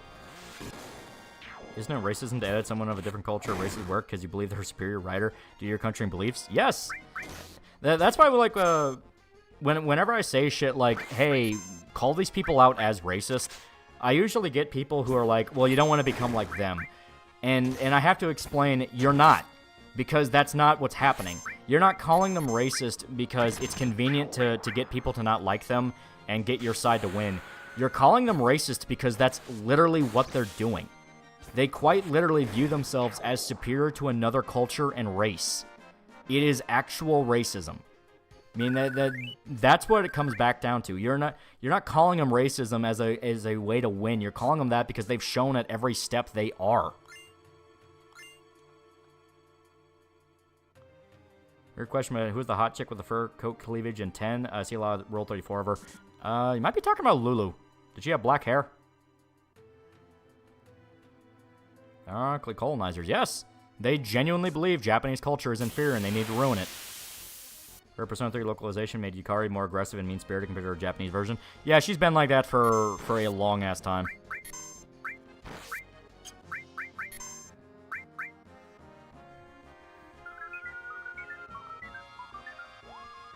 Yeah, some fan art in some places like DeviantArt and Twitter that are really good, just as pure like that. It's sad. That's one of the reasons why, like, there's websites that literally archive entire Patreon pages called Kimono Party. I am not against Kimono Party existing in any way, shape, or form. I found out I even have, like, Kimono archives of my shit, like Patreon Subscribestar, to which I go, like, okay. The reason I'm okay with that is specifically because sometimes piracy is the only copy of your thing ever existing. And the idea of entire works just vanishing off the internet is something that scares the hell out of me. I have a relative who says, you don't know what black people go through. She then often says young black guys chilling outside is concerning to her. I don't have anything to wake them up. We just gotta trust they'll wake up. Don't let Metallica hear that. Yeah, right? That's true. Remember, all games pulled from Steam. Yeah. Fucking Spec Ops: The Line. Spec Ops: The Line. A game nobody thought would get pulled off Steam just got ripped out. Like Stalker TV show series destroyed. Yes, the idea of media just vanishing is a very real thing, and it's very scary. Axie042, $5. Have you played Shadow of the Colossus? And if so, what are your thoughts on the game? Also, Eco needs a remake if done well. I really like Shadow of the Colossus. It was really fucking fun. It's one of those where it's a legitimate art game, and it doesn't do that crap of like, oh, well, we don't need fun gameplay. Shadow of the Colossus is fun as hell. Come on. Oh, right. Okay. I forgot I gotta talk to a dude. I gotta talk to that dude. Yeah, Shadow of the Colossus is fucking fun as hell. You know, each Colossus is a puzzle, and it's genuinely fun to solve it. And it's not afraid of killing you if you fuck up. Do you like the remaster? It was pretty good. I felt like it was pretty in line with the spirit of the original. Why did Spec Ops get removed? Licensing shit. Some of the music. Some of the music they used was like licensed music. It plays Jimi Hendrix and stuff like that.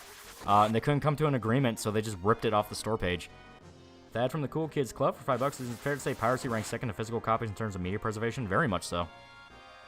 People will always talk about like, oh, don't do piracy. That's unethical, you know, and shit like that. Then they're shocked when they wake up one day and find out they can't buy a game anymore. Hell, there were times where I was looking for copies of games that I remember being, like, fucking basic as shit to find in the store, and they were just gone. When I really wanted to go through Sekiro again, I was looking around for copies of Sekiro at a local game place. I couldn't find, like, it literally said that the closest game store that would have had a physical copy of Sekiro, just PS4 Sekiro, was up in fucking Louisville. Literally, I would have to drive all the way to Louisville because no game store around me sold it. No Walmart, no GameStop, no Target. I would have had to go all the way up there just to get it. And that's something that kind of made me literally kind of step back and go, holy shit. Now, granted, Sekiro is a game that came out a while ago. Came out in, like, what, 2017? But at the same time, it's a game that came out in 2017. I always enjoy game preservationists winning against the big fanboy consumer shield. They always lose their shit. Special shout out to Gerard.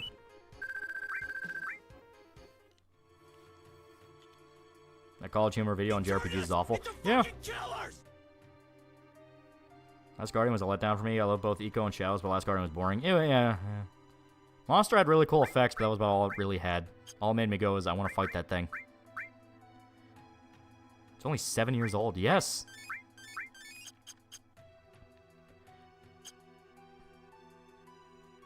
Everyday piracy becomes the only true form of ownership. It really does. It shouldn't be, but it does. Yeah. So I advocate for emulating old consoles because at that point it's preservation. That is true. How come Red 13 is the only one not being out as a furry? Because he's a literal dog. Sekiro came out in 2019. Jesus. So, like, 2019, that's even less of an excuse. Fuck, man. Oh, right, yeah, we have to go to the 66th floor. I'm getting ahead of myself here. What's a good way to preserve VHS tapes? I don't know.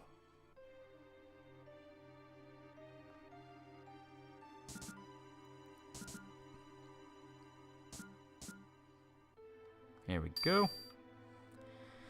5 years ago. Woo. Yeah, seriously. Don't keep putting me off Last Guardian, so it's probably a good game and I was duped. Came out the same year as Ace Combat 7. Jesus. Yeah, hard finding copies of old Trails of Cold Steel games, especially Cold Steel 1 and 2. Don't even know if my laptop is even emulator helpful. Yeah. Sekiro's still up on Steam, which is just hypothetical. Yeah. You can still buy digital Sekiro just fine. I'm talking like buying a physical copy.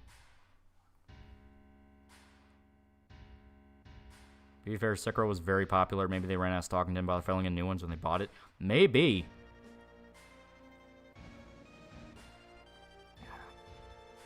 No one wants to be stuck in an elevator with Turks. Hey, that the funny people told people that piracy and preservation is terrible and not great to keep stuff from being lost. And I think that, yeah, no wonder why many of us are selling the 7 Seas anymore. Yeah, well, in general, the big thing kind of making piracy rocky is the fact that the new generation of kids are actively not being taught how to pirate. My generation got lucky with what is known as Big Brother syndrome, as in you knew your older brother, you had an older friend, somebody from that generation just before yours that normalized piracy, and yeah, we got all our music off at Napster, we got all this shit. You know, they knew how to do all this, and they taught us. They taught us how to pirate. They taught us how to do this shit. A lot of people now go to like the Indian Man on YouTube, that kind of thing. But now a lot of the kids, you know, who are being raised don't have that. They don't have somebody willing to sit down and walk them through something. They just go to apps. You know, convenience has gotten to a point where it's defanged a lot of piracy, where there's still piracy. There are still shitloads of piracy. Eastern Europe, basically half their fucking market's piracy. But in the West, in America, kids now are just like, well, yeah, you gotta buy the game. That's just what you do. I use uBittorrent. Don't use uBittorrent. They're kind of adware now. Use QBitTorrent. They're better. They don't have ads. Games cost more based on activities. Bigger game with more activities and missions justify higher prices. No, it's just a thing of like games. My honest feeling towards games, there's not been a one that has ever crossed the 60% mark that has ever felt worth more than 60. Really, games shouldn't cost more than $40, but you know, that was better times.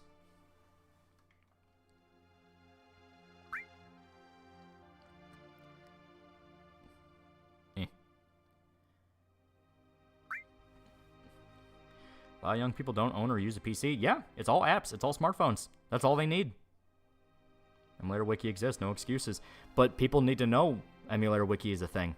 And the thing is, not too many people can know Emulator Wiki exists, because then companies like Nintendo come in and they tear it down. Japan, I just want to say on behalf of Americans that are not brain dead retarded, I would like to apologize. Remember digital copies were cheaper? Yeah. QBitTorrent's not affiliated with QAnon or any Q individuals. No, I mean, it's literally just, it's just a BitTorrenting thing.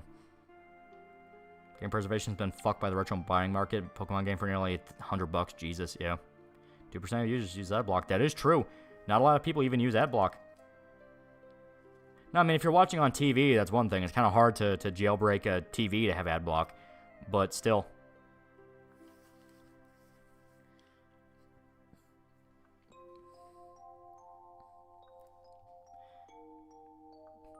Gold Biscuit's spinning in his grave. Yeah. Convenience is starting to become too much of a crutch and even detriment that is concerning. Yeah. Like Rockstar with Red Dead and Fallout Miami, the shit gets shut down. Yeah.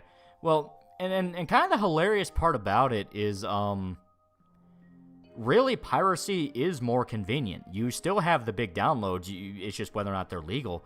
Obviously, you got to watch out because your ISPs can get at you for piracy. Marshall, funny enough, dealt with that just recently, where they pinged him for piracy. But you can do it in a way where you're careful and they won't get you. But, you know, it's more convenient because it's still the same download. You know, it's still the same download. You're going to be playing it on PC anyway. And you get it for free. You're not dropping $100 for the game. You get to have that $100 for whatever you want. Do you want to buy beer and chicken wings? You can buy fucking beer and chicken wings. Do you want to, you know, being able to get those games for free makes it so much easier. Yeah, you might not have access to fucking, you know, online features. Guess what? All they're going to do is shove microtransaction crap to you. And after enough period of time, fan patches and fan cracks will make it to where it's completely undiscernible to the companies.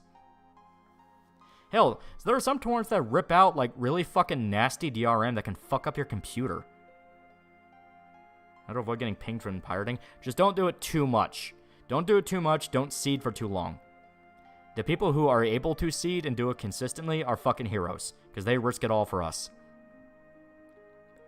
Also, yeah, get a VPN. They'll be careful. They can still get you with a VPN. Loli, man, my starving game developers. How dare you? Extra $100 can help get a GF. That is true. Back when I was a kid, I legitimately would pirate fucking everything. I pirated Fear.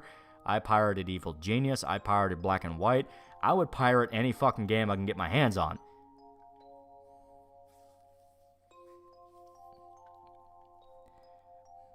See at least 1 to 1.5 ratio. Don't be a savage. Hogwarts Legacy is harmful DRM. Yeah. And it's not just a thing of like, oh, the game runs more like shit. I mean, it will literally fuck up your computer. It will get into your processor and fuck it up. Which is something that really shouldn't be tolerated, but game companies just do this shit because they're stupid. What are your thoughts on Code Vein? I liked Code Vein. I liked it. I liked the edgy vampires. Always use a VPN that was in a country that isn't affected by certain laws. Yeah. Use public Wi-Fi to avoid getting pinged. I would not recommend public Wi-Fi in general.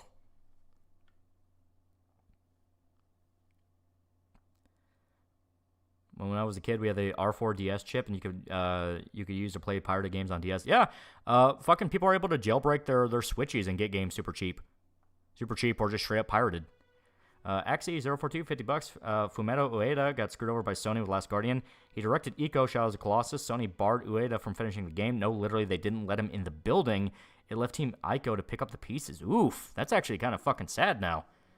I actually kind of feel sad that I didn't like Last Guardian that much. Jesus. So that was straight up a fucking Kojima Metal Gear Solid 5 scenario then. And you know what? That's not even shocking. Sony Studios in the PS4 generation, yeah, they were going out of the way to fuck up their own market. Play games from companies who are not assholes to you. Like, I mean, every company's going to be an asshole, but at least you're able to find ways to fuck them over. Also, yeah, notice the door's open and the guard's dead. Which also had day one physical exploit in a lot of consoles. Yep. But mine remakes as much as they include the original versions with them. Yeah. Joke on my workers. They need payment. Piracy hurts them. Yeah. Out of nowhere, the guard is dead.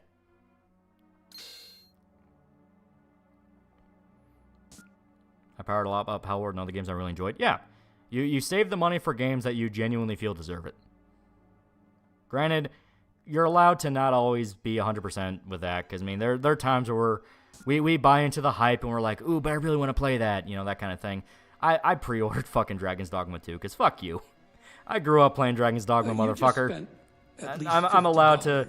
I am allowed to break my principles in that one scenario, because I said so.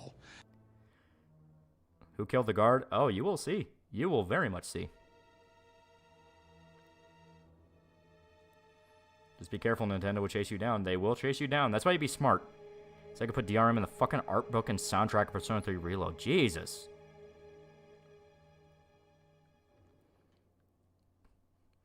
Another thing to consider, use a base VPN that allows you to pay discreetly and honestly using a gift card bought with cash like PIA, and not cooked normal fag VPN like fucking Nord or whatever garbage.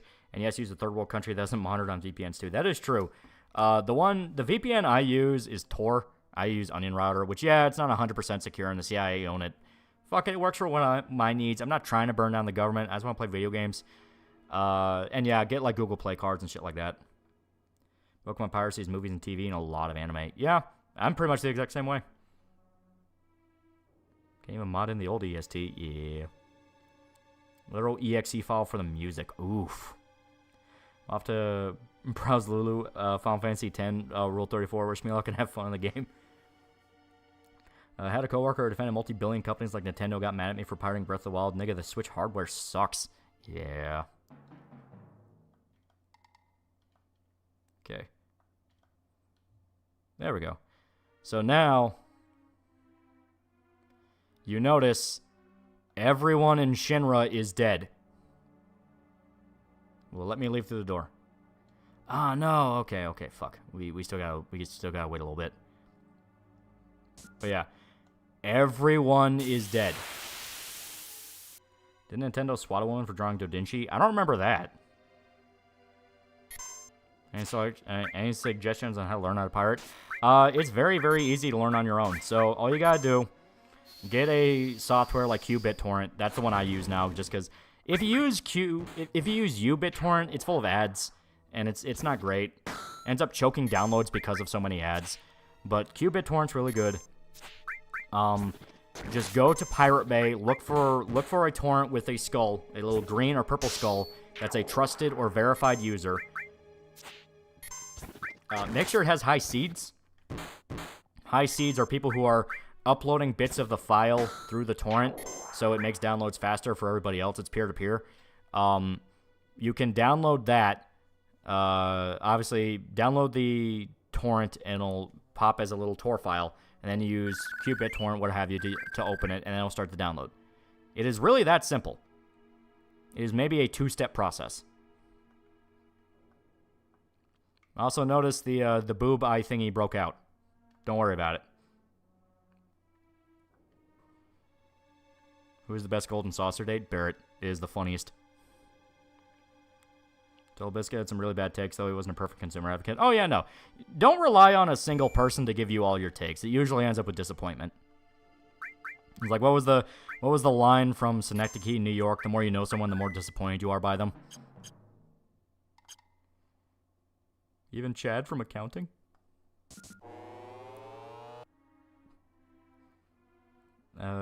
Maybe everyone's just napping. Ah, shit.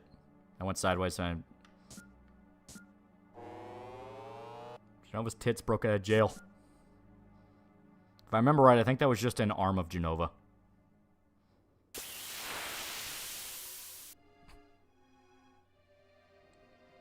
There's CS Rin. I don't know about CS Rin. Also, if you are going to get into piracy, make sure you have antivirus software installed. Stuff like Malwarebytes, or make sure your Windows Defender is up to date. Just be careful. Just be careful. Arm? Yeah, there's different pieces of Genova. Tifa has abs. She does have abs. 13, Elite X is good, though they have some sus shit going on recently. Yeah, as soon as I wanted to check out Elite X, I was hearing about how, like, yeah, there might be just straight up trackers on there. It's like, I don't like that. I don't like that at all. And for anime, Nia is your friend. Yeah, Nia.si. That is your friend. Piece of Genova. What is this, Exodia? Not gonna lie, it's closer than you think. BitTorrent Classic installed antivirus for me, and it's a genuinely good program. Well, there you go. Try the whole cheese curd honey mix thing from last stream. I did. It is interesting.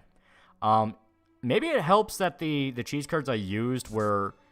So, the ones I got were from Freddy's, which, if anyone's ever been to Freddy's, this isn't where I'm supposed to go, but I'm taking the opportunity. The cheese curds they use there are made from the same cheese they use to make the ice cream, so you can kind of taste it's creamier. Actually pretty fucking good. Cheese curds at Freddy's are really good. So I tried that with the honey, and then it's salty because Freddy's cheese curds are pretty salty, and I still can't get that. But it works. It does work.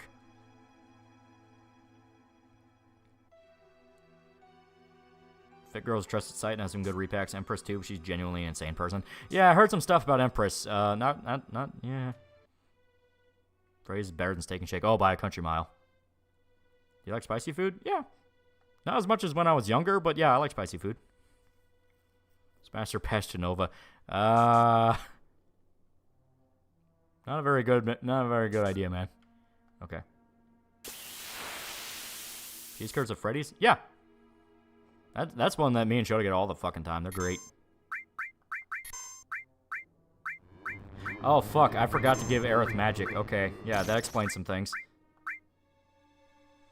I'm going to have to go back and optimize all this before we go any further. Also, I have a sneaking suspicion she's in the front row, and that's why they're focusing her down. Empress had a really funny rant against trans shit, but also had a contest to get dudes to let her femdom on them. Oh, God. Wait a minute. Is that the one? No. There was one of the pirate sites that did the whole thing where they cracked Denuvo. Which Denuvo is that DRM that's like really fucking infamous and like was in every big AAA game, and it fucked with everybody, and everybody hated it. It was Empress. Okay, that's what I thought. Yeah, because it was like, yeah, one of the pirate sites finally cracks Denuvo, and all the fucking Twitter lefties and trannies were going like, yes, finally, score one for us, and then they heard about who did it, and they're like, oh no. It's still in games. Well, yeah, it's a crack. It's not like they destroyed Denuvo. They cracked it so you can install the crack and it will make Denuvo less of a problem. Just ask my friend who works at Phrase said you were right. Yeah. Who did it? Empress. It's a pirate site. And the owner did that. These guys phrase sound like FNAF parody game, not gonna lie. No, it's genuinely pretty good. That's a bypass. It's a crack. It's like, motherfucker, I'm not the one who invented the terminology here. I'm just using what I know.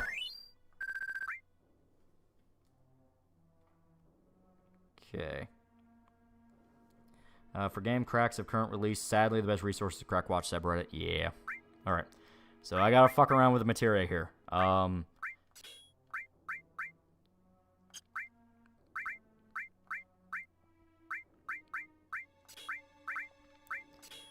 So I gotta think about what's coming. Yeah, I'll keep that on for the vitality. I will definitely give Cloud one of the restores. Aerith. My PlayStation 1 way back in the day would rent PS1 games and burn them to disc. That's a very good idea. Yeah. There's 3 de novo characters, Empress, a far leftist, and a dude who only cares about sports games. Would you make Shota try the cheese curd honey combination at gunpoint? Next anime night, I might actually. Okay. She will do all restore. So now, because all is an interesting thing where it's a specific materia you need to combo up with a different spell in order for it to attack a whole thing. So like Final Fantasy 1, there's like 2 separate spells for... You have one that hits one target, one that hits all targets. It's kind of like Persona. You have the one that targets a single target, and the second one, which is an all-wipe. Final Fantasy kind of always mixes around, where sometimes the system is just ingrained, and you just take a less bonus, where like it'll do less damage, it'll heal less, that kind of thing. 7 specifically turns into a materia. You gotta pair it up with what spell you want to have it work with. I always just do heal, because why would you not? And I'll give her, yeah, lightning, fire. Wait. I'm pretty sure that gave us the one Barrett's using, so I'm going to put poison on it first. No, ice. There we go. Tifa. I will give her, I think she already has, yeah, she has sense. I'd prefer it did less damage when you target all of the FFT system. Yeah. Everyone has their own preference. They're not completely wrong. Alright, I need to directly go to magic. And see, now we can heal the whole party. Ever had the cheese sauce from Culver's? It's addicting? I've not, but I did hear it's good. Bufu and Mabufu. Yes, literally. Think of it like that. Bufu, Mabufu.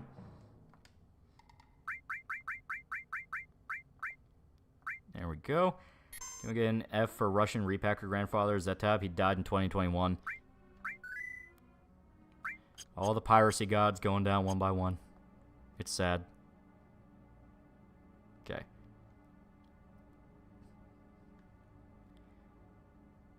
Bufu D's nuts. Alright. So the president of Shinra, who is just talking shit to us and talking about, ha ha ha, you'll never stop my evil plan, fucking dead. Final Fantasy 3 add stuff as it changed stuff for the DS remake? Yeah.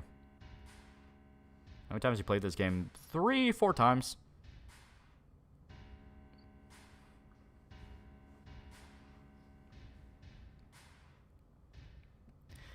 So yes, it was Sephiroth who killed everybody in Shinra. They ruined the scene. Oh, horribly. Horribly. This is Sephiroth's reveal. Before then, they have always mentioned Sephiroth very, very briefly. Tifa name-dropped him maybe once. That being said, Emperor's also a legit crazy person. Oh, that's not surprising. Genius and madness, 2 sides of the same coin. He was murdered just for dropping a plate. Got bent in half with Sephiroth's sword, yeah. That Final Fantasy with the kid series. No, not by any means. Final Fantasy has always talked about dark subject matter. I stated, you work for terrorists in this game. Barrett dying here and coming back in remake was so stupid. I don't know why they did that. What was the point of the fake out? Sephiroth was terrifying in 7, yes. What are your thoughts on Tekken 8? I really liked what I played. It was a lot of fun. Sephiroth's still at the crater, though. That game 4-star did a better reveal than Remake, yeah. Sephiroth being an off-screen presence is what made him terrifying. Yes, well, it's like you literally go to sleep, and you wake up, and your jail cell's open, everyone on the next couple floors is dead. And you're like, what the fuck just happened? Like, literally, this is the only sign you see of Sephiroth when he is first talked about. It is just his sword, the katana. Which I order from Taco Bell. I like the quesadillas. They're good. They blew their load really early with Remake Sephiroth. Yeah, literally in the first scene of the game. Literally first fucking scene of the game. And the only thing I can think of as cope is they're willing to blow their load with him because they're going to build up Jenova as the main bad guy. / assorted Final Fantasy gods that are fucking with time and making everyone unhappy. One game had a princess kill herself. Yes. Well, if that's 6, no.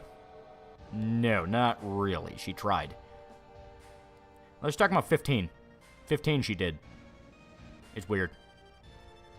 Realization Sephiroth could have killed the whole cast in their sleep. Yes.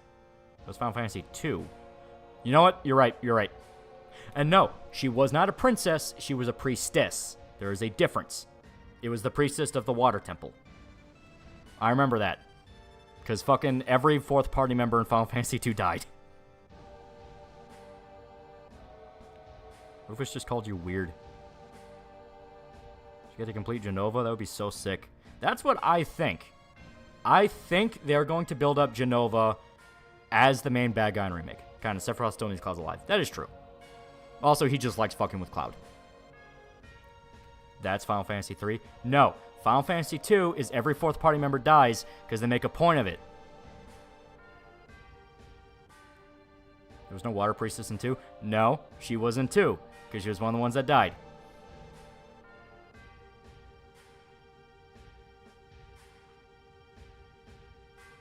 I missed the the extra large grilled stuffed burrito Taco Bell. Was sad for me and they got rid of it. Yeah. Honestly, I blame Sephiroth for being so exposed thanks to his game and popularity. Devs wanted to make him for all it's worth and blew the load. Yeah. He had a weird leveling system. It was kind of cool, though. Does Skull Knight still have a penis? I assume not. Honestly, I blame Sephiroth. Oh, yeah. Out of curiosity, was ever explained why Sephiroth's sword, as long as it is, it's just memed on at this point. It's just because it's cool. It's like Cloud having a Buster Sword. It's just cool. And you play 2 again because the pirate girl is the only female party member. 2 is 5. I think you're talking something else because Pirate Girl is in 5. Because that is... I forgot her name. I think it's like Laris or something. Yeah, that's 5.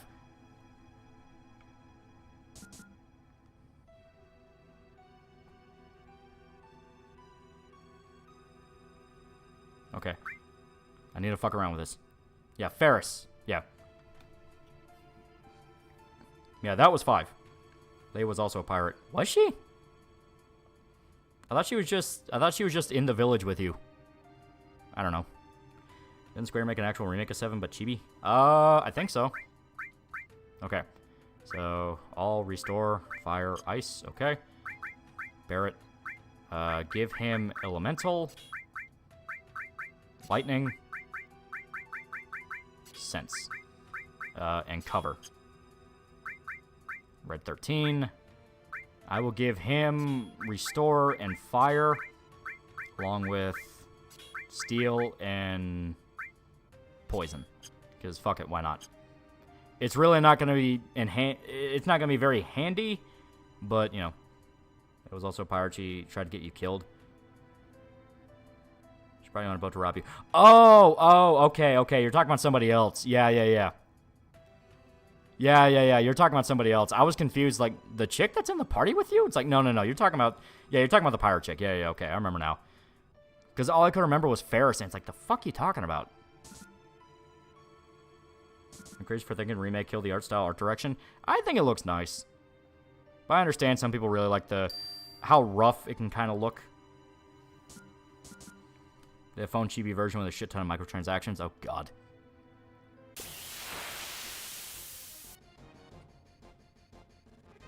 Getting so old, my memories are fading and melting together. Dude, same. To be fair, Sephiroth, there are some Odachi that are similar size to his sword. Yeah, that's why I don't think it's crazy.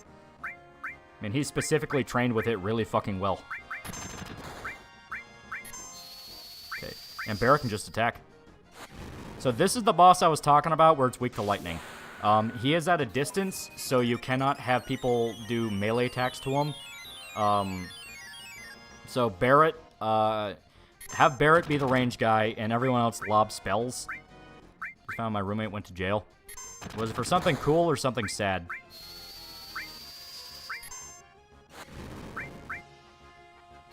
As you were soaking up Mako, I was training in the ways of the blade. Sorry, if you think this looks better, you're just being a hater. It has some pretty cool art design. Okay. Yeah, I'll already show you. So, Red 13, he literally cannot reach it. He cannot reach the mech, therefore, it cannot attack.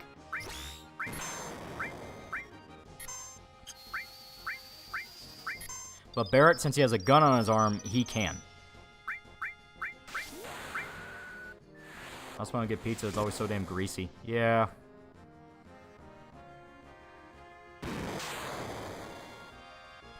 I'm on any tracks P3 Reload, but the remixes aren't the same in that Mega Rule. Yeah. Let's keep it a cure. If I was so awful without knowing that. Oh yeah, there are some traps in this game that specifically fuck over people that didn't know about things. You can later get a materia called Long Range, which changes it to where now you can hit things at a distance. I think you just have to move them to the back row, but it will work. So, for instance, you have Cloud, who has the Buster Sword, and technically he shouldn't be able to hit it, but if you put Long Range on him, he will be able to do it. In fact, Cloud's Buster Sword's more ridiculous than Sephiroth's. Yeah. You watch Hololive's Naressa? I have not. I did hear she's fun, though. Robots are weak against lightning. Yeah, pretty much every machine is weak against lightning. Northern Christ pizza is literally sauce, cheese, and dough. Of course, it's greasy. Watch Tom's video and only use me blade today. Don't expect body horror to near the end. I kind of already was aware of a lot of the stuff going on with only use me blade with that shit. Where it's like, yeah, he's drinking himself to a degree. His body is literally rotting. And it's like, man, maybe you should, like, not do that. Because, man, I admit I drink. I bought a thing of Modelo today, and I drank, like, 2 of them. But I'm not, by any means, that level. Like, not by any fucking means. I am a teetotaler most of the time. Where it's like, I will drink enough to say I've done it, and then not touch it for the rest of the night. I am one of those. I am boring drunk. Narissa and her sisters are fun. Okay. Diabetes feet. Yeah, seriously. Zombies and undead can be insta-killed by heal spells. I never got them to insta-kill, but it does damage them, yeah. So, like, undead enemies, pretty much in... I think if it follows under any definition of undead, any sort of restore item or heal spell will kill them. And I think Final Fantasy 1 did a thing where if you wanted to use, like, curse magic against them, it would heal them. Well, he doesn't like to drink, that's peculiar. It's not that I don't like to drink, I don't like getting drunk. You know, I don't like feeling like I'm not in control of myself. Just kind of a thing where I'm always like, well, I don't know what's going to happen while I'm knocked out. What do you think of the dude who beheaded his father in Pennsylvania? A lot of weird shit with that one. Phoenix down will kill undead instantly. Yeah. But then you don't have a Phoenix down. This is a long-ass elevator. You just gotta kill the bosses.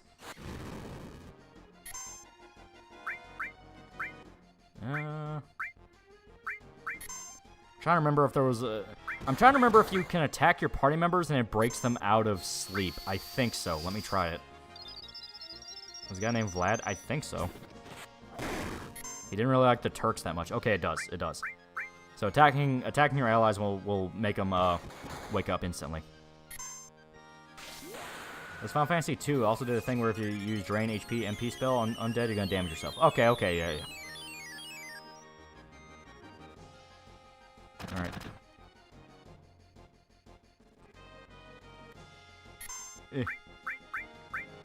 Alright. Sephiroth's sword is the friggin' Nodachi. The swords are used to cut legs out from under warhorses. Makes katanas look like butter knives. Yeah, it's dope. Final Fantasy 7 really is not that badly edged people make it out to be. It's really not. There's actually a lot of convenience features in 7 that would surprise you that are, like, mainstays to this day.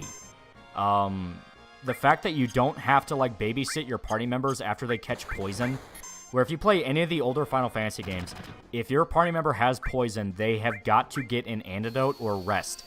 It will follow them pretty much as long as they have health. It'll literally knock you down to 1 HP if you walk around the overworld too long without it. Do you prefer local store family-made beef jerky or grocery store grass-fed beef jerky? Damn it, Aerith. I like kind of both. It just depends. I've had some really shitty local beef jerky before. I'm fucking begging you.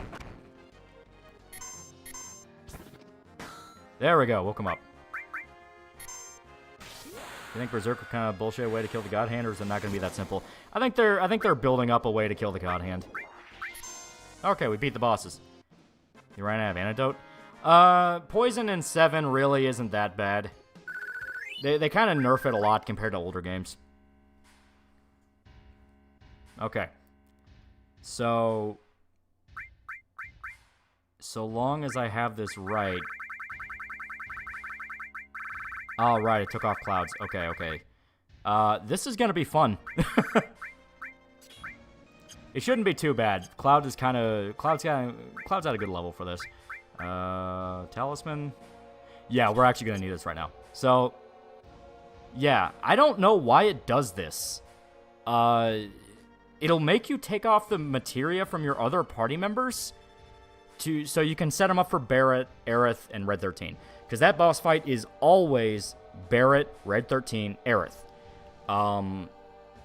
But when you get to Cloud versus Rufus, you don't get that. You have to have the materia that's still left over, which to me is like, what the fuck?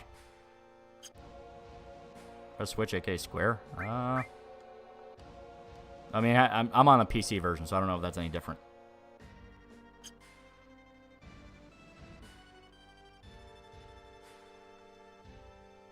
I mean, this fight's very possible because I have potions, and as to say, Cloud's not exactly a wimp at this point. Don't fall for that shit. FF7 and 8 are the most egregious examples. Should save steel for Cloud. I've never gotten the item from Rufus. I've never once gotten the item from Rufus.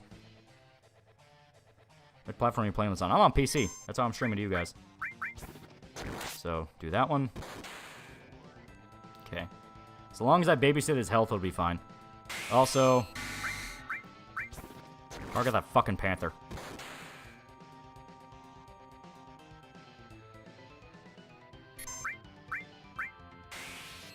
Okay. That panther will always prioritize him above Rufus, so... What's your favorite Bankai? That's kind of hard. There's actually some pretty dope ones. I really like, Rukia's brother's Bankai. I think his is pretty fucking dope. It's kind of sad that, like, I didn't... At least where I'm at in the Bound arc, I haven't really gotten to see it that much. What you got, white boy? A fucking gun. He's got a shotgun. FF7's graphics are real charm to them. Remake just looks like any other AAA game. I think Remake's graphics are really pretty. I think they have a really cool way they've done kind of the FF7 style in AAA. I like the idea of Shinra being straight up cyberpunk. Use limited breaker when you shield up is one-shot him. Okay. Is that an item? I don't remember limited breaker. Eh, don't matter.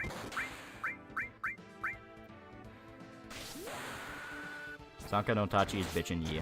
FF7 Rufus fight looks cool and difficult, yeah. So there we go, his Panther's dead. His Panther is the one that buffs him directly. It is literally the thing that gives him the fucking... Okay, here we go. There we go. Loves up Maru, and for love of God, just sit down and let me get through Bound Arc that's holding you up. I have to dog sit right now, so I'm kind of jumping between a lot of stuff. I haven't had time to sit down and watch things.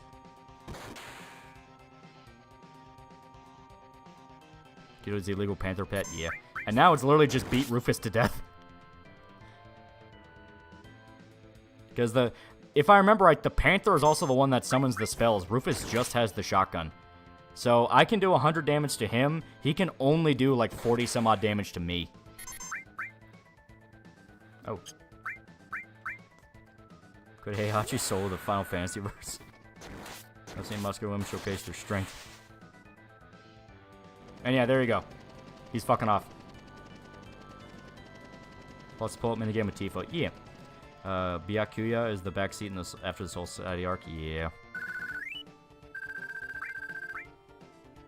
Like for games to have their own inspired movement when it comes to art direction. Yeah. It would be cool. Alright, I want to see... I think there's something back here. But yeah, there you go. It's really not a difficult fight. It's just take out the thing that's obviously buffing Rufus. If you can do that, yeah, you basically won it.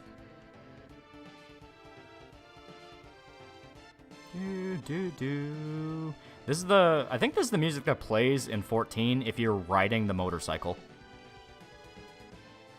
What's the item you can steal from Rufus? I think it's a talisman. Not like a talisman. I think it's like an accessory. An accessory that's like really, really, really, really good. But it's super rare. Strictly art direction, no multiverse shit. Yeah, no, I know what you're talking about. The like comic book movement thing. Yeah. Yeah, the effect in the Spider-Man games where they're moving like they would in the movie and it's like limited FPS on purpose. Alright, now I gotta kill these guys.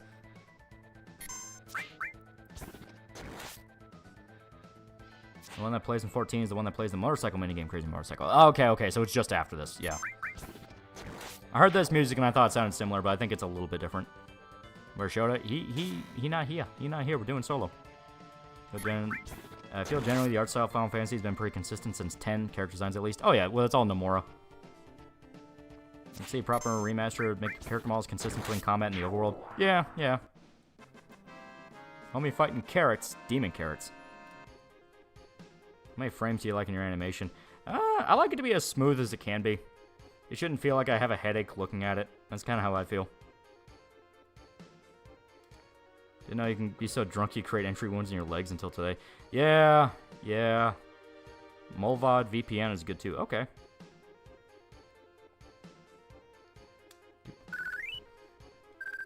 I always preferred Amano's designs personally. Yeah. Nomura did amazing as a guest star for Xenoblade 2. He really did. Okay. I'm going to save real quick. Because this isn't like the Pixel remasters where, oh yeah, you get an autosave. You will die and go back to a save point. Gotta wish Kirsch viewers actually met Loli's Indian slave Shota.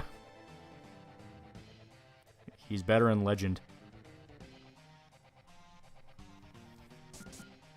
There we go. Okay. Now I think... Will it let me go back? Okay. I don't think I will. I think we come back to Midgar anyway. Don't mind. It's fine.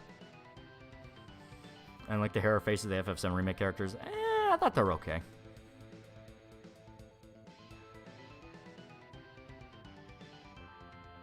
Try to make sure I got everything.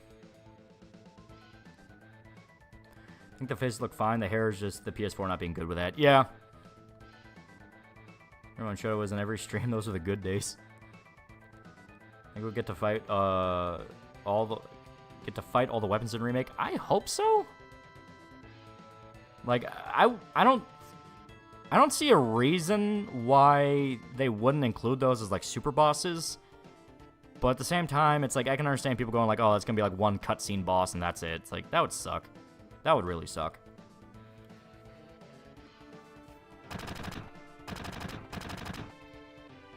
And show was in every stream. Loli was also streaming less. That is true.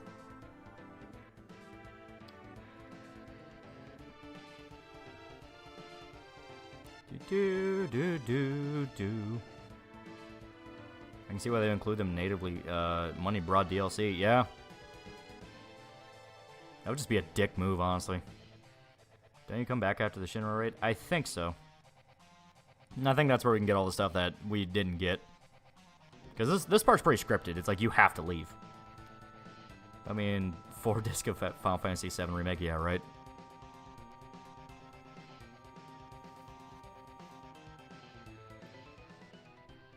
People keep buying DLC and they keep coming.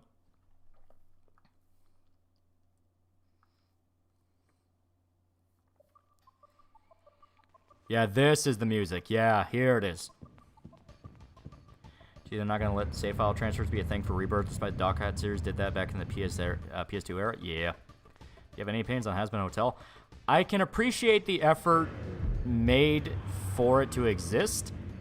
That does not make it good. That does not make it fun to watch. Have you tried Dragon Quest? Yeah, I played some Dragon Quest games.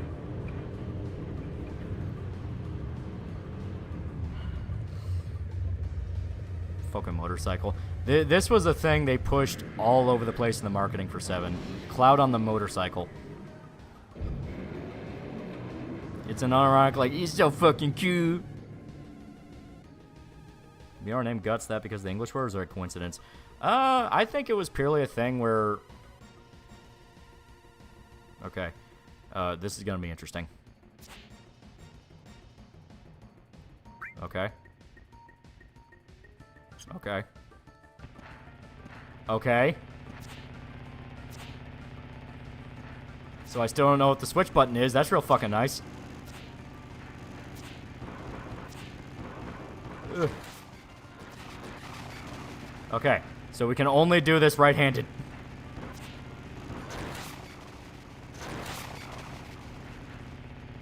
Just protect Tifa.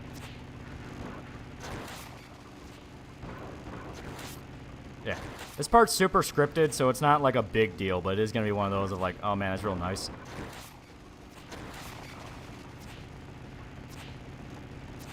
Yeah.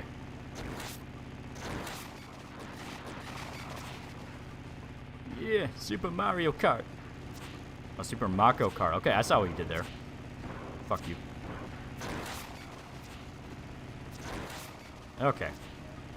And yeah, this was something that, once again, they shilled all over the place. Like, you can have motorcycle chases in Final Fantasy, because Final Fantasy started off as like a fucking D&D type game. It was just like sword and sorcery. It took a long-ass time for them to even address the possibility of technology. And now here you are in 7 doing fucking highway chases.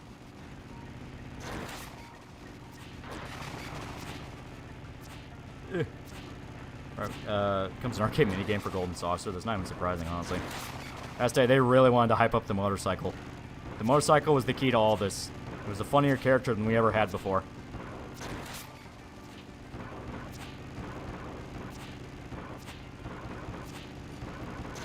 There we go. There we go. Final Fantasy 1 and ancient technology. Yeah, but like, it's not motorcycle chases. It's like, I'm talking strictly from like, no, like full-on Magitech, Final Fantasy with smartphone shit. God, hearing this song made me realize a lot of mid-2000s internet game reviewers use every song in this game. Oh yeah, oh yeah. A lot of Final Fantasy, a lot of Nintendo. Like, video game review people pulled a lot of game soundtracks. 4 did have a hovercraft, that is true. I think of 7 remakes, Rock and the Motorcycle padding side quest. I loved it. It was pretty good. Okay. Is Jessie alive by this point in the OG and remake? No, she is super dead. She is super fucking dead. Remake, yes, she's alive because you have multiple motorcycle chases.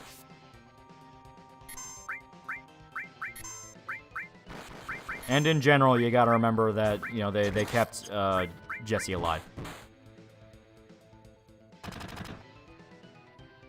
Okay, so this is gonna be interesting.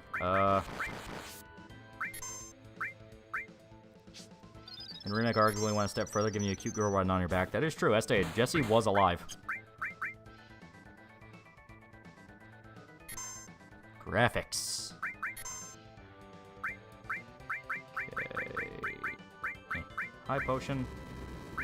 Who got the most fucked up by that? Barrett. Remake Jessie have more to do. Yeah, they made her more of a character. Which, once again, if they committed to her dying, I would have been super down for, and went like, you know what, that's pretty good. Give Jessie more of a character so it hurts more when she dies. That's pretty dope. But then they tease that she's still alive, and it's like, fuck. I'll be honest, we need less of the heaven is oppressive shit, more on the hell is just fucking evil. Like, for real, want some cool angel shit? Yeah. Once again, I appreciate the effort that went into Has-Been Hotel, but I don't like it. I don't like it, and I'm never gonna pretend I like it. I like meeting Jesse's family. Yeah. As they really humanize Jessie, and they give her a lot to do as a character. I liked Jessie a lot in Remake. So her death scene where it looked like she was gonna die, it's like, you know what? They did well with this. I thought they actually handled that really well. Then they implied she was alive, and it's like, fuck.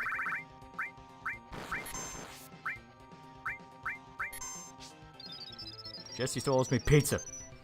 Video saying No More Heroes is a critique of escapism. Not gonna lie, I'm scratching my head wondering if I just wasn't paying attention. I thought it was a funny kill game. It's just funny kill game. It is just funny kill game. I'm gonna swap her out. Because we need Aerith. We need her heals.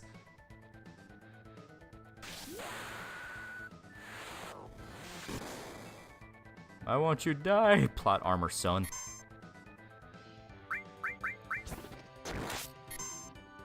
Okay. What? Fucking change. Fuck off. Might not let us. This might just be a story fight. Fuck. Game reviews Suicide Squad are looking pretty suspect. Oh yeah. Reminder, it was outed that companies will literally hire fucking social media companies to defend them on social media. Like PR companies, they'll do that. Just to be a member of the harem in the cloud. There's a snowboard anime? There's an anime for, like, basically every fucking sport. Okay. High potion. Give that to Tifo so she does not die. Barrett. Give the potion to Tifa. There we go. Has Motels mid. Watch Like a Daisy instead. Seriously, watch the 1930s Cat People show.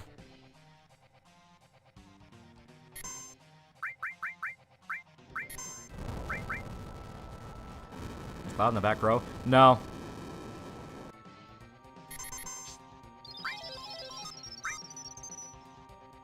Go. Isn't PR companies just massive bot farms? Yes. I'm pretty sure Gun enjoys the Suicide Squad check. Oh, has he been shilling it? Oh, God.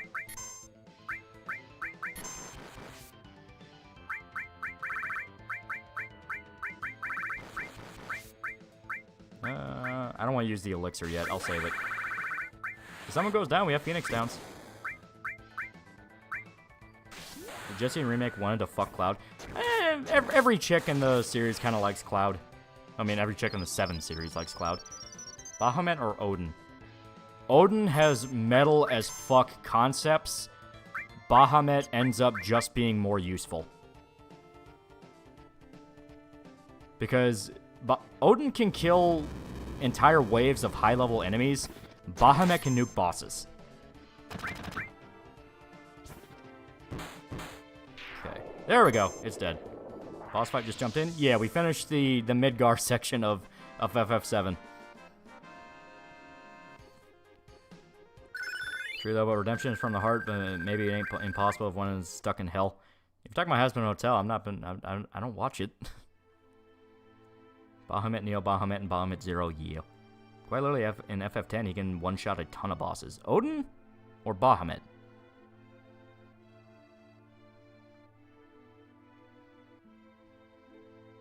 Restart time like in 14, yeah. Is every Final Fantasy game their own world? That's always confused me. Yeah, there's some that are directly connected to others, but most of it you can just pick up and play.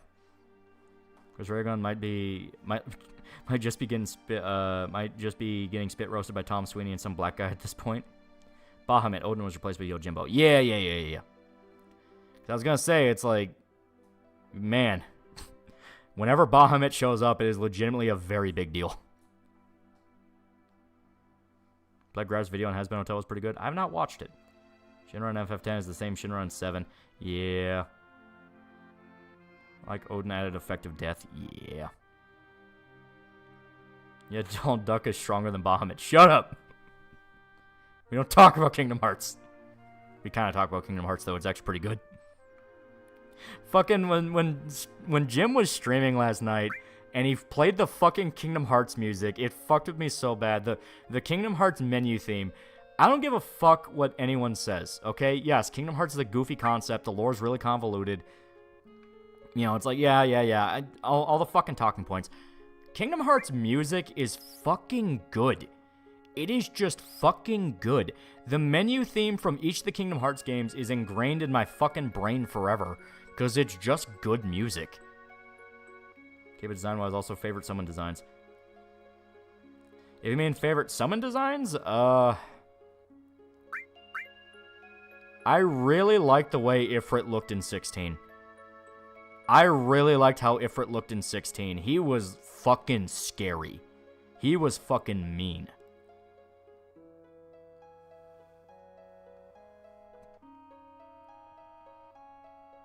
Better than Jim's AI voice music. Sanctuary is probably my favorite theme. It is very good. Alright. So... no dudes allowed on this road trip. There's Mercury AI music? Look it up. Feel nostalgic for that mini theme even though I never played those games as a kid. Dude, it's fucking great. It's so fucking good. Did you miss the enemy skill materia?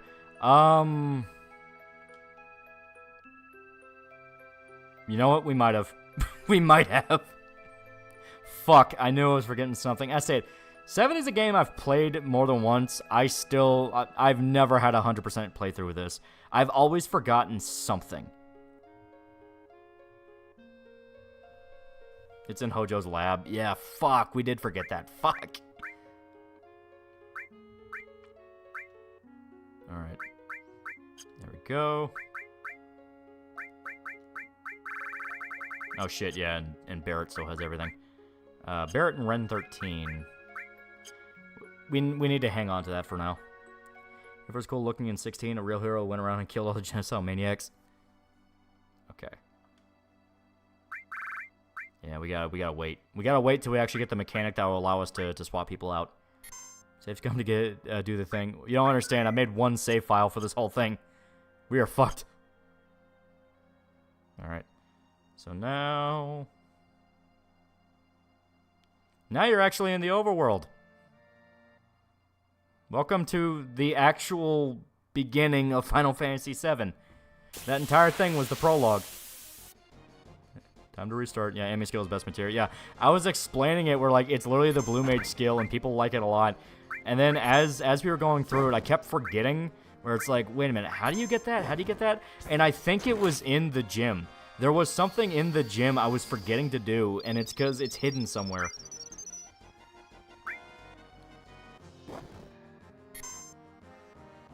The actual what? Prologue. I'm not kidding. Midgar is the prologue of the game.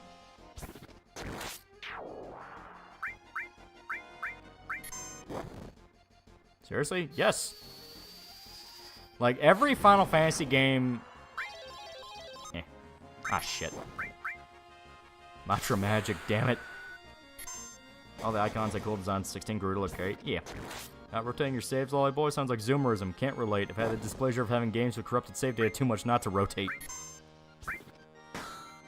Kingdom Hearts dub or sub? I've only ever played it in dub. Different 16 looks like Nosferatu's odd. Yeah, it's pretty dope. Prologue stretched to high heaven a remake, yeah. Dressing up as a girl is a prologue. Yes, I'm not kidding. So here. So the time we've been playing is 6 hours, 23 minutes, 52 seconds. Now, that is the amount of time it takes to get through Midgar. Midgar is the prologue of the game because every Final Fantasy game, the prologue is before you get to the open world. When you get to the open world, that is when it officially starts. Can't get enemy skill to Junon. Fuck, yeah. We're not completely fucked out of it, but yeah, we have to wait a long-ass time before we can actually get it now. When it's actually pretty helpful to get early because you want more enemy skills than you can get.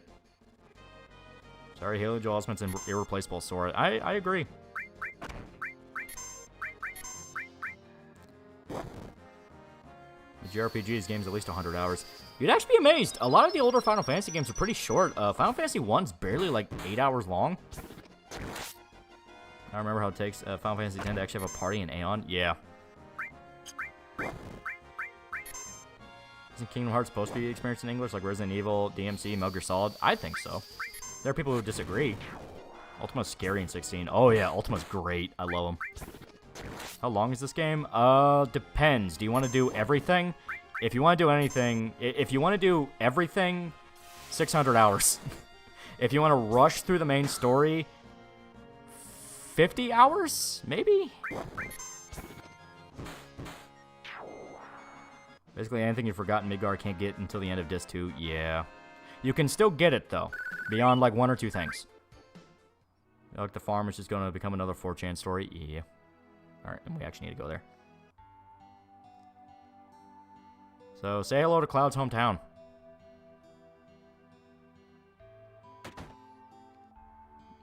Not counting 11. Yeah. 200 hours of that is chocobos. Yeah. Chocobos. I love chocobos. You think Kazuya can be redeemed in Tekken, or is he too far gone of an asshole? They've kind of just been, like, doubling down on Kazuya being a massive asshole with every game. Like, 8 is all about how he's literally the devil.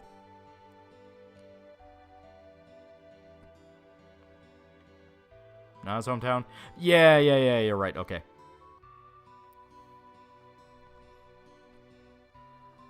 It's like, yes, no, not really, kind of.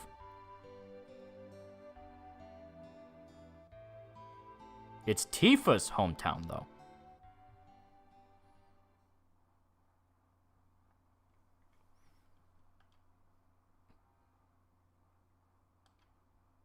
Isn't this calm? Nibelheim is Cloud's hometown.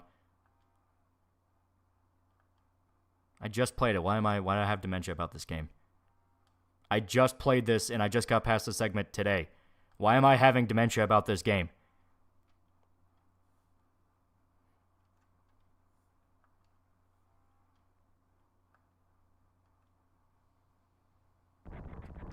You want to know why I confused it? Because you have the flashback here. That's why I confused it. So technically, you do get to see Cloud's hometown, but it's after a flashback.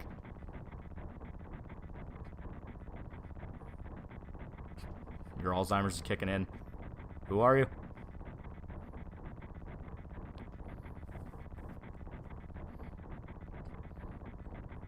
What if in 7, Zack was actually black and Cloud was wearing blackface for the entire game? Technically, be Zack wearing whiteface. Isn't it weird that so many Japanese games where the English dub is the official dub for the game? Not many countries do that with their own games. Yeah.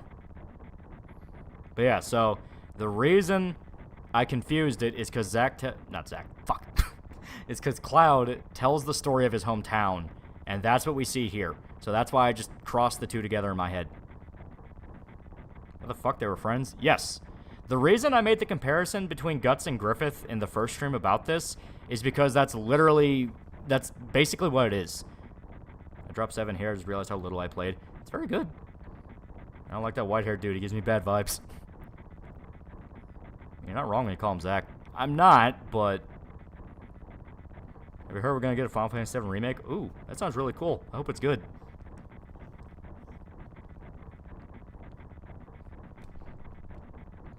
Just Cyberpunk song, my Alzheimer's is kicking in. Let's look edgy 24/7.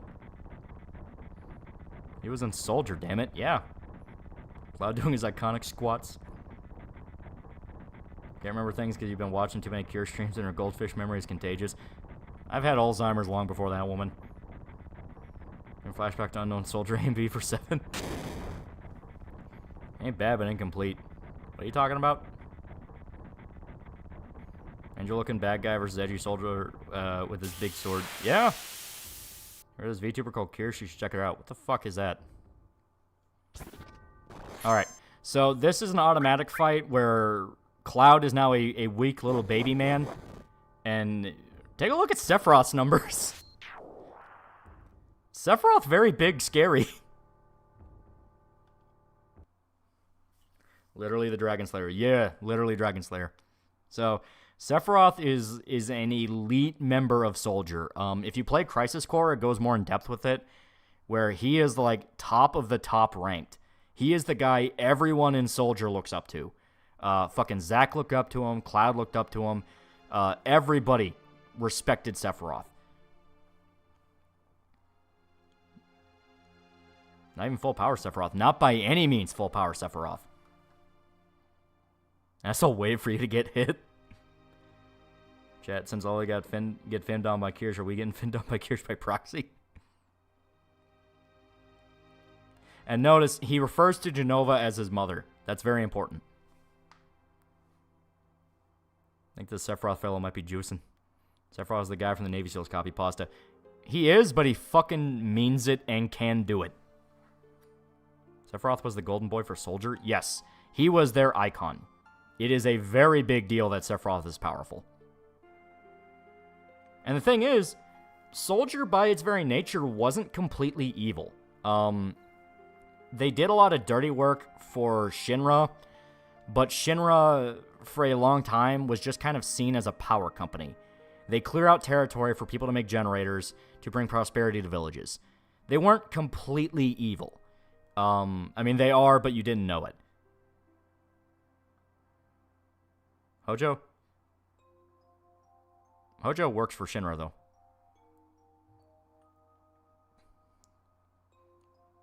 Let's just start to think Guts wouldn't have had a chance against Sephiroth. It's literally Guts versus Griffith. So Amazon, a little bit. So Soldier was supposed to be less dirty working than Turks. Yeah, Turks are just straight up their hitmen. Turks are just flat out the guys they hire to kill people. Shinra's relationship with Soldier is more of like, go kill monsters. Go kill monsters to clear out territory so we can come in. So people actually respect Soldier a lot. You can kind of see it from the way people react.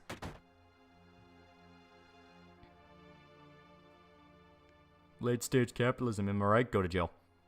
Why is Guts a manlet? Don't worry about it. Everyone dreamed to be like Sephiroth when they grew up. He was just the guy. Yeah, seriously. Spike versus Vicious. Yeah, very classic rivalry. Yeah, Sephiroth actually isn't that much of a dick at first. He straight up is like, hey, if you want to go visit your family friends, go do it. And here, talk to this guy. Sephiroth is literally a celebrity. People want to get pictures with him. And Cloud is a nobody. Alright. Larry Berserk, I see it now. Why do you think I mentioned it?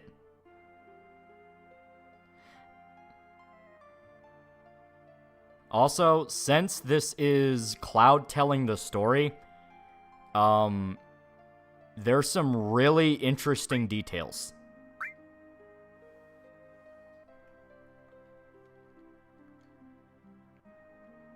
So yeah, we're going to have Cloud talk to his mom.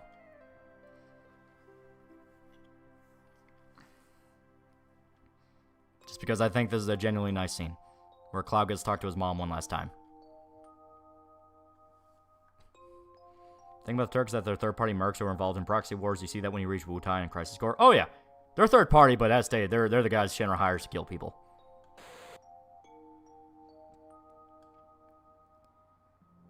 To be fair, Sephiroth did learn something well on this mission. He did. He did. If only Vincent didn't ignore the Nibelheim incident and talk to the dude. Isn't this in Cloud's head? Maybe.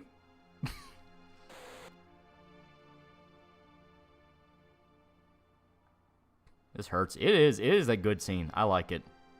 Because Cloud has flashbacks to the last conversation he had with his mother. Which, if you put into context the game director's relationship with his mom, it's very sad. The show love characters like Sephiroth and Virgil because they never fumble. Part of it. If anime ever taught me anything, is never trust motherfucker with white hair. Man, Tifa down bad letting Cloud talk like this. Oh, I'll show you down bad. Like how Tifa keeps questioning Cloud if he's remembering things right during this flashback. Oh, yeah. Have you seen any corruption in this game? I've not. I've seen his corruptions of Zelda, though, and those are always funny. Is this flashback a fusion between Zack's deeds and what Cloud did in his hometown? I'm not going to say shit, but yes, the thing I kept trying not to talk about is specifically Zack is literally imprinted into Cloud, and that's fucking with his memories. Cloud genuinely can't remember what's his memory and what's Zack's memories. So the reason it keeps flashing like this is because Cloud is starting to lose the memories of his mom.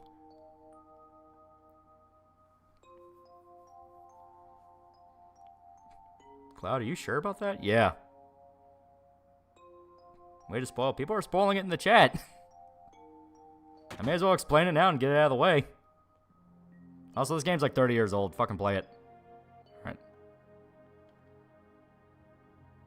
Also, this is Tifa's house. Pippi for $2. I have nothing to lose but my chains, Loli. Damn, man, that's sad. Yeah. Kind of like Zack's soul fused with Cloud. Way to think of it. Yeah. Okay. We need to get to a specific area. Crisis Core spoiled 7 for me. Yeah. The most famous thing is Aerith dying. That is the most famous twist of the game. Everyone knows about it. It's one of those where if someone goes, Aerith died, they literally mean it as a fucking joke. But there's a lot of other details about 7 that people don't know about simply because of the fact that, you know, all they know about is Aerith dying. They only know the big famous parts. They don't know the actual story.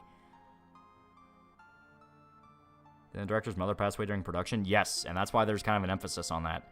Emphasis on losing family and accepting death and all that. Okay, and where is... There we go. We stole Tifa's underwear. It's true.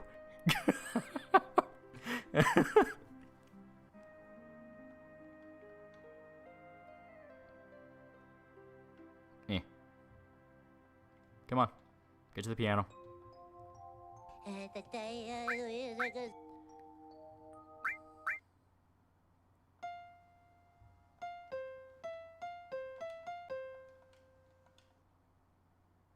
don't think I did it long enough.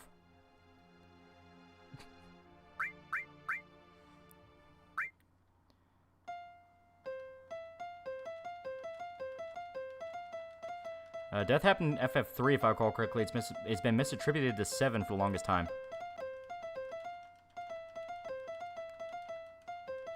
Late stage capitalism can't help but feel they have a point because companies are nickel-diming everything, don't train newbies, and can't grow through legit competitive means. That is not something. That's not something exclusive to capitalism.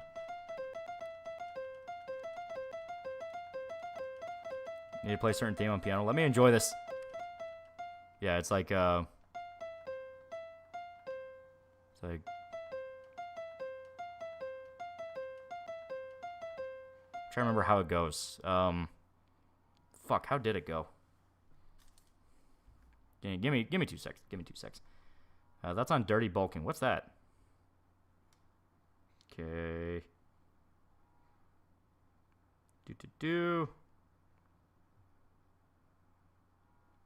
Alright. Sarah song. Yeah, I'm just looking it up.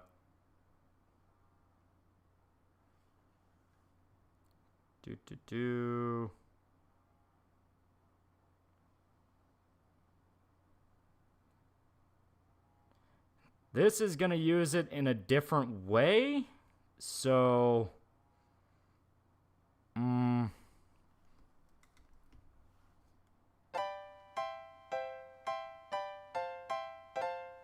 A couple of $5. Ironically, 2 friends got mad about me spoiling Air Twisted them, and they really didn't know spoiler because they never played Final Fantasy with Shocker.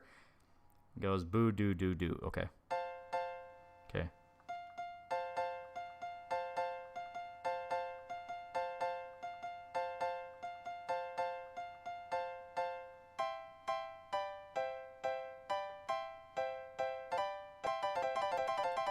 It's tied to the stick. It is tied to the stick.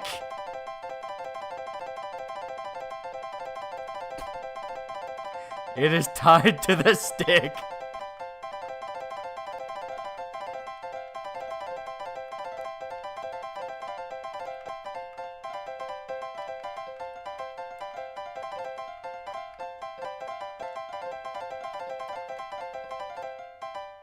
Yeah. Turn off auto fire. This piano is stick shift.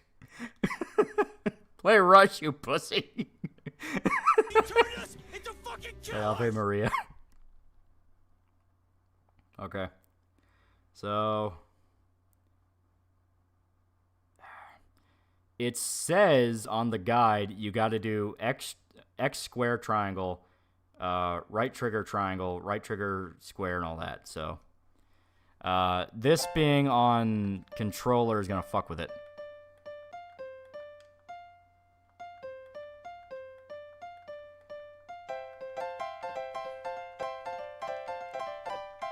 Mozart level skill. Stevie Wonder without a kazoo.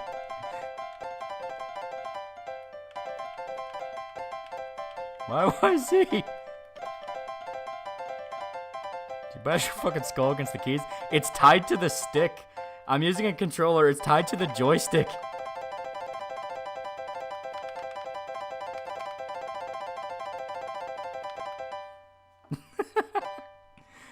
Do you know, contrary to the game's name, it was never actually been the Final Fantasy. They keep making more of them.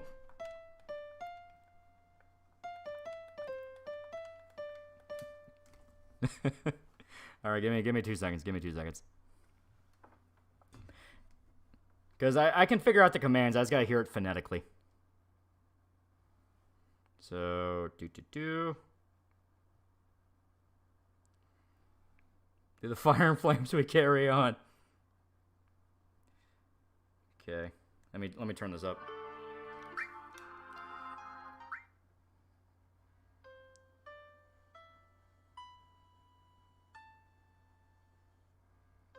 Do.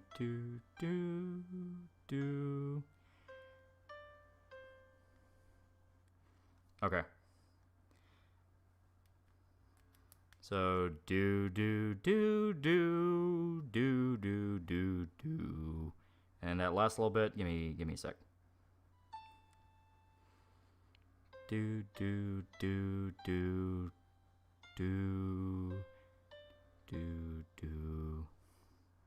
Okay. So I believe I can get this because it's doon, something like that. Let me try it. It's okay.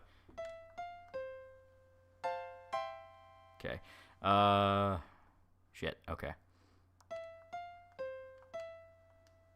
Oh shit. Yeah.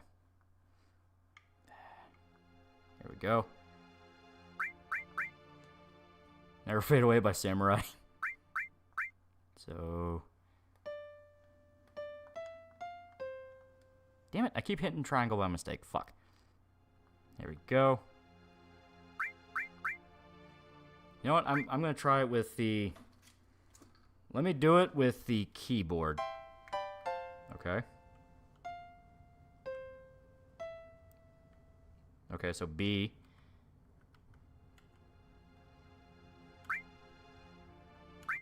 Okay. Okay. So. Musical stylings of Almighty Loli. There you go. Alright. So, let me see here.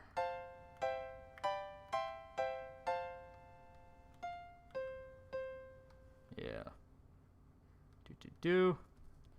Radiohead's videotape. Breaking news, local blonde tard breaks in a historical town piano because he wanted to impress girl. Okay. I'm still standing.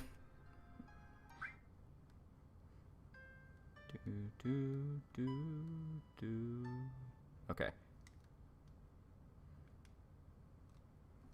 So, is there a command for it that makes it sound... that, like, lowers the pitch? Anything like that? Because I don't remember this puzzle at all. Like, at all.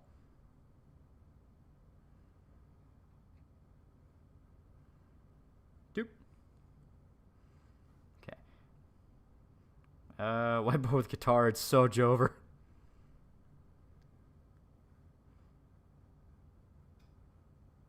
Okay, that's why it's weird. So, the way it's mapped, I have to do cancel, switch, menu, page up, menu, page down, switch, cancel, switch, menu. Yeah, just do that over and over again. So I literally have to do page up to do that, page down.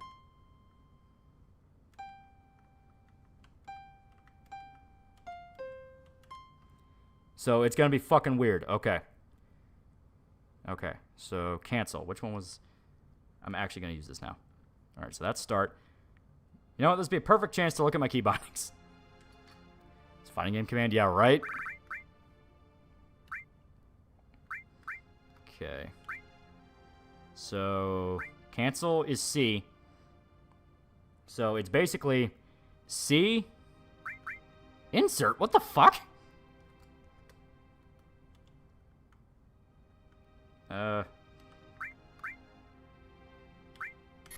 Change that to S. Make that easier. What would Zach and Cloud taste in music be personally? I think Cloud would listen to Incel Core. Probably. I think Zach would be all into like boomer classic rock shit. He'd be that kind of guy. Page up and page down. Let's just keep those as is, because I mean that's easy enough. So cancel, menu, switch. So CVS. CVS. You know what? Here. Make it even easier. Make it even easier. A. D. Cat. So, cancel. There. Cancel.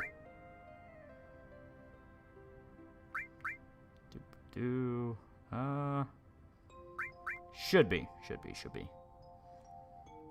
Literally me yet. It's gonna have to, yeah. Cloud on Harmonica, listen to Nickelback. There you go. So, cancel. You can do that to A. Menu. Do that to S. Switch. Do that to D. ASD. Just ASD, ASD, ASD. So, we will go ahead and try that now.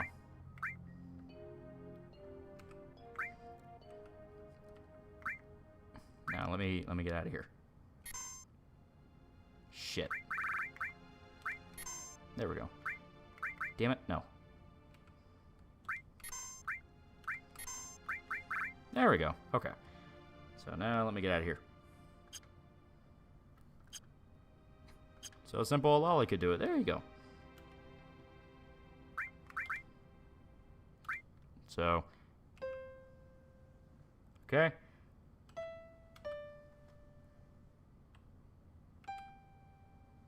Oh, no. Okay, I already fucked that one up. Okay.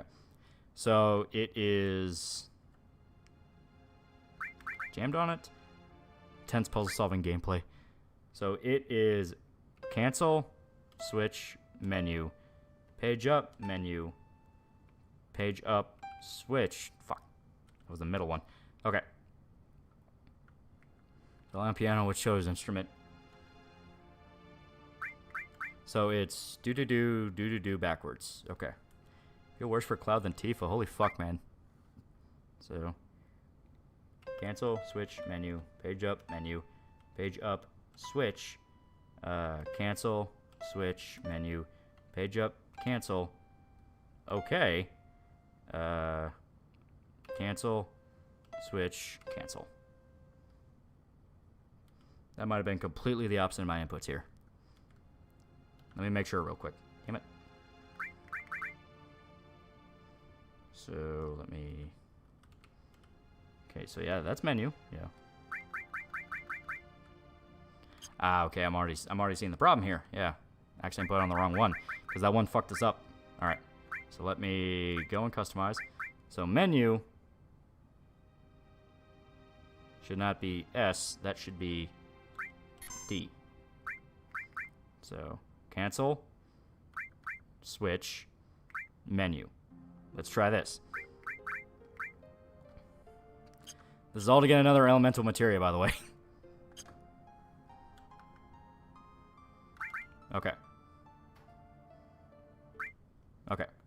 So, cancel, switch, menu, page up, menu, page up, switch, cancel, switch, menu, page up, cancel.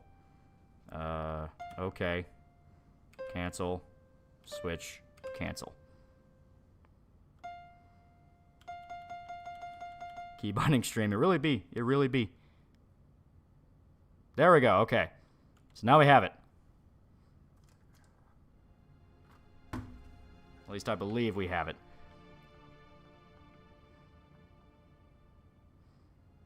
Okay, no, I don't think that was the confirmation menu.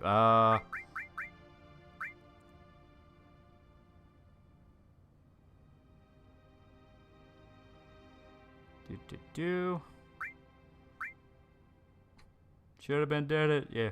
Ladies and gentlemen, once again for your viewing pleasure, to present to you Loli. Check Tifa's underwear drawer. We already got that. So, yeah. Cancel. Menu. Switch. Yeah. So that should have been it. That should have been it.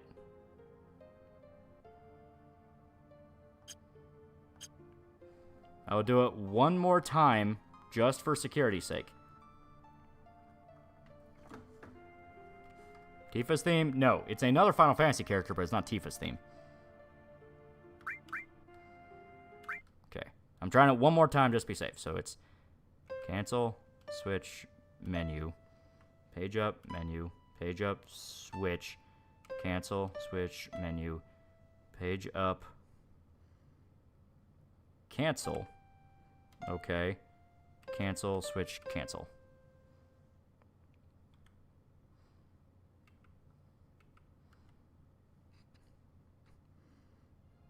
Alright.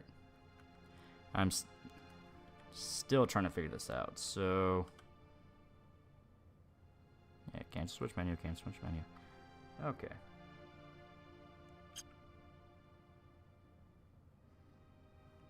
You can't do it in this segment, but later on you can. Yeah. Terror's theme, isn't it? Yes, I think so. Play Megalovania. Arthur Thomason, $2 was the Final Fantasy song. It sounds like Baba O'Reilly. I don't know what you're talking about. Replays again if done right. Okay. So we, yeah.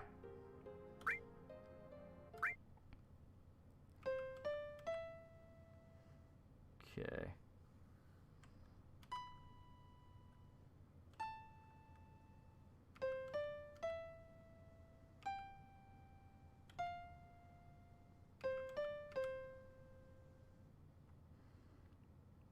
It was FF10. Oh, okay. So let's try that again. No, hit the wrong one. I don't know if I have to cancel it out each time. I'm just doing it under the assumption I should. Okay, so...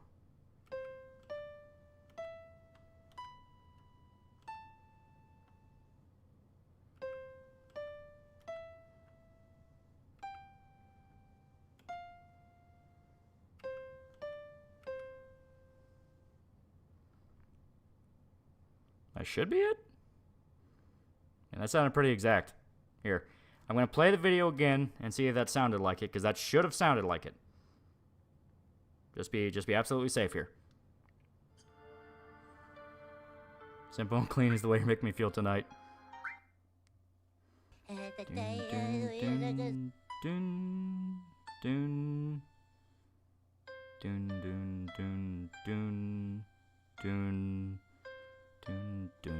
Yeah.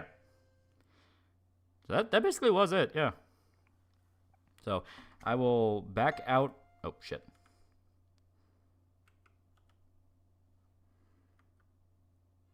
You were off key. It's possible I was off key. So one more time just for the gold. We will know if we did it right, because later on Tifa will come back here and she can get an elemental materia. So it is...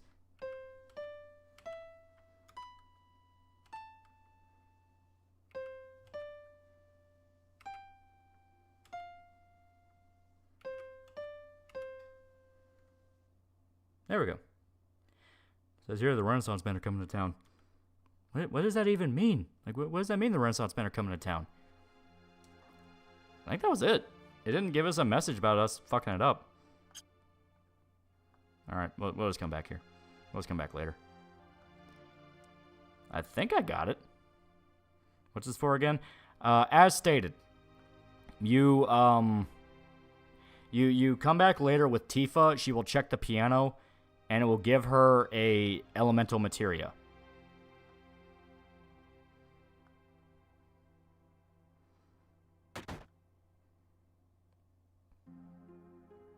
Alright. And this is just talk to more people. No, it just says the Renaissance men are coming to town. They're supposed to play FF7 theme after a certain part of the game to unlock her final limit breaker. It's possible, but I think that's just later.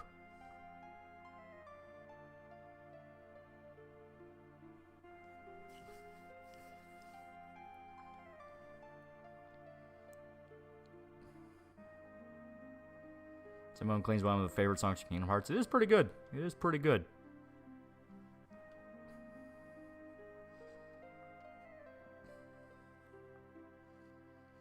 Should have stole Tifa's panties. What's your favorite prelude from Final Fantasy? Like prologue? 4. 4 is really good. 6 has a lot of mystery to it, though.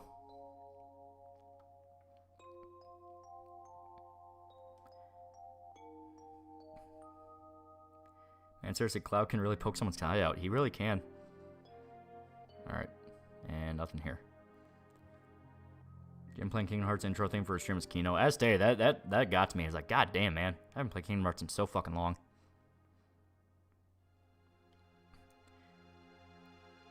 I'm OCD, guys. I had to play the song perfectly for the secret. It literally is for the secret.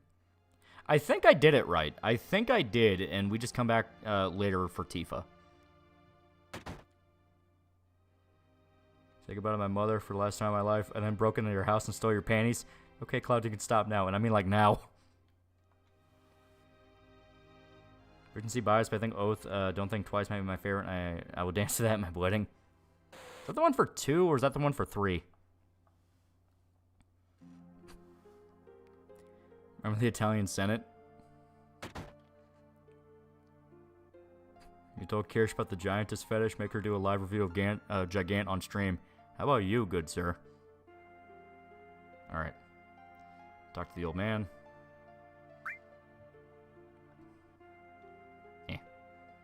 I am the Senate. Remember you and Sho started signing during the Alan Wake stream? That was fun. So he's remembering his Zack, and that's why he can't remember. Yeah, Zack's memories are influencing his memories.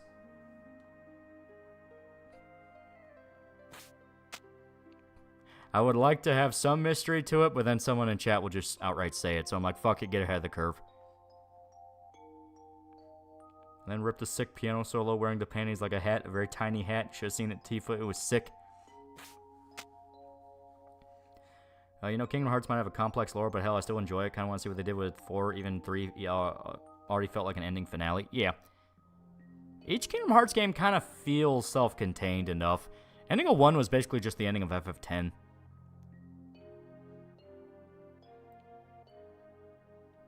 Alright. Eat shit.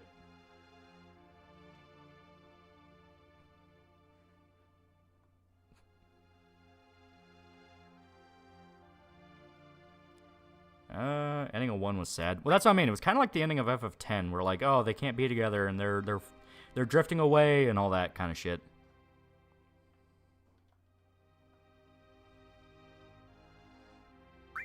There we go. When was peak childhood storytelling? It was great. I still have a soft spot for Kingdom Hearts 1 and 2. I played Kingdom Hearts Chain of Memory or the Game Boy Advance version. I didn't play the Game Boy version. Game Boy version. Fuck. But I did play it. Yeah. So I think Tim Daly is the best Sephiroth voice. He voiced Superman in Justice League. He was pretty good. And yeah, Tifa is literally leading us up the mountain to go fight the monsters.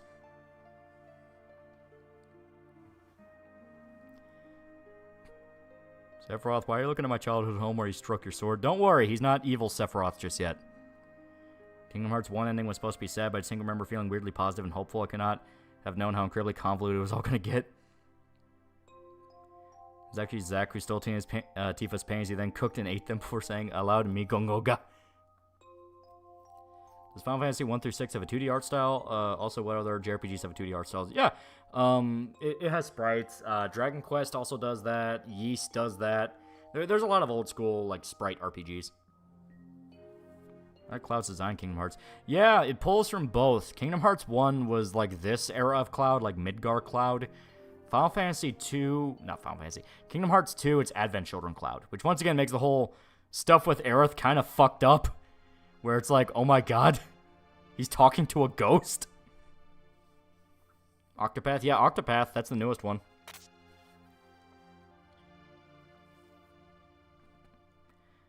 $385 and a half days is hard to play now. Yeah. And Kingdom Hearts 1 me screaming, just fucking jump at Sora really stuck with me. I assumed there was obviously something going on to where it was more complicated than that. Yeah, Kingdom Hearts Remaster doesn't have 385 days on it. Yeah, it's just the cutscenes.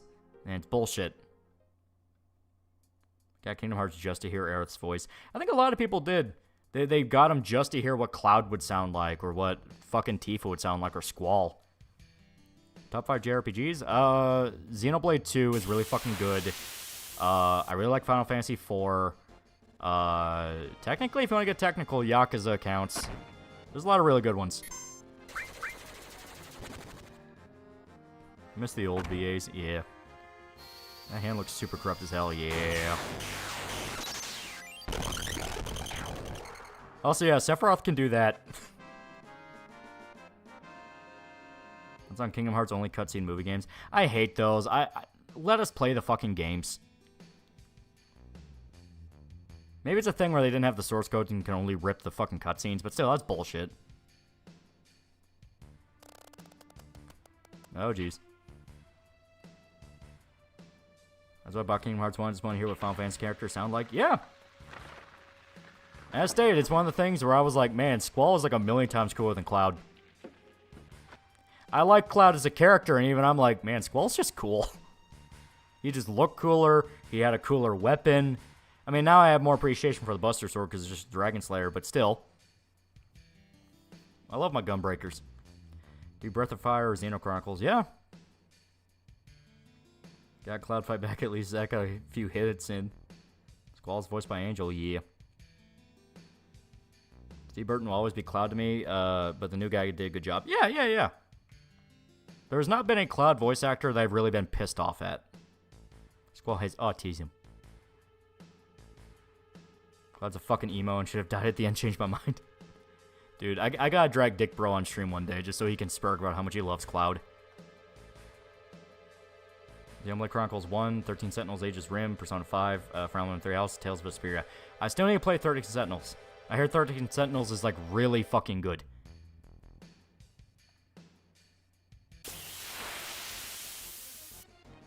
If Cloud is guts, who is Gambino? His dead dad. Speaking of dead. Ollie and Dick Bro win. When I can coordinate with him, it's kind of complicated. I'd like to one day, and he's been up for it. It's just about making the time. Did fan patch for 13 Sentinels. I did hear about some localization, yes.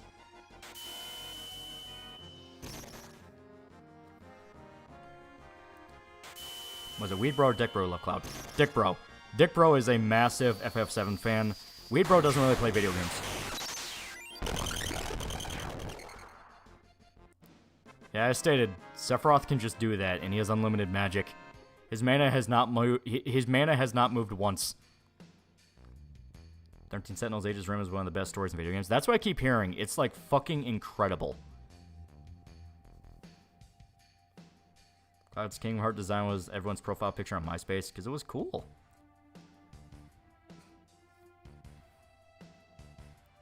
What's your favorite fictional character? Guts. I fucking love Guts. He is the reason I read Berserk. Because I fucking love the dude. Sephiroth is basically Fire Emblem Jigan here. Yeah. Also, Dick Bro will definitely say your real name on stream. Oh, yeah. Start 13 Sentinels sounds like I need to finish it. When Kingdom Hearts 1 came out, I was 7, just blew my mind. Yeah. It's a thing where you play Kingdom Hearts as a kid, and you see all the Final Fantasy people and be like, oh, they look cool. And you don't really think about it because you're there for the Disney stuff. Then you play the actual Final Fantasy games. You are an adult. You go back and play it, and you're like, holy shit, the Final Fantasy stuff is so fucking cool.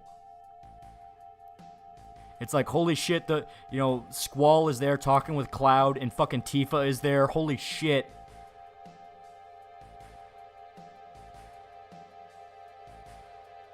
Now, granted, it only references 7 onwards, because it's all Nomura people. So you don't get stuff for like, oh man, fucking Cecil, that's fucking great. Fucking Kane is here. You know, that kind of thing.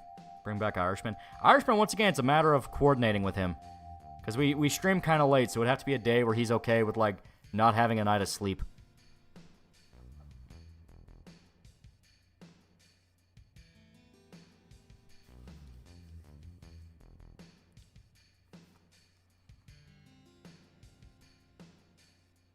Kingdom Hearts did have Setzer. It did. And that was pretty cool. But once again, Setzer was a Nomura character.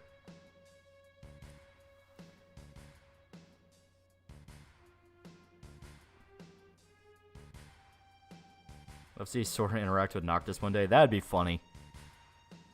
Sky Irishman destroy Sleeping Cycle to stream with you. That would be fun. I can also slip him like $100. Dude blew our mind when we mentioned Cloud as opposed to Advent Children Cloud. Yes, you see it with his design. Not Final Fantasy, I keep trying to say it. Fucking Kingdom Hearts 1, he's still in his Midgar outfit.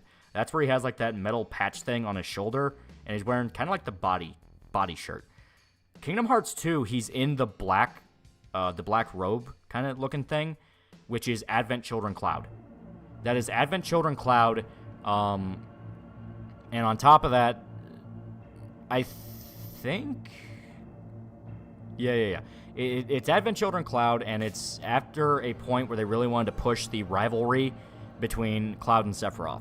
So they just kind of tossed him in there without thinking, and if you knew anything about Final Fantasy VII, you would kind of know it's like, oh shit, that's after Aerith died, because that's where he's like super emo. So yeah, when he sees Aerith in Kingdom Hearts 2, he's really standoffish and fucked up because he's staring at a ghost. Sora interacts with Clive. He does interact with Clive. Man, having Cecil talk to Riku Utaro had me geek out. That'd be fucking great. Kingdom Hearts 1 Cloud is Vincent's arm and cape. You know what? You're right. He does. He does have the cape. Winter Lane for $2. Kingdom Hearts 1's legit top 10 PS2 game, period. Yeah, everyone talks about like the meme factor of like, oh, it's Donald and Goofy, but like, it's actually really fucking cool.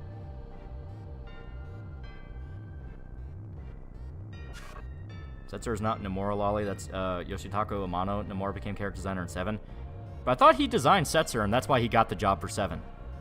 Because I always heard him referred to as a Nomura character.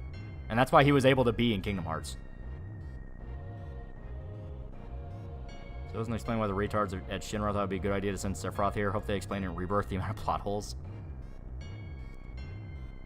I think it legit came down to they didn't think Sephiroth would find it. He would just kill the monsters and go home. I hate hearing Donald squeal all the time. That's legitimate. We also voiced Cecil in DS Remake of 4.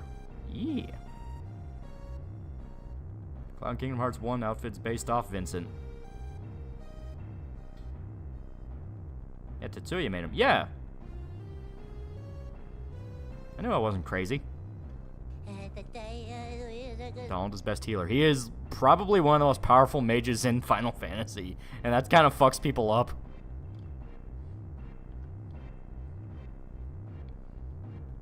This scene's so fucked. Oh, yeah. But that's why it's good. Kingdom Hearts 2 is legit some of the tightest melee combat in PS2 with maybe DMC3 as an exception. It's very good. Cloud's based on Vincent and Sephiroth, Wings and Cloak and all, and they keep plying to Sephiroth in Kingdom Hearts is just Cloud's inner darkness. That is true. They kind of imply that a lot. Because, like, there are multiple times, especially in Kingdom Hearts 2, where they imply Sephiroth isn't even there.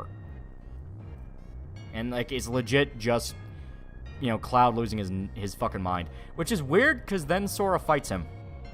There's a lot of weird shit with Kingdom Hearts and Sephiroth. Donald has Z-Flare, yeah. You not expect a godlike entity to call out for someone if they're 5 fucking feet away. Yeah. I would love the twins from Final Fantasy VI to be in a game again. They were cool.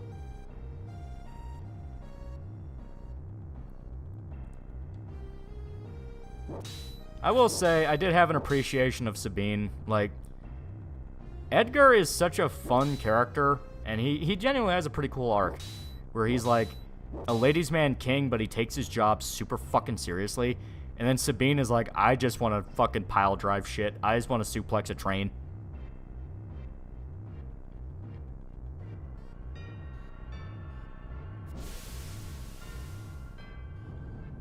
Sephiroth comes out of the weird portal in Kingdom Hearts 1, so time travel? Maybe. Sephiroth's just perfect, just fantastic fight in Kingdom Hearts games, especially 1. Oh yeah, he is literally the skill check. Like, he is harder than almost every other boss in Kingdom Hearts 1. I think the only exception is 2, where it had super bosses. I guess Turkey Tom did something about Only Use Me Blade is even worth watching. I mean, if you're interested in Only Use Me Blade, who is a hilariously sad man. Playing Wasteland 3 and Gaza good. I think you should check it out. I know people really like Wasteland. I never really got super into it. I might sit down and play through it. Yeah, Kingdom Hearts 2 Sephiroth was also a super boss. And I think he was... I think in Kingdom Hearts 2, he was the key to getting the Ultima Blade. I think you had to beat Sephiroth in Kingdom Hearts 2 in order to craft the Ultima Blade. I think. I don't remember. You prefer cookies and cream or Rocky Road ice cream? I like Rocky Road. You're right, Nomura did Setzer in Shadow in 6. I'm the tourist who was in the wrong. Feel free to call me a tard. Shame him. No, he wasn't. That's another Keyblade. Okay. He just gave you an upgrade to the drive form. Okay.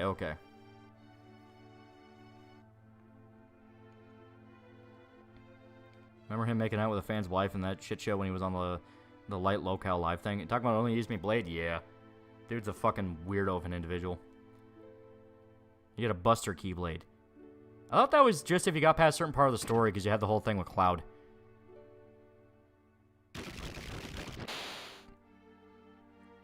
In the original release, yes, but in the final mix they changed it. Okay. You just have to level your crafting, lower the cost of crafting Ultima. Yeah. Okay. And I don't remember if there's anything worth exploring in the mansion. I mean, there might be, like, some story stuff, but I don't remember if there's anything you need to grab. Mars 2 is such a good game. Shame is all downhill from there. Yeah. As to Kingdom Hearts gets a lot of shit for the meme factor of, like, it's literally just there to advertise Disney.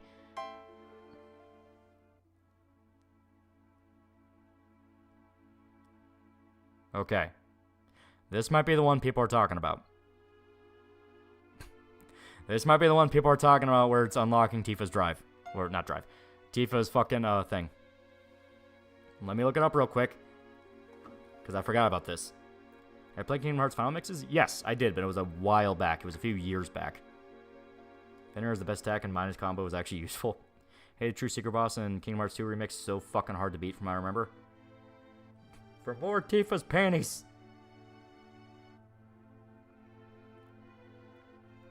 This unlocks Vincent. Does it?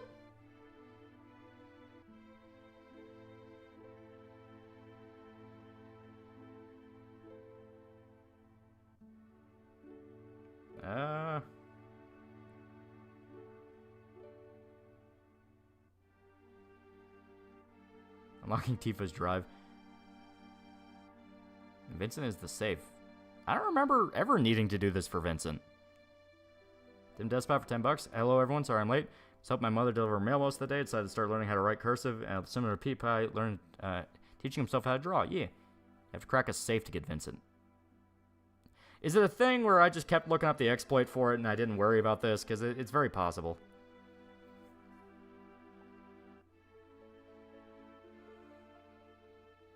Okay. Yeah. I'm looking it up. Yeah, okay. Okay. Yeah, this is the one where you have to play the 7 theme. Okay.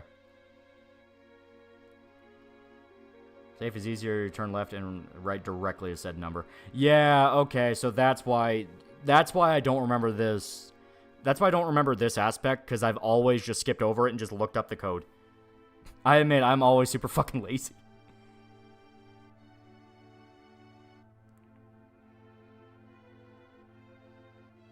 Okay.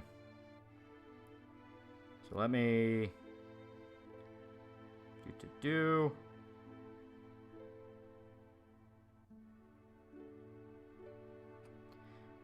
Did you ever hear about the Final Fantasy XIV ASEAN theory? Each member was originally supposed to be past Final Fantasy protags who lost their world to darkness. That's pretty cool. Like, that's actually pretty interesting. Yeah, like, I look up the Mansion Piano. It's just people with YouTube videos telling you what the code is. Okay.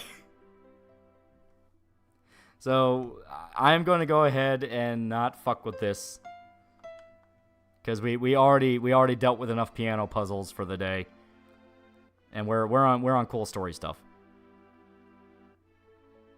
As far as I'm aware, we don't need this to get the... We might actually need it, though. We might actually need it, though. Fuck. Yeah, code's only used for the safe code. Okay, okay. So we need to do the puzzle to unlock Tifa's final drive, or final limit break. I'm just gonna keep calling it drive. There was another piano. Tifa, no Cloud! How would you recommend getting into Disgaea games? I don't really know. It's like, mostly I just say, pick one up and buy one. It was a Rekka on Stormblood when they introduced 2 new members of the Elysium. Okay. I'm torn on this. I'm torn on this.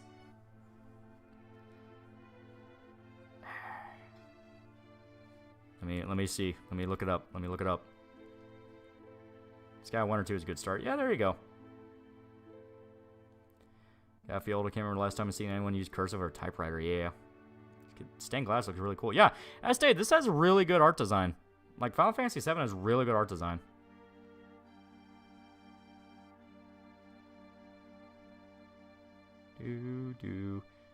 Sky 1 is start. 2 has a great story. Yeah.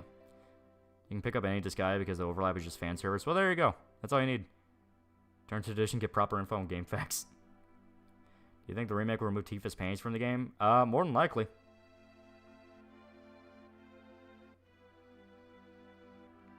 Okay.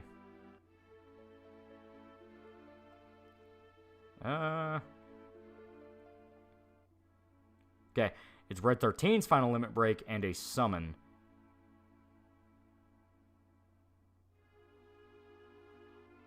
And if you do the piano right in Tifa's house, it'll give you a level 4 limit break. Okay.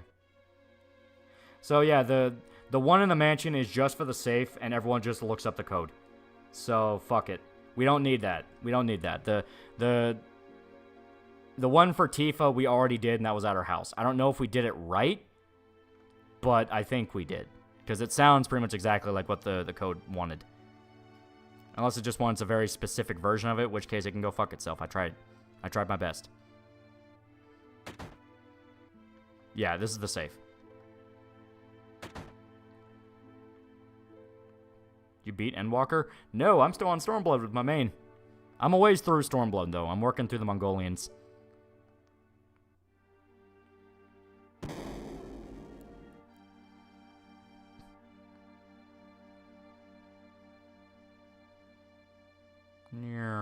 This is the flashback still. Yeah, now you know why I confused it with Cloud's hometown. Because the flashback does go on for a little bit. Can you cook Tifa's panties and gain a health upgrade or something? Alright. So yeah, Sephiroth's losing his shit.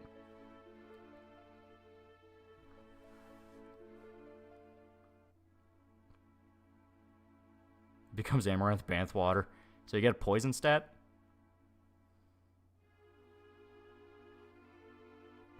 No panty raid, no biologic flawless. Yeah, so Sephiroth discovers that he's a biological weapon.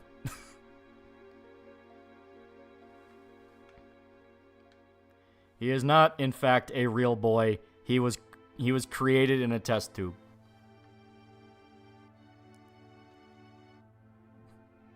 And he's not having a good day. It's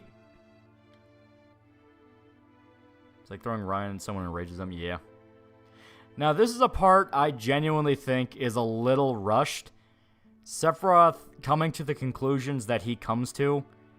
Him having a crisis about it is fine. It's like, you know what? That works. That makes sense. The problem is the fact that you'll see it in just a second.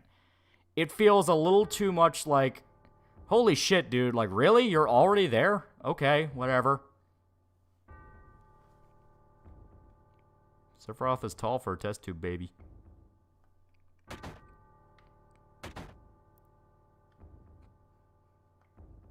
No.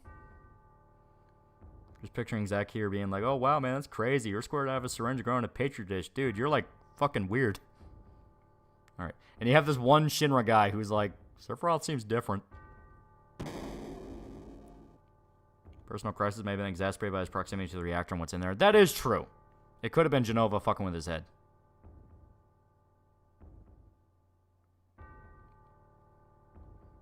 I was filling in the blanks in the scene with evil psychic mumbo jumbo. Yeah. Because you're about to see exactly what I'm talking about. It's something I've mentioned over and over again, and it's why 7 isn't really my favorite Final Fantasy. I like it. It's very fun. It's very good. But you can already see Sephiroth's doing the evil laugh.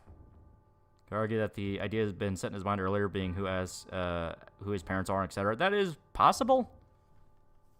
There's a reason Crisis Core kind of built up Sephiroth as well.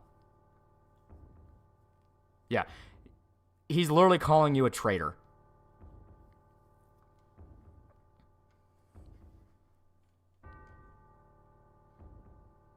Yeah.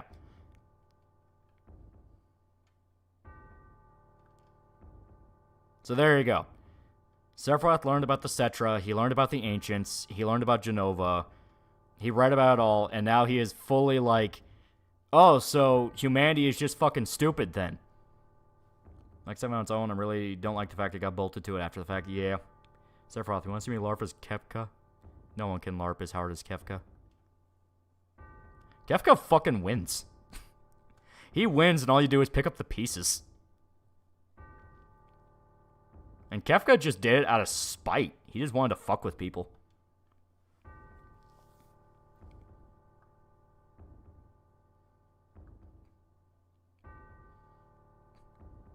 Yeah, so Sephiroth kind of comes to the wrong conclusion here. He thinks he was born of Genova. And it's like, not really? People are getting pissy at the Stalker fan film talking about old AKs and shit while I'm over here in Vanilla Stalker Cup with my 6K FN 2000, my $7,000 Gen 3 NVGs. What do they mean by old AKs? Like the AKs look old? Because like, to me, that's not really a sign to shit on it. That's actually kind of good attention to detail. It's like, this isn't formal military shit. It's a bunch of Slavs in a fucking zone they're not supposed to be in. Hojo, Father of the Year. Joker W, that is Kefka. Yeah. Kefka killed some dude's family over a mild disagreement. Tifa's families get removed will cause another RE4 remake where people looking for reasons to go after the game push black pill shit. I think people are just kind of tired of Final Fantasy VII Remake in general. AK's from the 60s. Are people actually bitching about that? It's actually kind of impressive they managed to get those. Sephiroth having a Christian moment. Yeah. There's smuggled AKs as well. Fuck, man. Those chosen by the planet.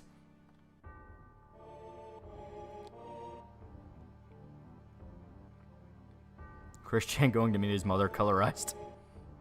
That's in 14's characterization of 7 cast. Oh, Team 4-star characterization of 7 cast. I didn't really watch 7 abridged.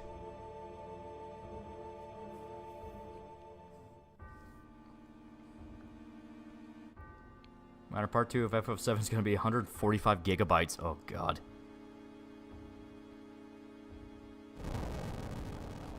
And yeah, he set the village on fire.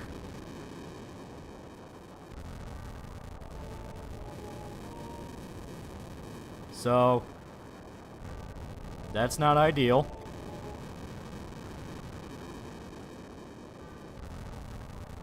So Silent Hill free-to-play game just released. Any thoughts on it? No possible way it's good. He's not coping well. Yeah. I do that fast. He is very strong. He is very, very powerful.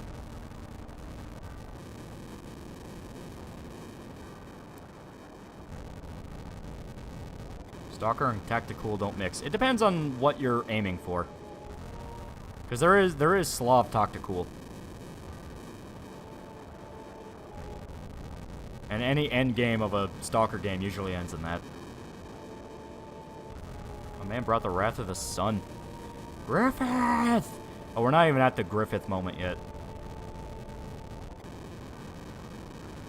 Talk to cool Slav hobo. Yeah. Burning Village sounds like an Atari game.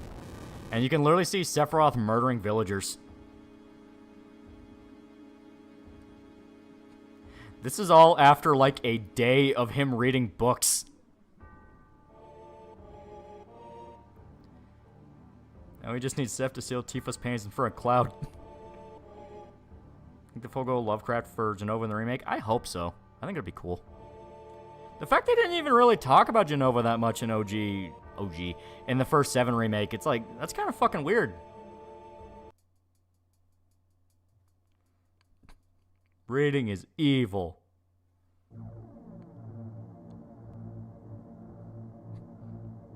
Murder, putting it lightly, just caved someone's head in, yeah.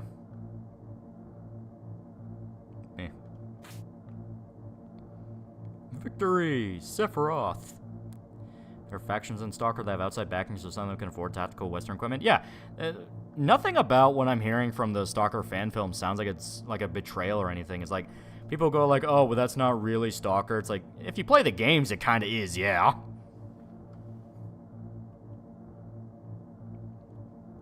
Boomers on the internet for a few days and went full QAnon. And yeah, Sephiroth murdered Tifa's father.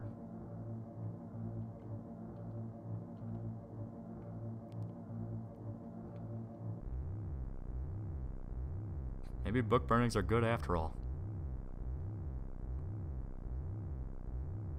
As long as he doesn't touch our tomboy childhood friend, everything will be okay. Stalker has fucking exosuits, yeah. Oh look, he touched the tomboy childhood friend. New Silent short message game is about the protagonist receiving hate comments on Twitter because people don't like her art. Not even joking. Oh god. Slav tactical involves needle and thread and duct tape. So yeah, he fucked Tifa up.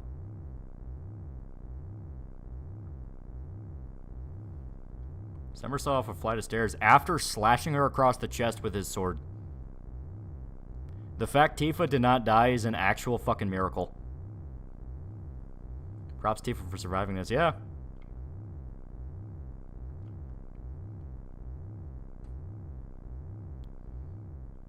And then you died, Tifa. You remember that, right? Sephiroth listened to Alex Jones' entire podcast discography. Those tits saved her. That's why you can't. That's why you can't, you know, shrink down her tits. Otherwise, how is she gonna survive?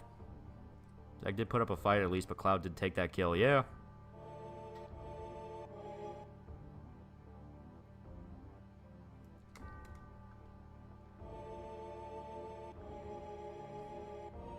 Unique experience with Kingdom Hearts because I watched my dad play 7, 8, 9, and Final Fantasy 10 before I even turned 7 years old, and seeing Final Fantasy characters interact with Disney characters when 1 came out when I was 7 just blew my mind. But I did think about Final Fantasy because I knew about it from a very young age. Yeah. If only she had her panties. Listen, okay? You know.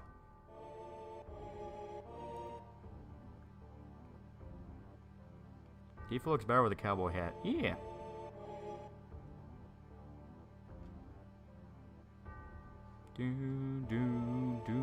I really like the ambient song they have here. It's really good music.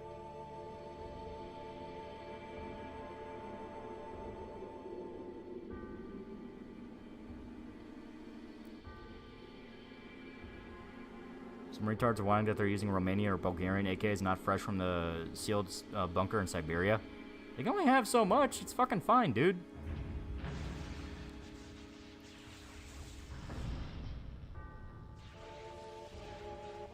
Like, fuck's sake, man. It's like, it's production design. The fact they're not using plastic ones is enough to praise. Probably are using plastic ones in a few shots, because it's like, yeah, that's just how it is.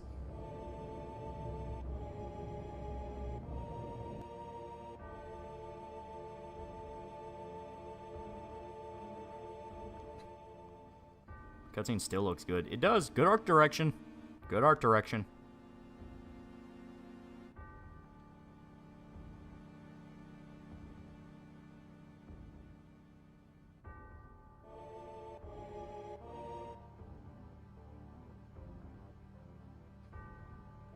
Damn, Sephiroth, your mom was busted.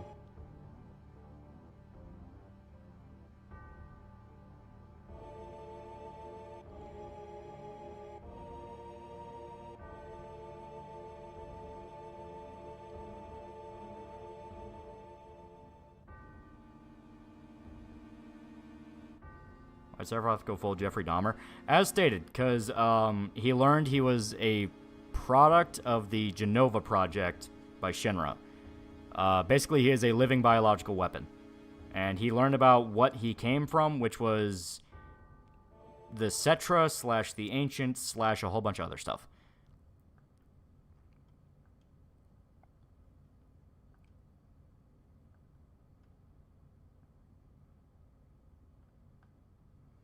Your mom's a roasty, Sephiroth.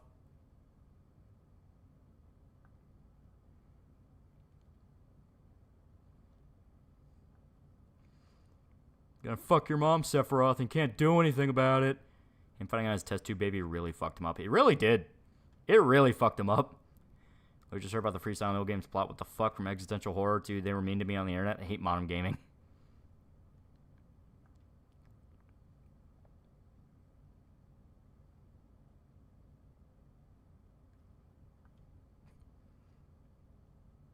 Your mom's in the cum jar, Sephiroth.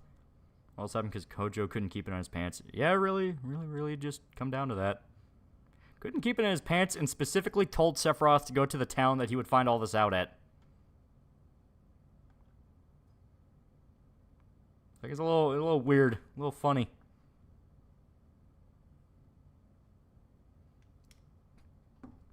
Well, have you heard they're making Sound of Freedom 2? What's some improvement, I hope? I hope they stick closer to the actual cases and what happened. You know, it's like, I want to know more about it, and I want to kill the criticism of, like, you know, like, oh, well, they're just making shit up and lying. It's like, you know, let's put an end to that and, like, try to stick it close to what happened. They'll still lie about it, but at least don't give them an inch. Don't give them ammo. Sephiroth, your mama dead. Game is free. At least had enough sense not to charge for it. Yeah. I can't unsee Shorzy talking shit to Sephiroth.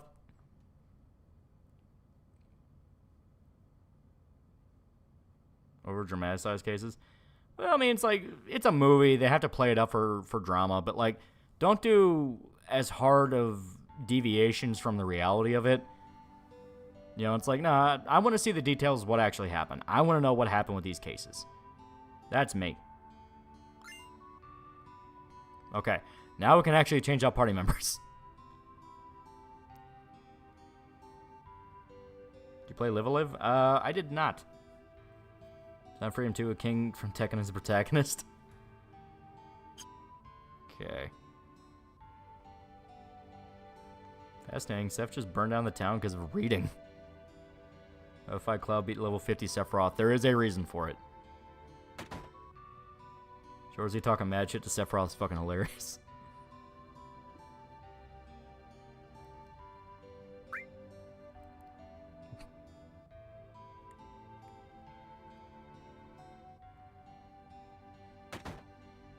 Like Alex Jones game doesn't have co-op mode with King in it. Yeah. There's some stuff they could add to the Alex Jones game that would just make it more fun. Like a co-op mode, a few more levels. And it's like, oh no, the riveting story of Alex Jones fighting globalists. Don't fuck the Mughals, Cloud.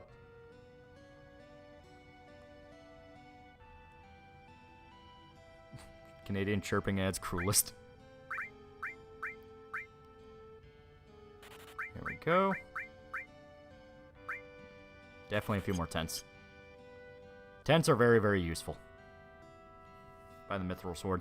Yeah, it should be here. I think that's the armor store here.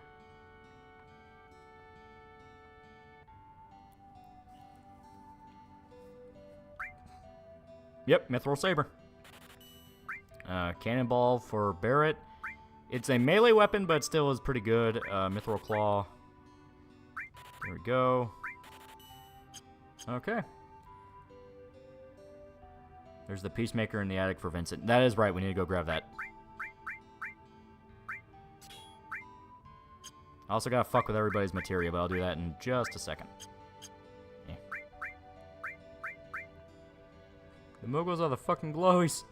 Oh, people try to point out inaccuracies in Sound of Freedom and ranges from, hey, these events aren't in the same time range too. Well, we don't know the kids are being trafficked. Yeah, that kind of bullshit. Where it's like, hey, they're Mexican kids being taken across the border by an American. It's like, they were fucking trafficked, dude.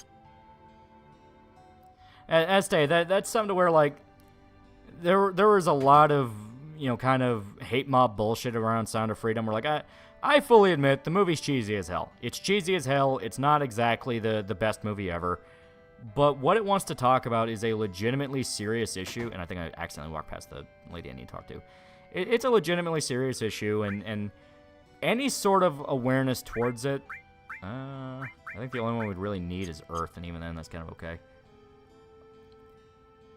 You have to equip all of Eris items before she dies. I don't remember if it gives you the items back, so it'd probably be a good idea, yes.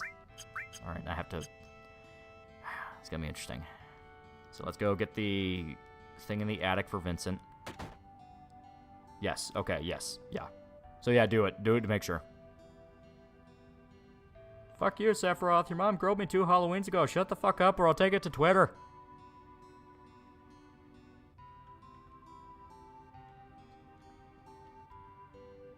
No goodies around here. Is it controversial to say child sex bad? Yeah. These hardworking child kidnappers, those candies don't come cheap. They need to get all your gear material after she leaves. Yeah. Oh, this is the one I was just in. Fuck. Here we go. You prefer red or white meat? I kind of like both. I kind of like both. You can do a lot more with chicken. Okay. You can do a lot more with chicken. There's like all sorts of different recipes, you know, for like a million different things with chicken. It's good with cheese, good with like buffalo sauce, good with like, you know, Korean spices, good with fucking anything. Red meat, you kind of have to be more careful about. Red meat by itself tastes very good, but if you cook it wrong, you will know. Gotta remember where I get the key for this. Oh, Dougie.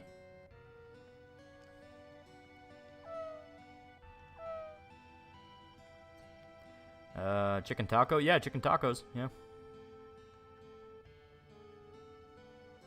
I like Cloud's hooves. Okay.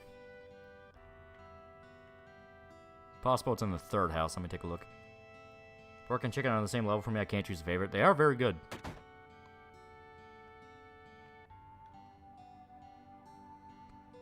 Yeah.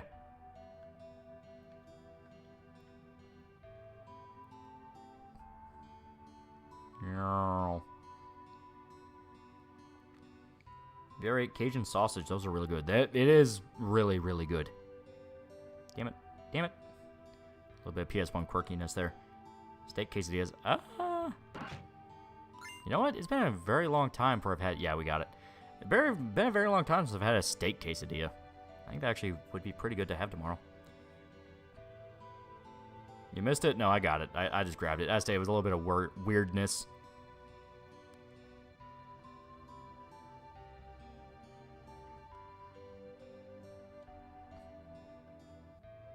Man, getting hungry. Yeah. Cajun kielbasa sounds really good. Yeah. Okay. So that should be everything we need to do. Everything missable lads. We don't need another enemy skill incident. Yeah. It's gonna be a long ass time before we can get that back. Oh shit, right. Yeah. I'm too used to playing it on my console where the controls are more, you know. 2 seconds.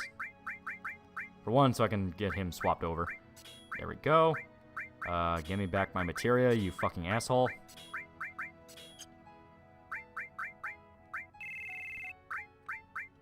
And red 13.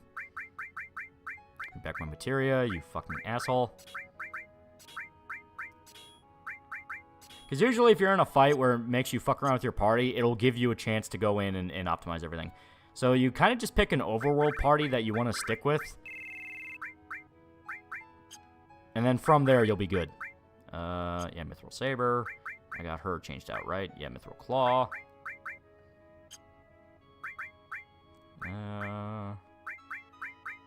There we go. Fucking love gumbo. Gumbo is really good. Ever had chicken tamales? Oh, yeah. We have a lot of good Mexican restaurants around here. They're really good. So Barrett's a mix between Malcolm X and Mr. T. And he had the politics of Ted Kaczynski. Alright. Since I will be okay with Cloud having, but I want Elemental to replace that slot, Who's your endgame party? Usually, my endgame party is like Cloud, Tifa, and Yuffie. Because they're the ones I put the most amount of time in. Because you get them super early. So you just grind them up. Okay. Lightning. Yeah, fuck it. Make it do lightning damage. Cover. And I'll have Tifa use all these. So, you do not want to actually overload everybody with magic. There is a very specific system to how materia works. I will explain it for people who don't know. You notice the equip effect. Equip effect is what happens to your character once you put on the materia. So, elemental, no equip effect.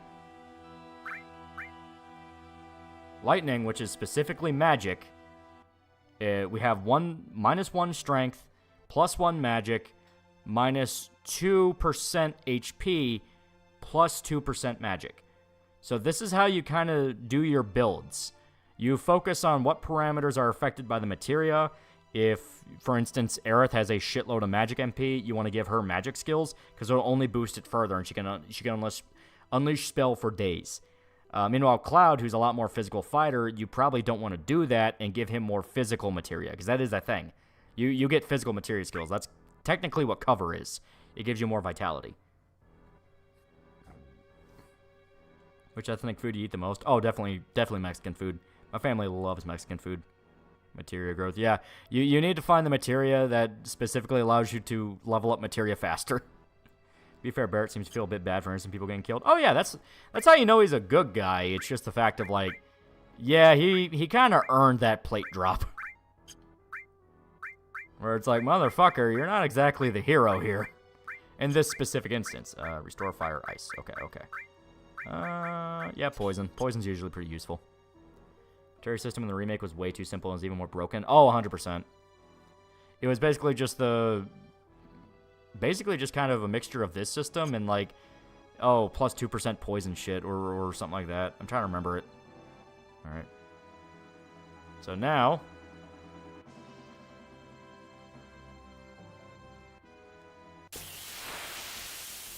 Happy to hear Kentucky is good Mexican food. Oh yeah, we got a lot of Mexicans around here. Some of them are even legal. Ever tried Indian or Mediterranean food? Both. We have both. Okay, hold off on that. Aloha. Play enough Genova wants her children sold to spread around the gift. Yeah.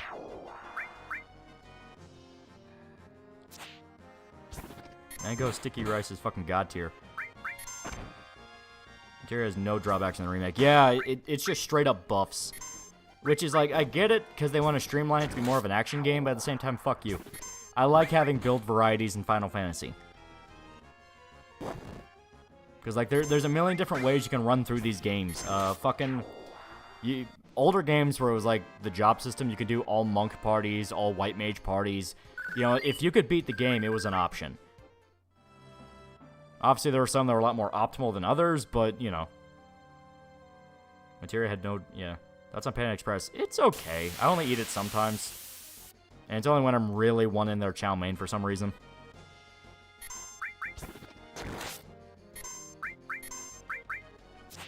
Yeah. The wastelands around Midgar have one of those two machine gun enemies you can steal a weapon for Barrett from. Yeah. I don't remember what you get, though.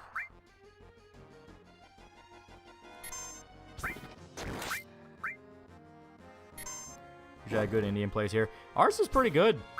Like, they really know what you're...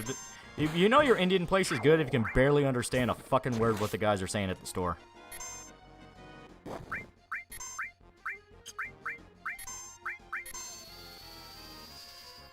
Oh, I thought some people that do level 1 challenge runs. Very impressive. It's like, god damn, they do some fucking insane shit.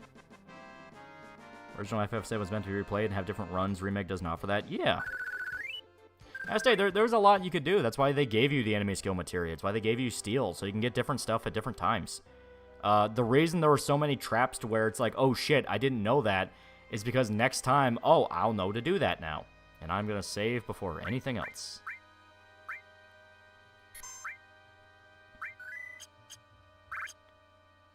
Melee weapon is essentially weaponized jaws of life. Yeah, yeah, okay, I remember now. Yeah. It's like the claw thing. Yeah. Monster is called Custom Sweeper. You also get one of the best enemy skills from it. Okay, okay. Fight the funny snake. we will do that later.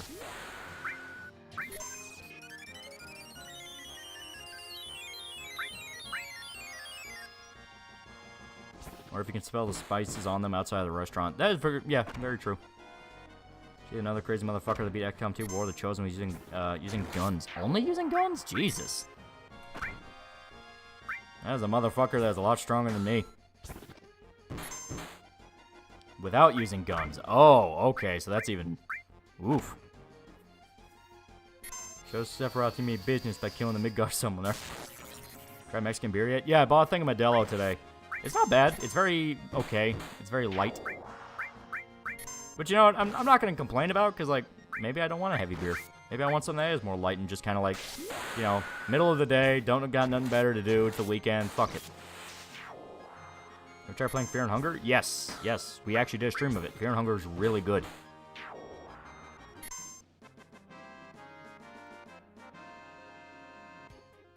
Try using ice on the funny plants. I will try that. Drinking some Dos Equis right now. Good stuff. Alright. Alright, crash and good night. Yeah, we're not going to go too much longer. Yeah, it is very important we do this.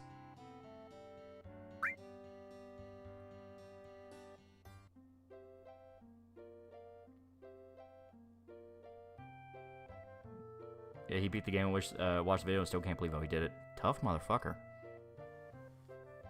All white mage GM still blows my mind. Like, to learn some serious patience to grind in one, yet alone with all the pacifist party, more or less. Yeah.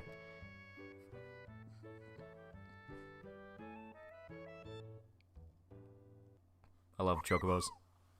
I love the chocobos. And yeah, we now have our first summon. Not put it on Cloud, because fuck it, you...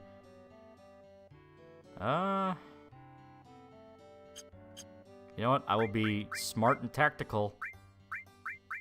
That poison that we shoved on just for the sake of it, we will give it to Aerith. You can only choose one lolly man. Your Oshi, Kirsch, or Noelle? Noelle. I have seen Noelle naked, so Noelle.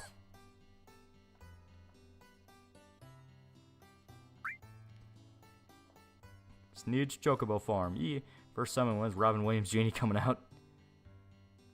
9,000 hours getting Knights of the Round. Yeah. Best summon because sometimes you get Fat Chocobo. I loved Fat Chocobo so much. He's so good. Highly recommend Tecate beer. I will look into that. So yeah. We physically cannot go through the marshes because there is a giant snake that will kill us.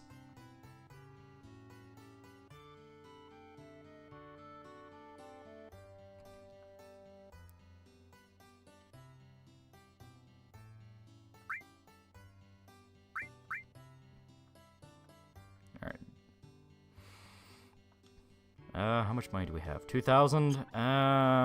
Let's leave for a little bit here. Because we're gonna need a little bit of money. Just a little bit.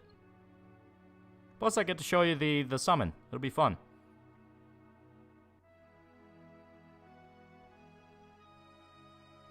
When was the Chocobo ever introduced? Final Fantasy 3.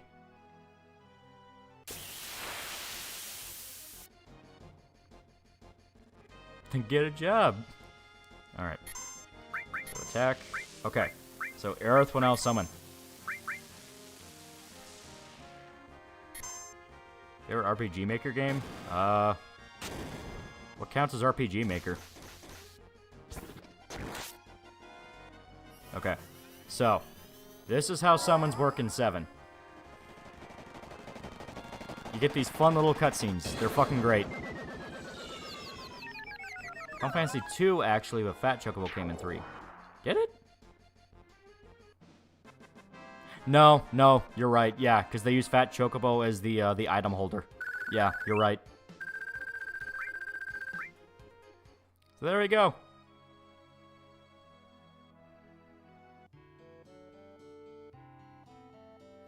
It's just a fun little thing. It is a fun little animation.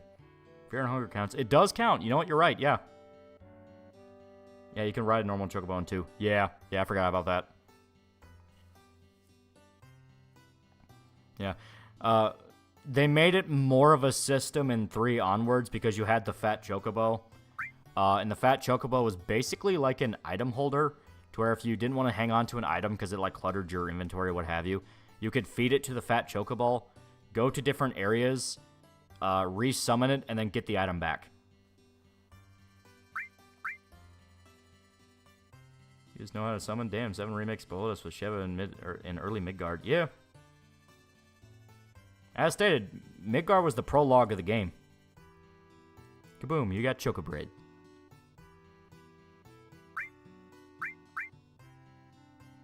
Yeah, he is literally just explaining how to get chocobos. So, you have to look at areas on the map where there's specifically chocobo tracks, which are the little feet thingies. Final Fantasy IV had the special chocobo, 7 expanded on the chocobo system by introducing breeding. Yeah, because a lot of people put a lot of time into chocobo breeding.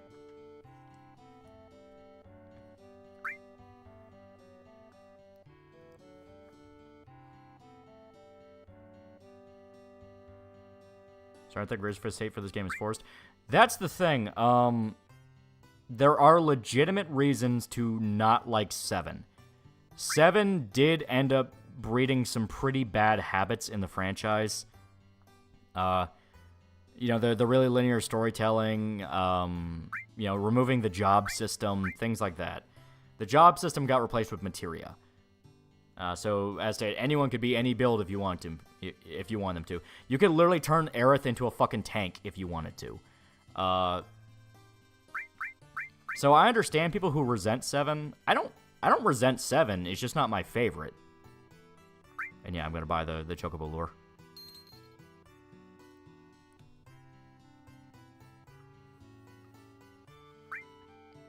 So, you would think you would want to buy the expensive one to have them stay there forever.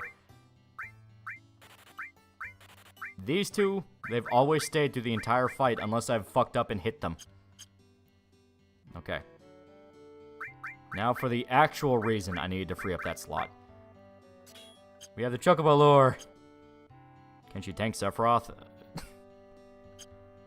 Not in a cutscene. Remember being told as a kid that grinding for the golden chocobo would be a pain, but I guess I was lucky because it barely lasted me a few hours. Yeah, there are ways around it. There are a lot of people who praise 7. Yeah, people really like 7 because, well, it did introduce some bad habits. It also introduced a lot of really good ideas. Limit breaks are a fucking awesome idea, and everyone likes them. Where's for shitting on remakes entertaining? Remake deserves some hate. It deserves some hate. What do you think of Suicide Squad movie? David Ayer one was shit, but it was okay. I thought it was entertaining enough to watch to the point I was like, I saw it. It's a movie.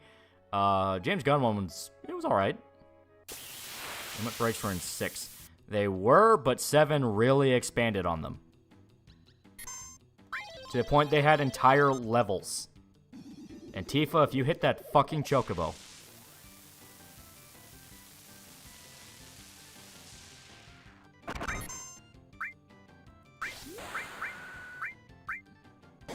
Ah, you fucking idiot.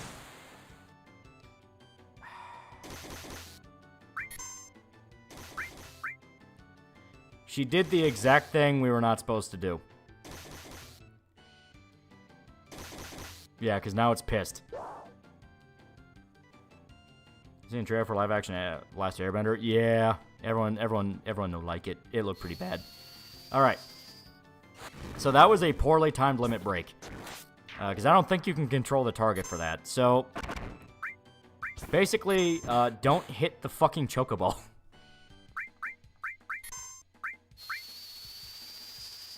I'm gonna hit it. Better buy some greens for the big burbs. That will come later. Right now, it's just about getting one in the first place. What's on James Gunn? I feel like his influence has made the market a bit saturated, but it might be dumb. I really didn't like how he joined the hate mob against Roseanne. And then whined and bitched when everyone's like, well, didn't you do edgy jokes? Because it's like, yeah, motherfucker, that's why you don't do these things. You don't gun after people for arbitrary jokes. Fucking asshole. Red Chocobo, so much needier. I don't want to think about the Red Chocobo. I don't. Okay. Now, Tifa, don't hit the goddamn Chocobo.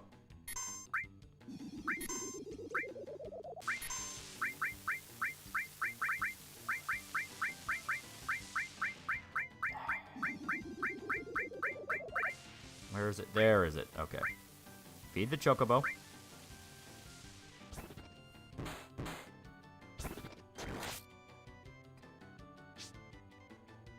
The one problem with Gun's humor is he throws a lot of jokes at the wall and hopes something sticks, and yeah, a lot of it sticks, but some of it falls short. Oh, yeah.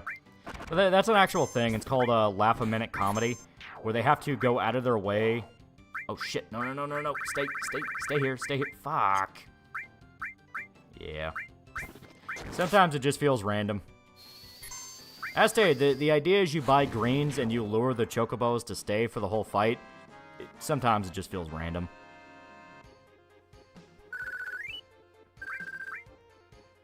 Action Airbenders further proof people need to learn to keep their mouth shut. Has anything the head said helped market the movie? Oh yeah, it looks awful.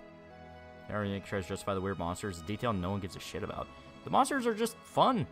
It's like they're just fun. No one really cares. I mean, it's a Final Fantasy monster. Did you ever get Game Informer magazine? Never cared about journalists in them, but I love the cover art and issues. I have issues from 2004 to 16. Oh yeah. Like, I distinctly remember being excited getting Game Informer magazines from GameStop. They were really cool. I read about stuff like Dead Rising on them and shit like that. It's fucking great. Okay.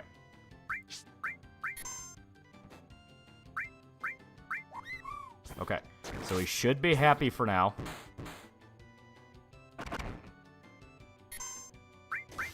I think also, like, certain types of Chocobos like certain types of greens. They were in Nintendo Power? No, I never got Nintendo Power. It was all Game Informer. So, you know, like, please kill it. There we go. We got the Chocobo. Spice live action remake stuff. Like, I get it's okay here and there, but these days just fucking blow. Yeah. Did anyone actually rate Game Informer cover to cover? I did, yeah. Okay. So now we get the Chocobo. We get to ride it. And obviously, yeah, you trivialize the snake. Just to, yeah.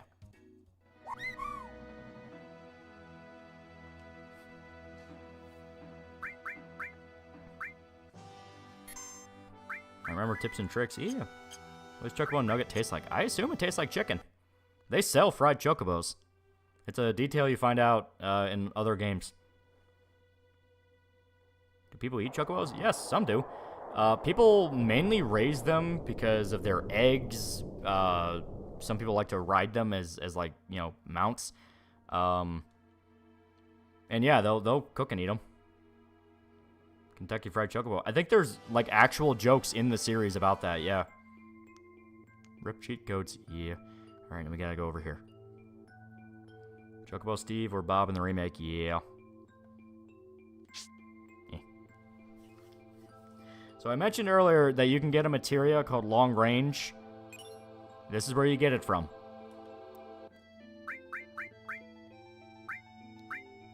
I think I have to put that on his weapon, though, so here we go.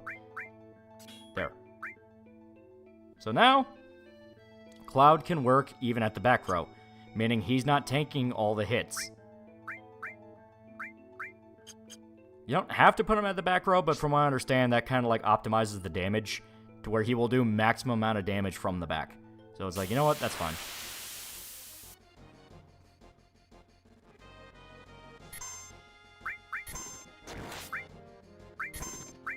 And just to trivialize, Sephiroth destroyed that snake. Yeah, he's a fucking monster. Love having 14 wild Chocobos are considered dangerous. Yeah. I mean, they are big-ass birds. The person who played Katara in live-action Avatar... Katara in the live-action Avatar movie is the producer's daughter who got the role due to nepotism. Oof. Are you talking about the M. Night Shyamalan one? Because it's like, yeah.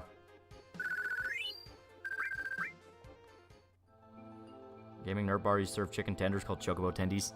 That's pretty great. Alright, Lolly, glad your Yoshi noticed you. If only it could have been the Berserk mind worms and not the fucking Persona ones. Because the Persona ones just lead to frustration. Time for bed. Yeah, I'm not going to go too much longer. After this next cutscene, we're going to fight the snake, and then I'm going to call it. Because I want people to understand how bad of an idea it is to fight that snake.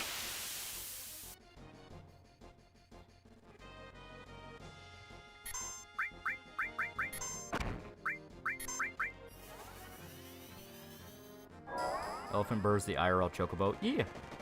Also like an ostrich, you know.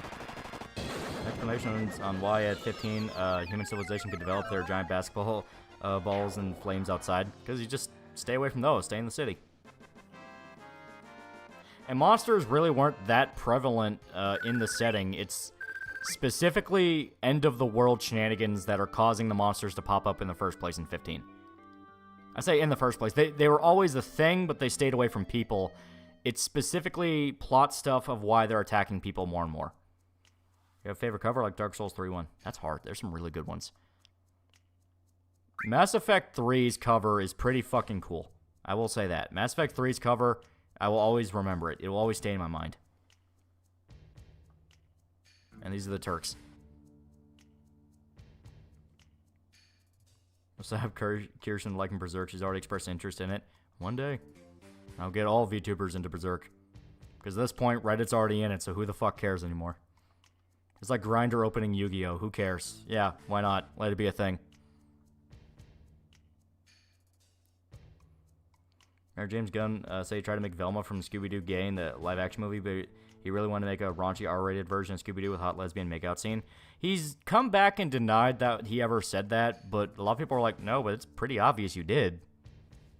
Because A, it came out around the same time as Scream, which kicked off the whole horror revival. It was done by James Gunn, who was from Troma, who did a whole bunch of R-rated, you know, sex comedies and gore comedy, stuff like that.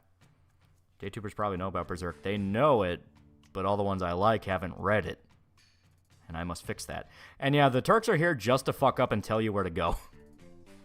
Literally, they go like, oh, you'll never get us, even as we go to the harbor. It's like, so to the harbor, huh? Twistmail remake Game Informer issue that opened a whole new world for me? Yeah. Twistmail, the remix cover is also pretty good. It's not the best, it's a little minimalist, and especially weird for Twisted Metal.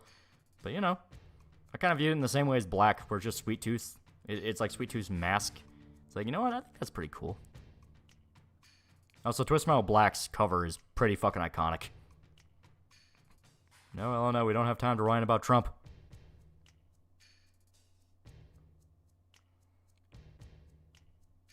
Just like Berserk villains where they tell Guts their weakness. Sees Elena Office Lady would.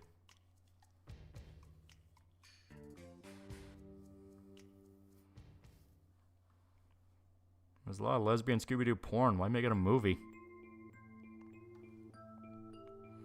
Okay with Velma being bi, but I'm tired of people demanding her just be lesbian. She had a crush on Fred for years. Yeah. I genuinely don't care. I don't watch Scooby-Doo to find out who they fuck. I watched it as a kid because I was like, I want to solve mysteries. Twistmail 2 is the shit. Twistmail 2 was awesome. I didn't know James Gunn's 57. Summon again.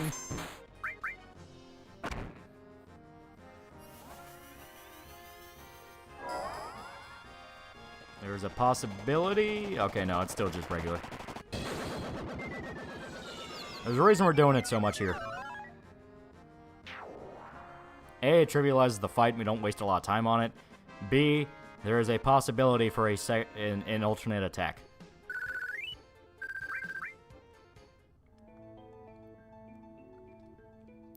Is there a game you saw on the store shelf and regret not buying? I once found X-Men Origins, Wolverine, and Ninja Gaiden 3 and did not buy them. In hindsight, it breaks my heart. I'm trying to think of like what I didn't what I didn't eventually just end up playing. Because not really.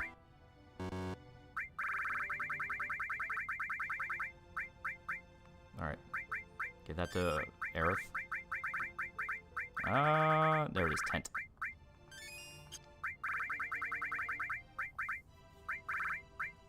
Card source, give that to Cloud. What do you mean you don't care about the sexuality of cartoon characters? Do I not have a hyper? Okay, I do not, so this is gonna be interesting. Fuck it, you know, we're kind of going in this expecting to die, so. Because I will show you why it's a bad idea to fuck with that snake.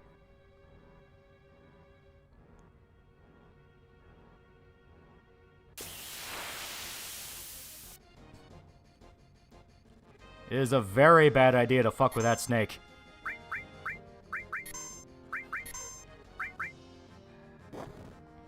Don't step on snake.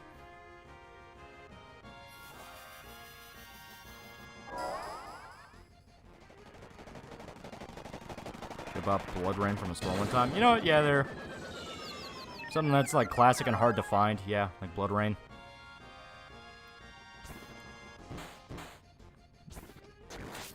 "19 yards of venom." And as you can see, snake hits very hard.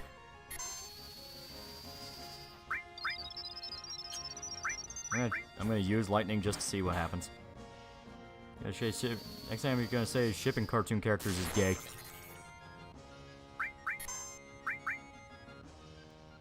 Shaggy canonically owns a slave plantation. This thing is like what, 115 k HP or something? Something like that. It is something you are not supposed to fight right now.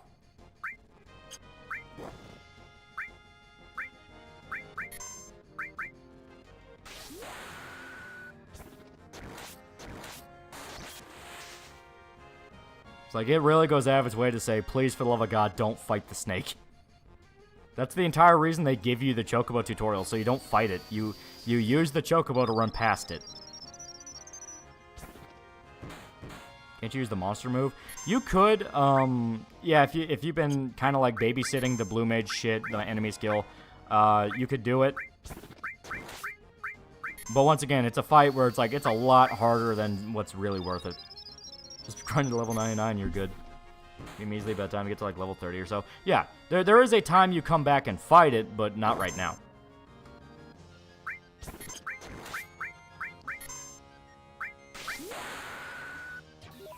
You can get better with enemy materia. Yeah.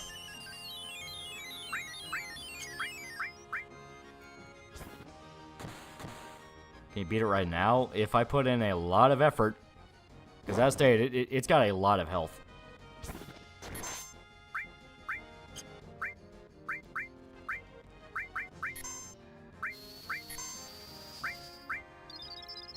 Could beat it right now if you prepare, but it has hours. Yeah. In fact, no one has made Fred into femboys, i.e. traps. You might win. Oh yeah, it kicked away Tifa. It literally kicks away Tifa.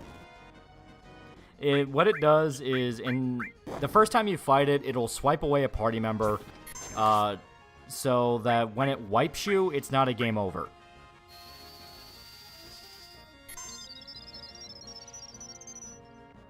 Turn that thing into a belt.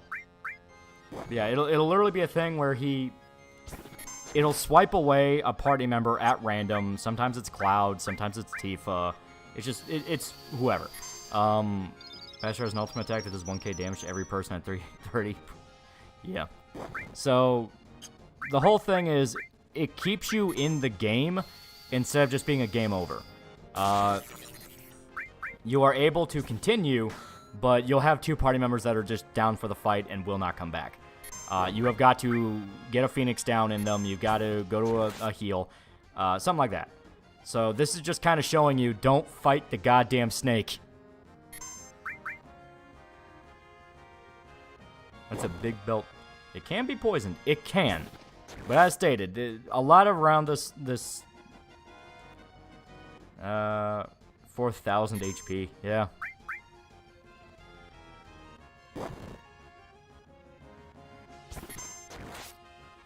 Tifa's gone now. I've Cloud to myself. Oh, the snake's here too. We gotta flood the market with boots. Can you run away? I think there is, yeah. I think there's a command to run away. Was this a massive mistake? I was showing you guys the consequences if you fight it.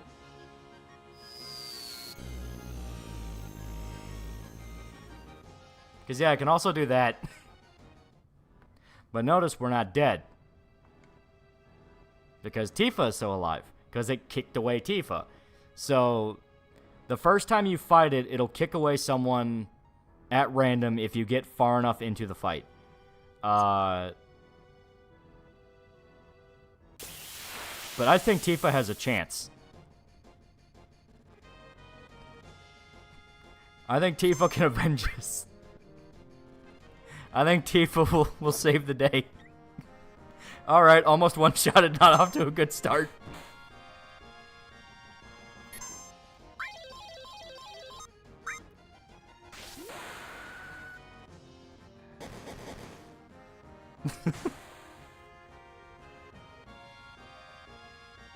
Come on. Oh. How is she not dead? Oh, there we go. Grab his tail, twist it. So there you go. Yeah. Don't fight the snake. Don't fight the snake just yet. Wait a little bit or grind up on enemy skills. Do whatever you can to make sure you know you can beat the snake. Tifa, nah, I'd win. Yeah, I'll show you guys. See? So now we can go back to do plot stuff. But honestly, at this point, I am going to call it here for the night. Let me swap on over. All you gotta do is get a critical hit. Yeah, I'm swapping back over for the night. So there you go. More Final Fantasy VII. As stated, I might actually do this as a series until we beat the game. Because I genuinely enjoy Final Fantasy VII a lot. It's really fun explaining Final Fantasy shit to everybody. It is a little hard to keep a lid on spoilers because the game's been out for so long and people have such a loyalty to it. It's like, yeah, I get it. Let me unplug my controller here. It's right by my Wi-Fi router, so you know that's good. There we go. My Wi-Fi adapter, I mean to say. See why people like Tifa now. It's a great game. It's a great game. And as you can see, so where's this Cruise Saga set? The ideal is Alaska. Yeah, that's the ideal. Damn it, Lolly. You're going to have 2 Final Fantasy streams. I know, right? I'm going to go from the Berserk guy to that Final Fantasy guy. Me. Damn it. Now the cords of the controller is getting wrapped up in the headphones. Damn it. Oh, God. Oh, God. This is nonsense. This is a farce. Damn it. Go to South Africa. No, I'm white. I'll die. The other girl party member. Little girl with the round spike thing. Oh, that's Yuffie. We will get Yuffie. Honestly, it kind of looks like maybe next time. Berserk guy to Final Fantasy guy. What a downgrade. I don't have a choice. They're not releasing any more fucking chapters. What controller do you use? It's an Xbox controller. Xbox One. Damn it. There we go. Fred might get Velma and Daphne, but Shaggy gets half of Velma's cousins and claps a goddamn alien. Guy with a big sword, white-haired guy with a sword, same difference. Is there a cruise to Japan? There is, but those are fucking expensive. I just want to do Alaska because like a quick week one. Yeah, there you go. There you go. Let's review Berserk fan fiction. It should be fine. There is other Berserk stuff I can talk about, where it's like I can still talk about the Dreamcast game, the PS2 game, the Grumbuild light novel. But I want to save those on special occasions. You know? Alaska cruise video. That is the goal. That is the goal. Maybe like the Japan saga. Take video of the vacation and whales and shit. No Mexican cruise affair of the cartel. I've been to Mexico on a cruise, though. Cruise saga again video. That is the plan. That is the plan. Heard the league controversy on Stanley Cups? I have not. So a week of looking at a bunch of trees from a boat. There's more you can do. There's casinos. There's bars. Gonna play Disco Elysium. Yeah, gonna have to get started on Disco Elysium. But yeah, there we go. There we go. Fun shit. Fun shit. We even had some interesting people coming over from another streamer. That was pretty fun. They got to hear about Berserk and Final Fantasy and Metro. So it's good shit. It's good shit. Good shit. Good shit. Good shit. Stanley Cups have led now. Oh, yeah. Those, like, those drink cup things. I thought talking about Stanley Cup as in, like, hockey. Like, what? Is something going on with hockey? And I'll go with a sub. You guys can go see the Titanic. All right, that sounds cool. Hey, keep yourself from blowing your money and save up, asking for a friend. Honestly, I have no idea what to tell you. I'm not particularly great with money myself. There's a reason I had to start the Edward Jones account. Because otherwise, I'd be like, yeah. I call it the Edward Jones account, but they're not. They always yell at me for calling them that. Because it's like, I hear about Edward Jones, the investment company, because I see their commercials on TV. And I go to the investment place, and I refer to them as like, yeah, that's the Edward Jones place. And they're like, no, we're not fucking that. Stop telling people we're that. It's like, God damn it, dude. Okay. Chased all the women away again. You're scaring the chicks, man. Don't forget the cryptic quest. That is true. What's going on? What's not going on with hockey? That's the thing. Hacky about hickey. About hickey. Call them the not Edward Jones place. Yeah, I know. I should, but I'm just going to end up calling them that anyway. And it's 100% just because I saw I saw a bunch of commercials on TV about Edward Jones. So now when I think investment place, I just think Edward Jones. Zodiac for $1, but Lolly, it old game. You no want old game. Buy new game. Consume. One of the good ones for $1. I convinced Sweet Baby was not just consultation, but had full writing control for Kill the Justice League, example Green Lantern, and Deadshot. Make a lot more sense from the logic of you can't have white person kill black person in 2024. Also says it on their site. Oh, yeah, 100%. They are specifically script advisement companies, so I have no doubt in my mind they'll outsource writing to these people just for the sake of it. It was like, fuck it, we'll give you the contract to write them. It's like, yeah, I mean, that makes 100%, yeah. Who's your favorite Disco Elysium character? I answered it earlier. I love Harry. He is a fantastic protagonist. Did you hear Dwayne stole a man's glory in WWE? Second time the dude lost out? Yeah. All right. Well, you're a crypto bro. You should be good with money.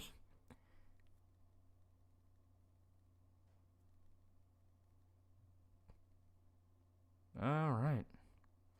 I'm going to call it here. I'm now very, very sleepy. I'm very tired. Also, I got pissed like a racehorse. So, thank everybody who showed up. It was really cool. Remember to thank the Kirschwoman for stopping by and rating. That was interesting. You know, be sure to watch VTubers. Don't just throw them away for the sake of it. You know, you're not better than anybody. Next stream will be with Shota. I have no idea what he's got planned. All he has said over and over again is he has something in mind. So I am curious what he has in mind, and I think it'll be very fun. It'll be very fun. But yeah, I'm going to get started on the Disco Elysium video. Disco Elysium video is going to be a long-ass time. Not a long-ass time. It'll be a long time. It's probably going to be a long-ass video. I intended to be a longa boy.